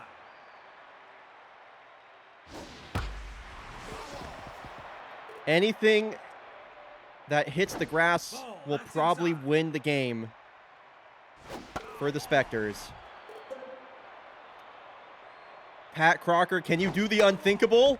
Can you keep this game alive? Can you give Corsa a chance in extras? A full count with nowhere to put her. Here's your ball game. Runners take off. It's fouled. We're doing it all again. Up the middle. Diving stop by Jagerson. Has to get it to first. It's not in time. An infield single. Barry Nuffers wins it. Oh my God. What an ending to that game. We'll take another look at it. Jagerson with a valiant stop, but not the arm speed to throw out Nuffers. She is in there by an extra step. How's that for Bryonato's game of the day, folks?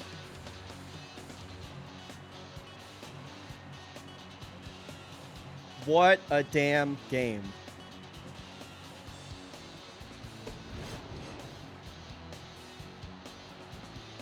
$29 hits. No. That's not math. 31 hits between these two teams. 31 hits.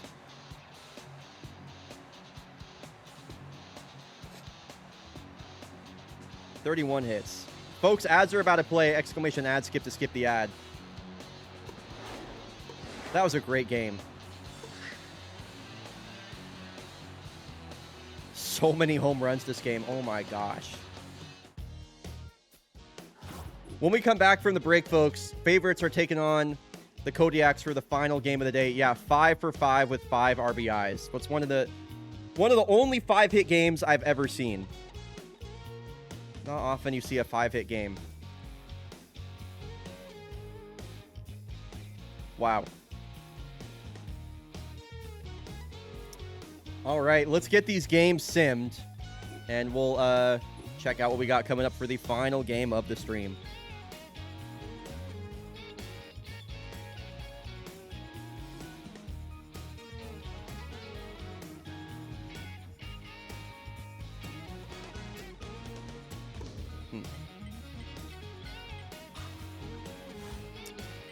Engineers over the Swifts, while the Nocturnals have won 2 games. Sawteeth over the Dogs. It's a big win for the champs over the Nemesis. They're back up on top of Europe. And Voyager is kind of scuffling here. They'll lose one to the Engineers. Bomberos over the Mallards. They're in first place. Bush Rangers over the Springboks. What is going on in Johannesburg right now? Moose win 1 in the 8th. They're up to 12 and 14. Jags, massive win over the Yellowfins. Boy, did they need that.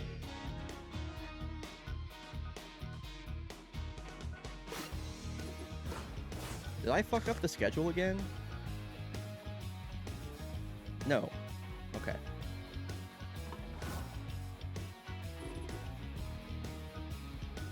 That was number 7 game of the day. So this is our final game of the stream coming up here. That is correct. And I'll run a prediction for it. Mine as well. Okay, folks, prediction for the final game of the day is live. Favorites are wrapping up this series in Cascadia versus the Kodiaks.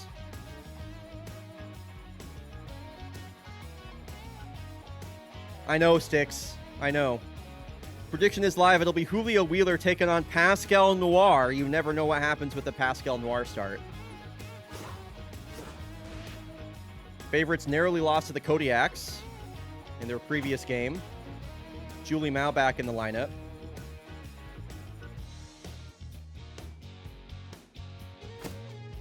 Gonna change the lineup up a bit here, I think. Given that Julie's been cold for a bit. We're gonna, I would like to have it go like right, left, right with Julie Mao in the 3 spot, but she's been so inconsistent lately.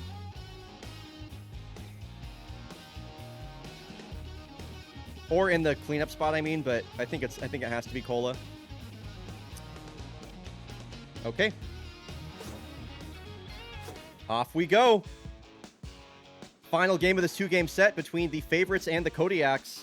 I mentioned this at the beginning of the last game, but the favorites have been one of the most successful teams versus the Kodiaks in the last few seasons.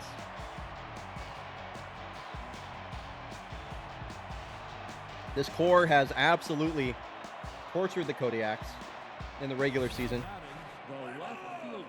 Stephen Bond will lead things off. And the left-handed Pascal Noir will get started here. She's got a couple really bad starts and a couple okay ones.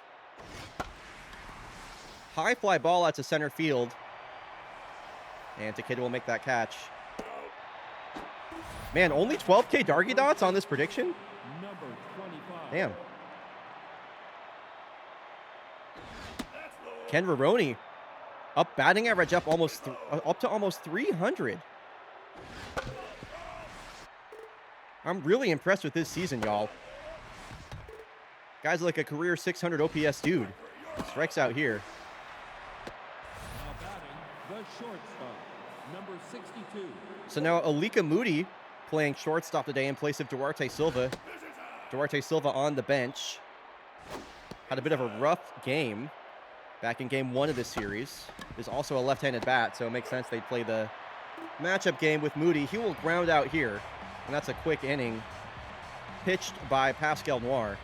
Now back, the first baseman, number 40. Here's Lola Dominguez to lead things off. Julio Wheeler coming to this game tense. And wow, what a stop from Alika Moody.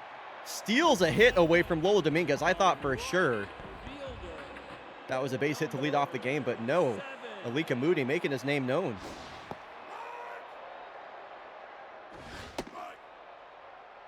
And Katabura down to his last strike quickly. Able to lay off that outside curveball. That's nice to see.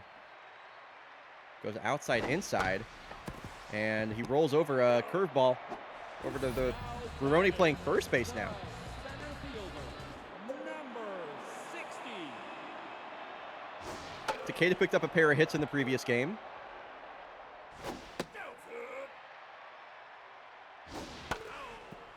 Kodiaks won that one 5-2. Weak ground ball over to Jordan Knightrider. Gets the put out at first. Still no hits. Paxton Green will lead off the inning. Pretty good first inning for Celeste LeBlanc. A strikeout, only 11 pitches. Number 77. Paxton Green yet to really make his mark on this series. Looks like curveball for strike one. Interesting first pitch curveball there from Noir. Off the end of his bat, ground ball up the middle of Johansson. One out. Now batting, the center fielder, number 2.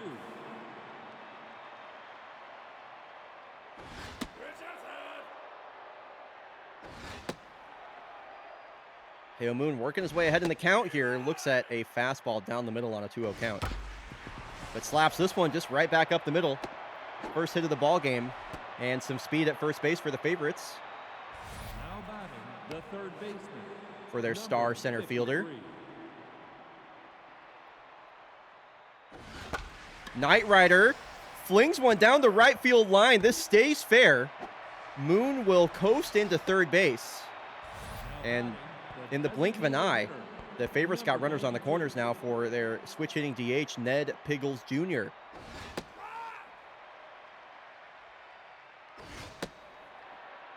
.99 from LeBlanc.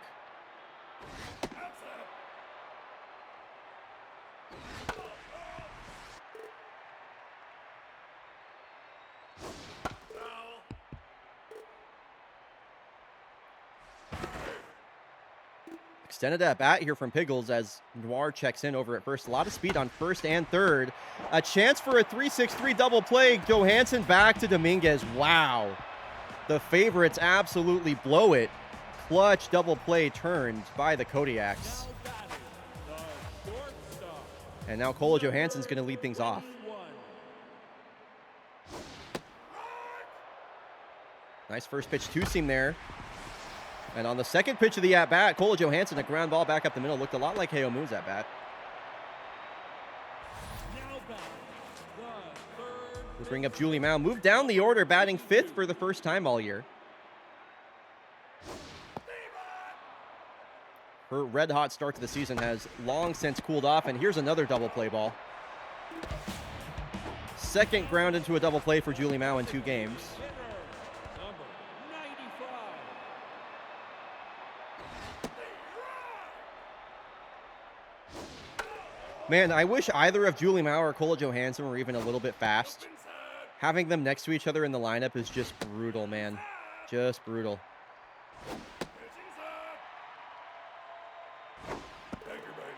Full count will result in a walk for Antoine Goldsmith. The catcher, number 20. And here's another switch hitter in Raleigh Forte. Deep drive out to center field, and that one is not coming back. Home run number 5 on the year for the Big Thumper. 444 feet. That was a no-doubter if I've ever seen one. Big smile on Forte's face. You love to see that. That was cranked. Also, welcome back, Infinite Zero.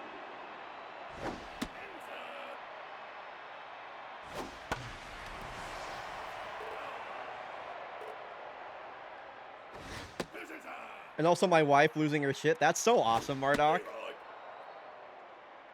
Love the fake baseball radio experience. Full count here to Zamboni. And he loses him. So another walk here. Now batting, the Brings up new Gizmo. number 4. Julio Wheeler not looking too sharp today. That was a sharp looking slider. Gizmo swings over the top of it.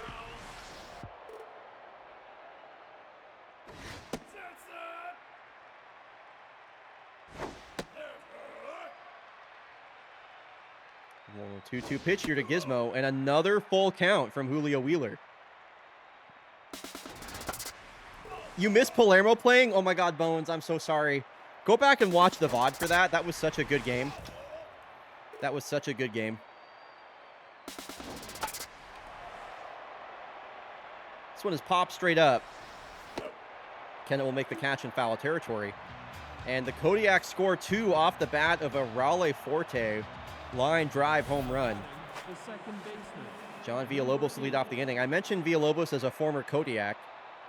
Longtime fake baseball fans will remember that he was the second baseman we signed after we cut heliocentric orbital, when he was like the worst player in baseball for the Kodiaks. The catcher, number 12.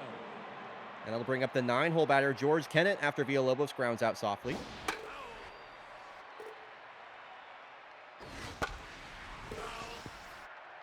Pascal Noir doing well to stay in the zone here.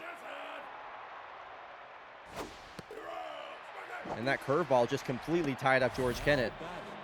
Do the favorites really not have an answer for Pascal Noir? She's locked in. Now versus the top of the lineup, and Stephen Bond swings at the first pitch.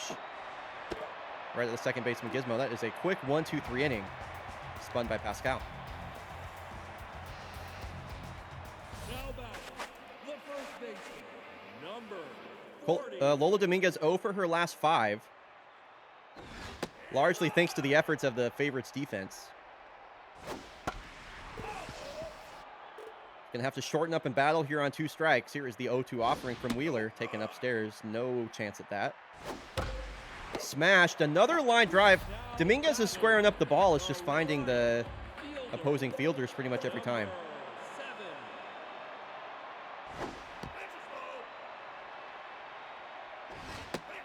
Stat from Stats Guy Matthew. Pascal Noir has only allowed 2 runs and only 1 earned run in her last 11.2 innings pitched. And Kadabura scoops this out to the short part of right field. That will bang off the chain link fence out there. Thank you, Stats Guy Matthew, for that cool stat. Yeah, Pascal Noir is definitely writing a new chapter in this season so far after that horrific start. So Kadabura with a 1-out single to right field will bring up Valdemiro Takeda.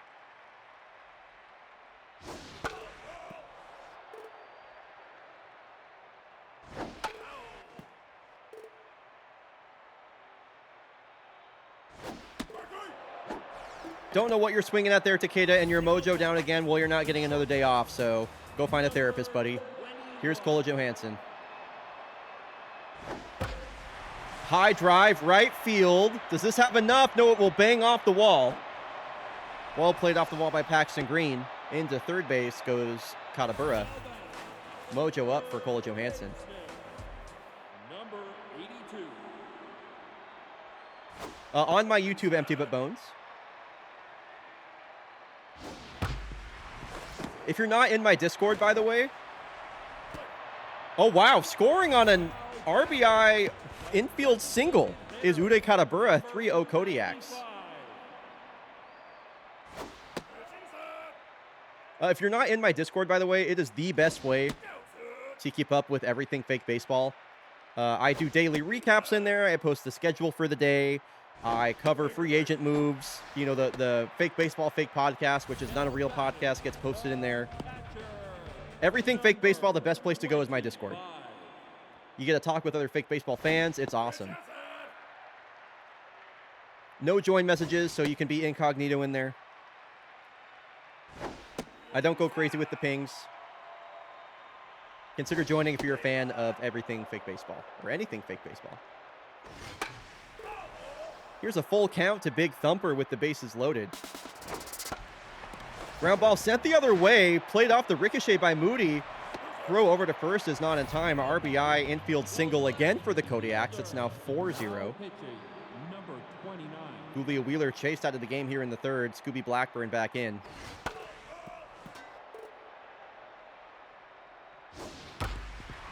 Ground ball right to Villalobos. And the bleeding has finally stopped here in the second inning. Kodiaks have scored 4 in their last 2. Now batting, It makes sense, Bones. Glad to know you're in there. number 25. Ken Veroni will lead off the inning. Favorites have really not put up any offense in this series so far, as Ken Veroni sends a drive out to left field, out of the reach of Zamboni. But that short left field will hold Veroni to a single. The shortstop. Good amount of number speed at 62. first base, though.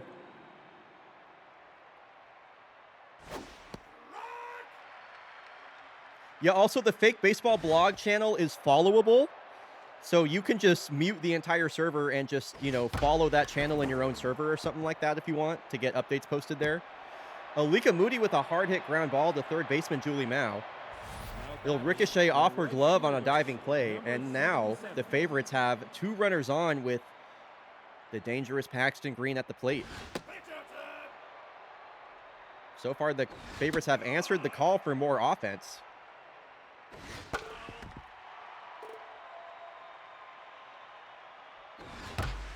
Line drive out to right field. Katabura with the running catch.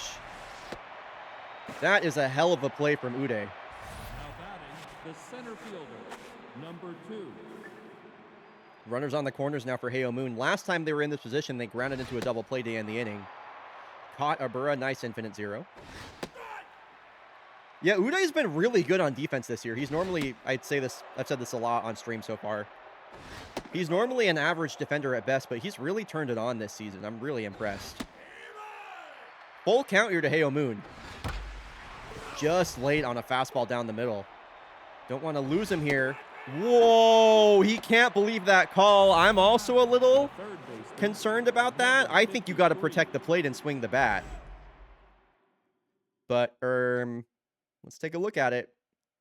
Damn it. Dude, I don't know why it doesn't pause when I click pause. I hate that. Then I have to go do this again. Yeah, that's at the knees. You got to swing the bat. That's at the knees. You got runners on the corners. You're down 4. Got to swing the bat. Heo Moon, that's on you, my man. Okay, well, that's a high strike. Jordy Knight Rider, only 7 RBI on the season for him.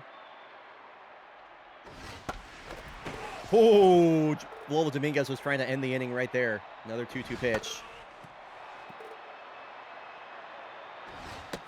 And another full count. The payoff now to Knight Rider. Runner takes off, and the bases are loaded.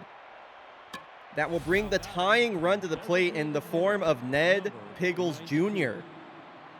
Has yet to hit a home run this season, and what a moment that would be for it. Ned Piggles Jr. only in his 2nd season. Hasn't really done anything offensively in his time, and he has a 3-ball count with the bases loaded. Takes the pitch down the middle first. No way. Ned Piggles Jr., what have you done? Is this going to be caught in foul territory? Oh my God.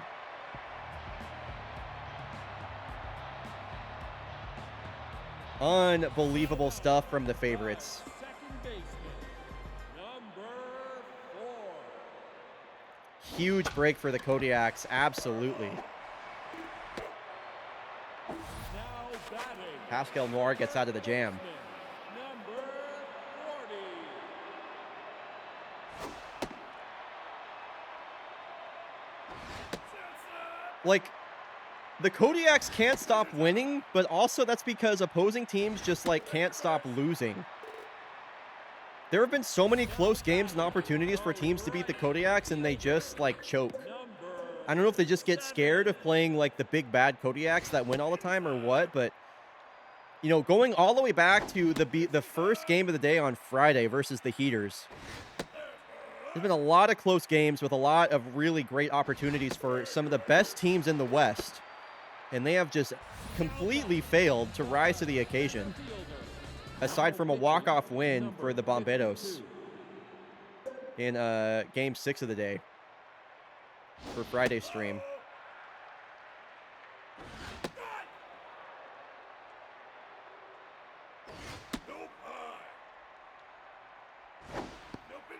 Another 3-ball count here to Takeda. What is going on with the favorites pitching right now? You're going to load the bases for Kola Johansson? 21. I don't know if you want to do that, Michelle Alcadir.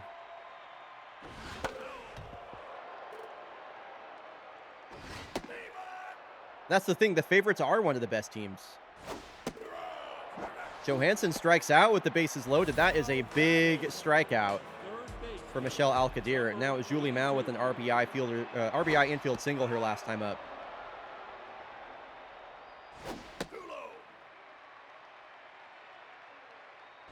Alcadir trying to be real careful with Julie Mao. We've all seen what she can do with that bat. Hard hit ground ball. Nice snag there by Jordy Knightrider. Kodiaks will leave the bases loaded. Favorites hold them to 4. And they themselves left the bases loaded in the previous inning. Number 8. Villalobos will lead off. Pascal Noir pitching into the 5th inning. A rare sight this season.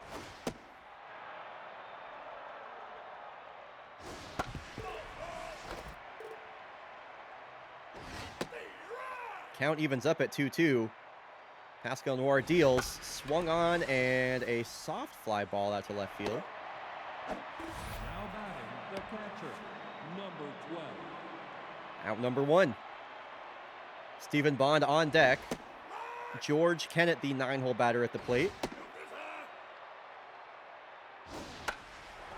Gets a pitch down the middle and just pops it straight up. This will stay in the field of play for out number 2. Now batting, the left fielder, number 3rd time through the order now. Kodiaks are going to leave in Pascal Noir with a 4-run lead.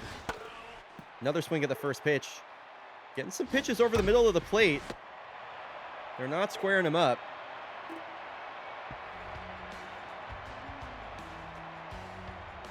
And just like that, Kodiaks are back up at the plate. hitter, number 95. That's low. Pitch is low. Low.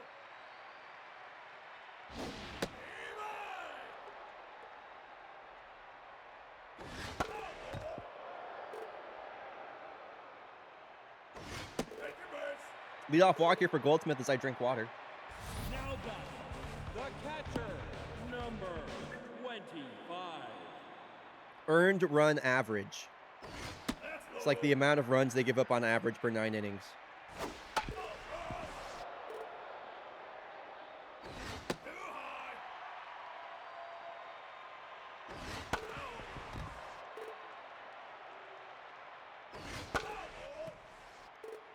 Damn. Nice pitch there from Alcantara. Kodiak's not making any of these at-bats easy. The left fielder, number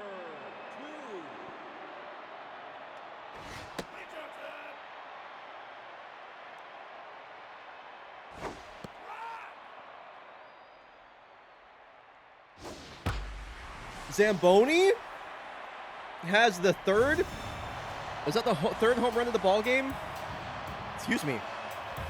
For the Kodiaks, I got the hiccups now. Wow, I butchered that call. I think that's the 3rd 2-run home run of the game for the Kodiaks. Even Zamboni's getting hits now. Number 4. Wow.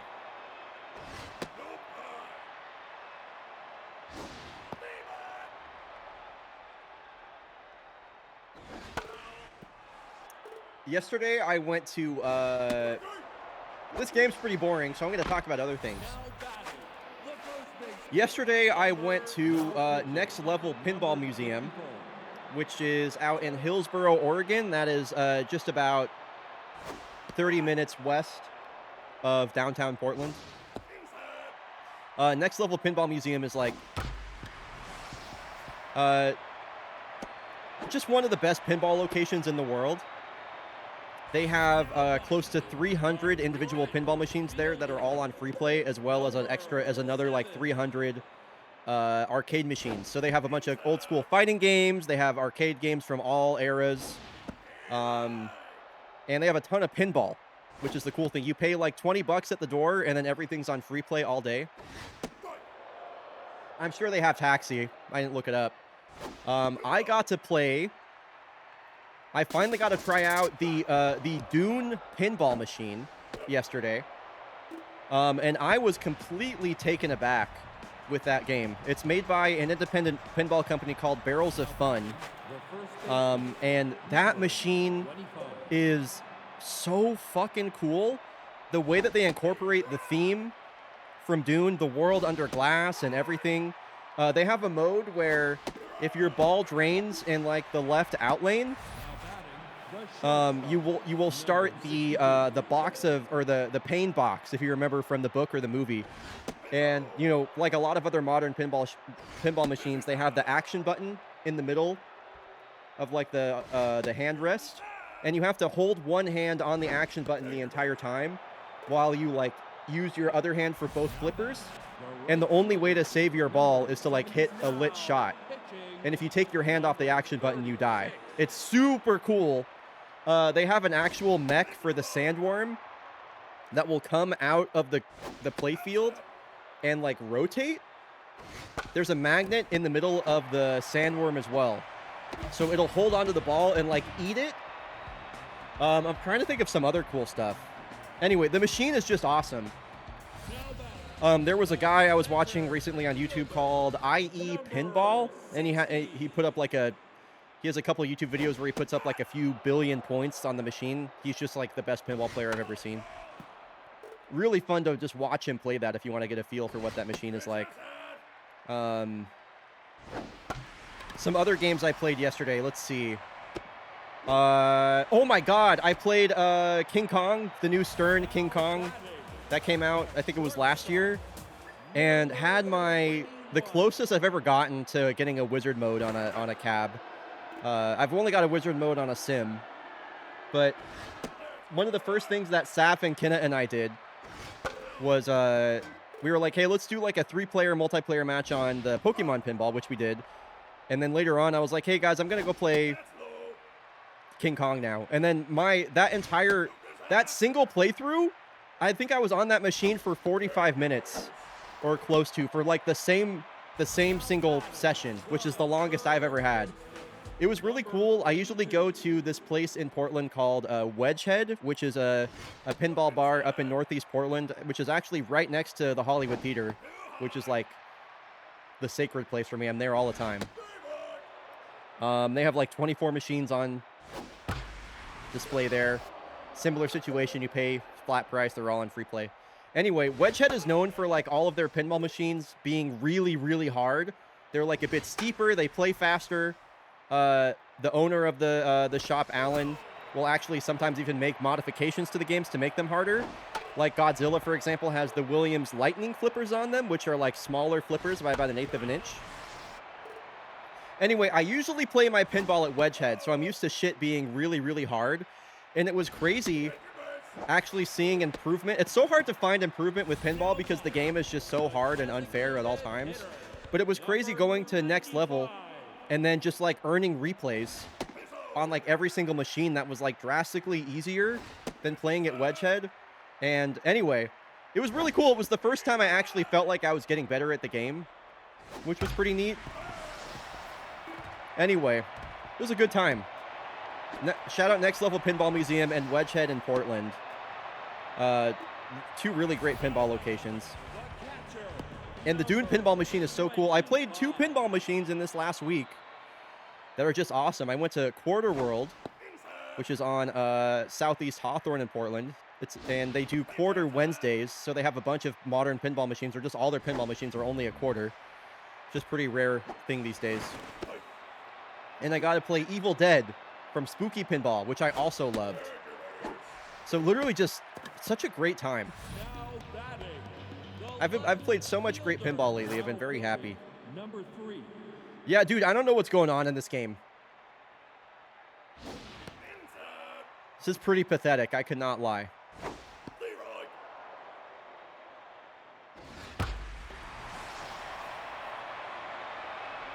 Oh my God.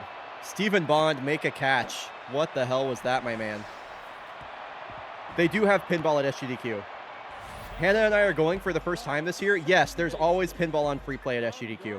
That's actually how I got into pinball in the first place, believe it or not, Catchy. My first GDQ was SGDQ 2017. Yo, can a mod snooze the ads, please? If there's a mod in chat, can you snooze the ads? I don't have any snoozes, despite not using a snooze on the ads. Thank you, mods. Yeah, so my first GDQ was SGDQ 2017. And at the time, GDQ was partnering with a guy named Pinball Joe. And there was probably like 7 or 8 pinball machines that were on free play. You witnessed the... Yes, you did, Forgiven. You did. And they had World Cup 94, which was the game that got me into pinball. I was at SGDQ 2017. I spent probably 3 or 4 hours a day on that World Cup 94 machine. And that was what originally turned me on to pinball. And I had told the guy, Pinball Joe, I was like, oh yeah, I just moved to Portland. Here's a Uday Katabura grand slam, by the way. It is 14-0 Kodiaks. Let's go, Uday, number 10 on the season. I told Pinball Joe, I was like, oh yeah, I just moved to Portland. And he's like, dude, you live in like the pinball capital of America.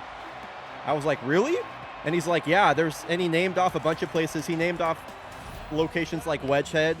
He named off C-Bar, which I went to. I would later go to C-Bar and play Medieval Madness for the first time. And Medieval Madness quickly became like my favorite pinball machine ever, and it still is. Easily my pinball machine with like the one I have the most hours on. So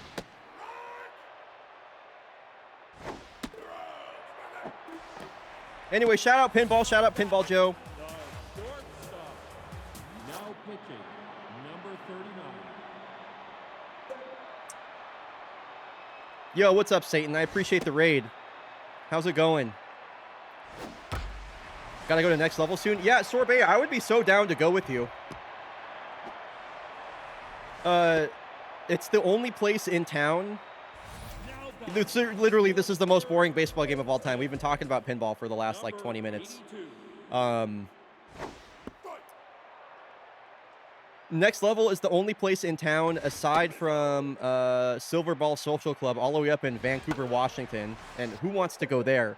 That has the Dune pinball machine. So I'm trying to go back to next level sooner rather than later so I can keep playing Dune. I'm, like, addicted. I blindfolded myself and died to balloons for like an hour.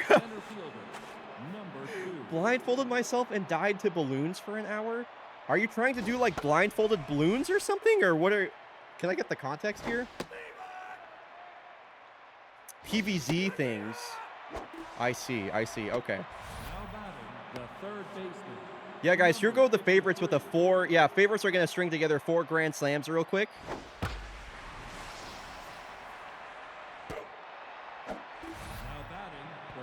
Yo, what's up, GZ? Number 92. This is the first season I've engaged more with real baseball than fake baseball. Did I make it through the pipeline, bryonato? I'm happy with you, yes. I very much am. I mean, do you engage with fake baseball at all, GZ? This is no hate. Living in Pittsburgh will do that to you, though. You have access to just one of the prettiest ballparks in baseball.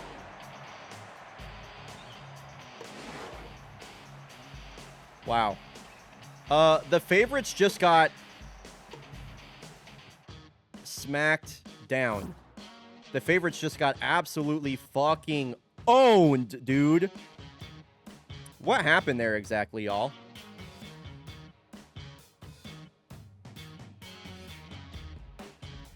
Do y'all want me to... So, I'm about to go announce this on Blue Sky, by the way.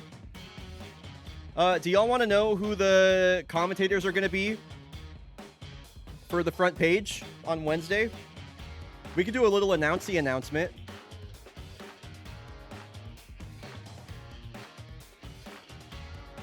Okay, I got to figure out how to... Hold on, I need to make the Blue Sky post first.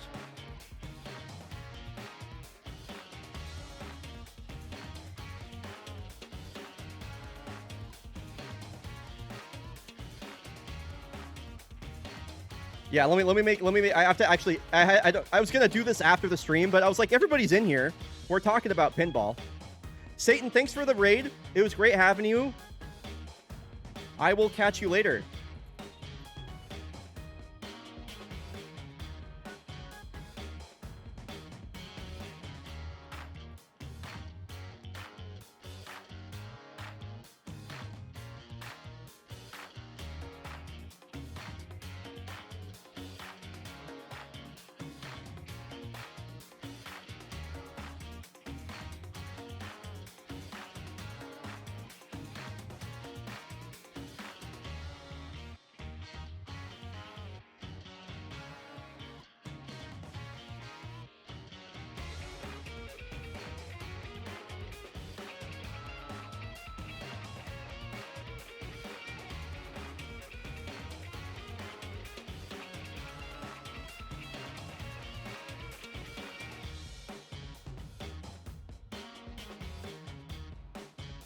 Okay, sorry. I'm editing. I'm 4 characters away from the character limit.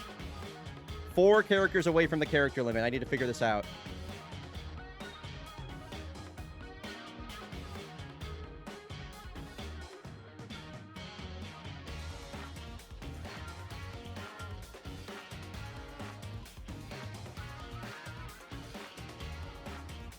Okay, I'm 8 over the character limit. Unfortunately, blue sky handles are so long, so when you tag people, it's like... Oh, I could change breaking news to big news. Damn, I'm still -3.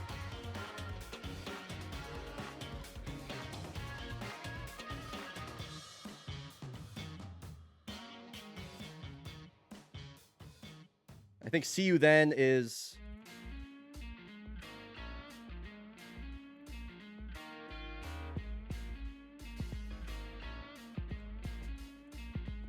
Oh, are we at 0?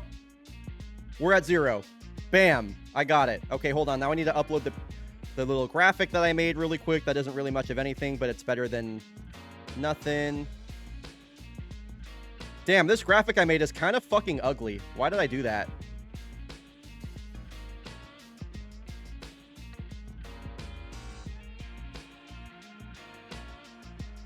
Why did I make this ugly, dude?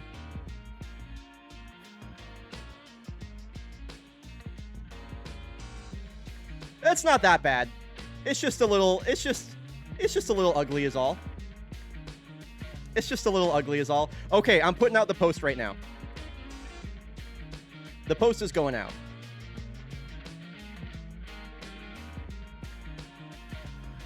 Okay, now that the post is out, I'm going to link it in chat really quick.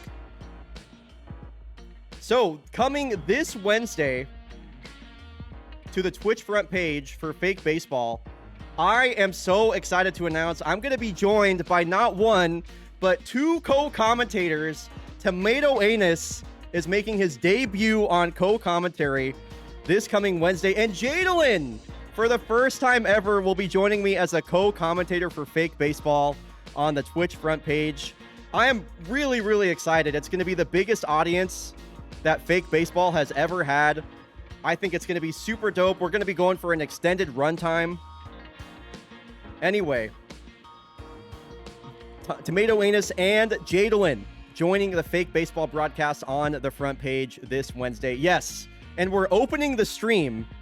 We are opening the stream with a Chicago Dogs home game for Tommy being there, so you know it's going to be great. Yes. Anyway, I'm really, really stoked. That's coming up on Wednesday. I'll be enjoying these next 2 days off. Thanks everybody for sticking around for that announcement. I found out 5 minutes ago and I was excited for the announcement. Let's go.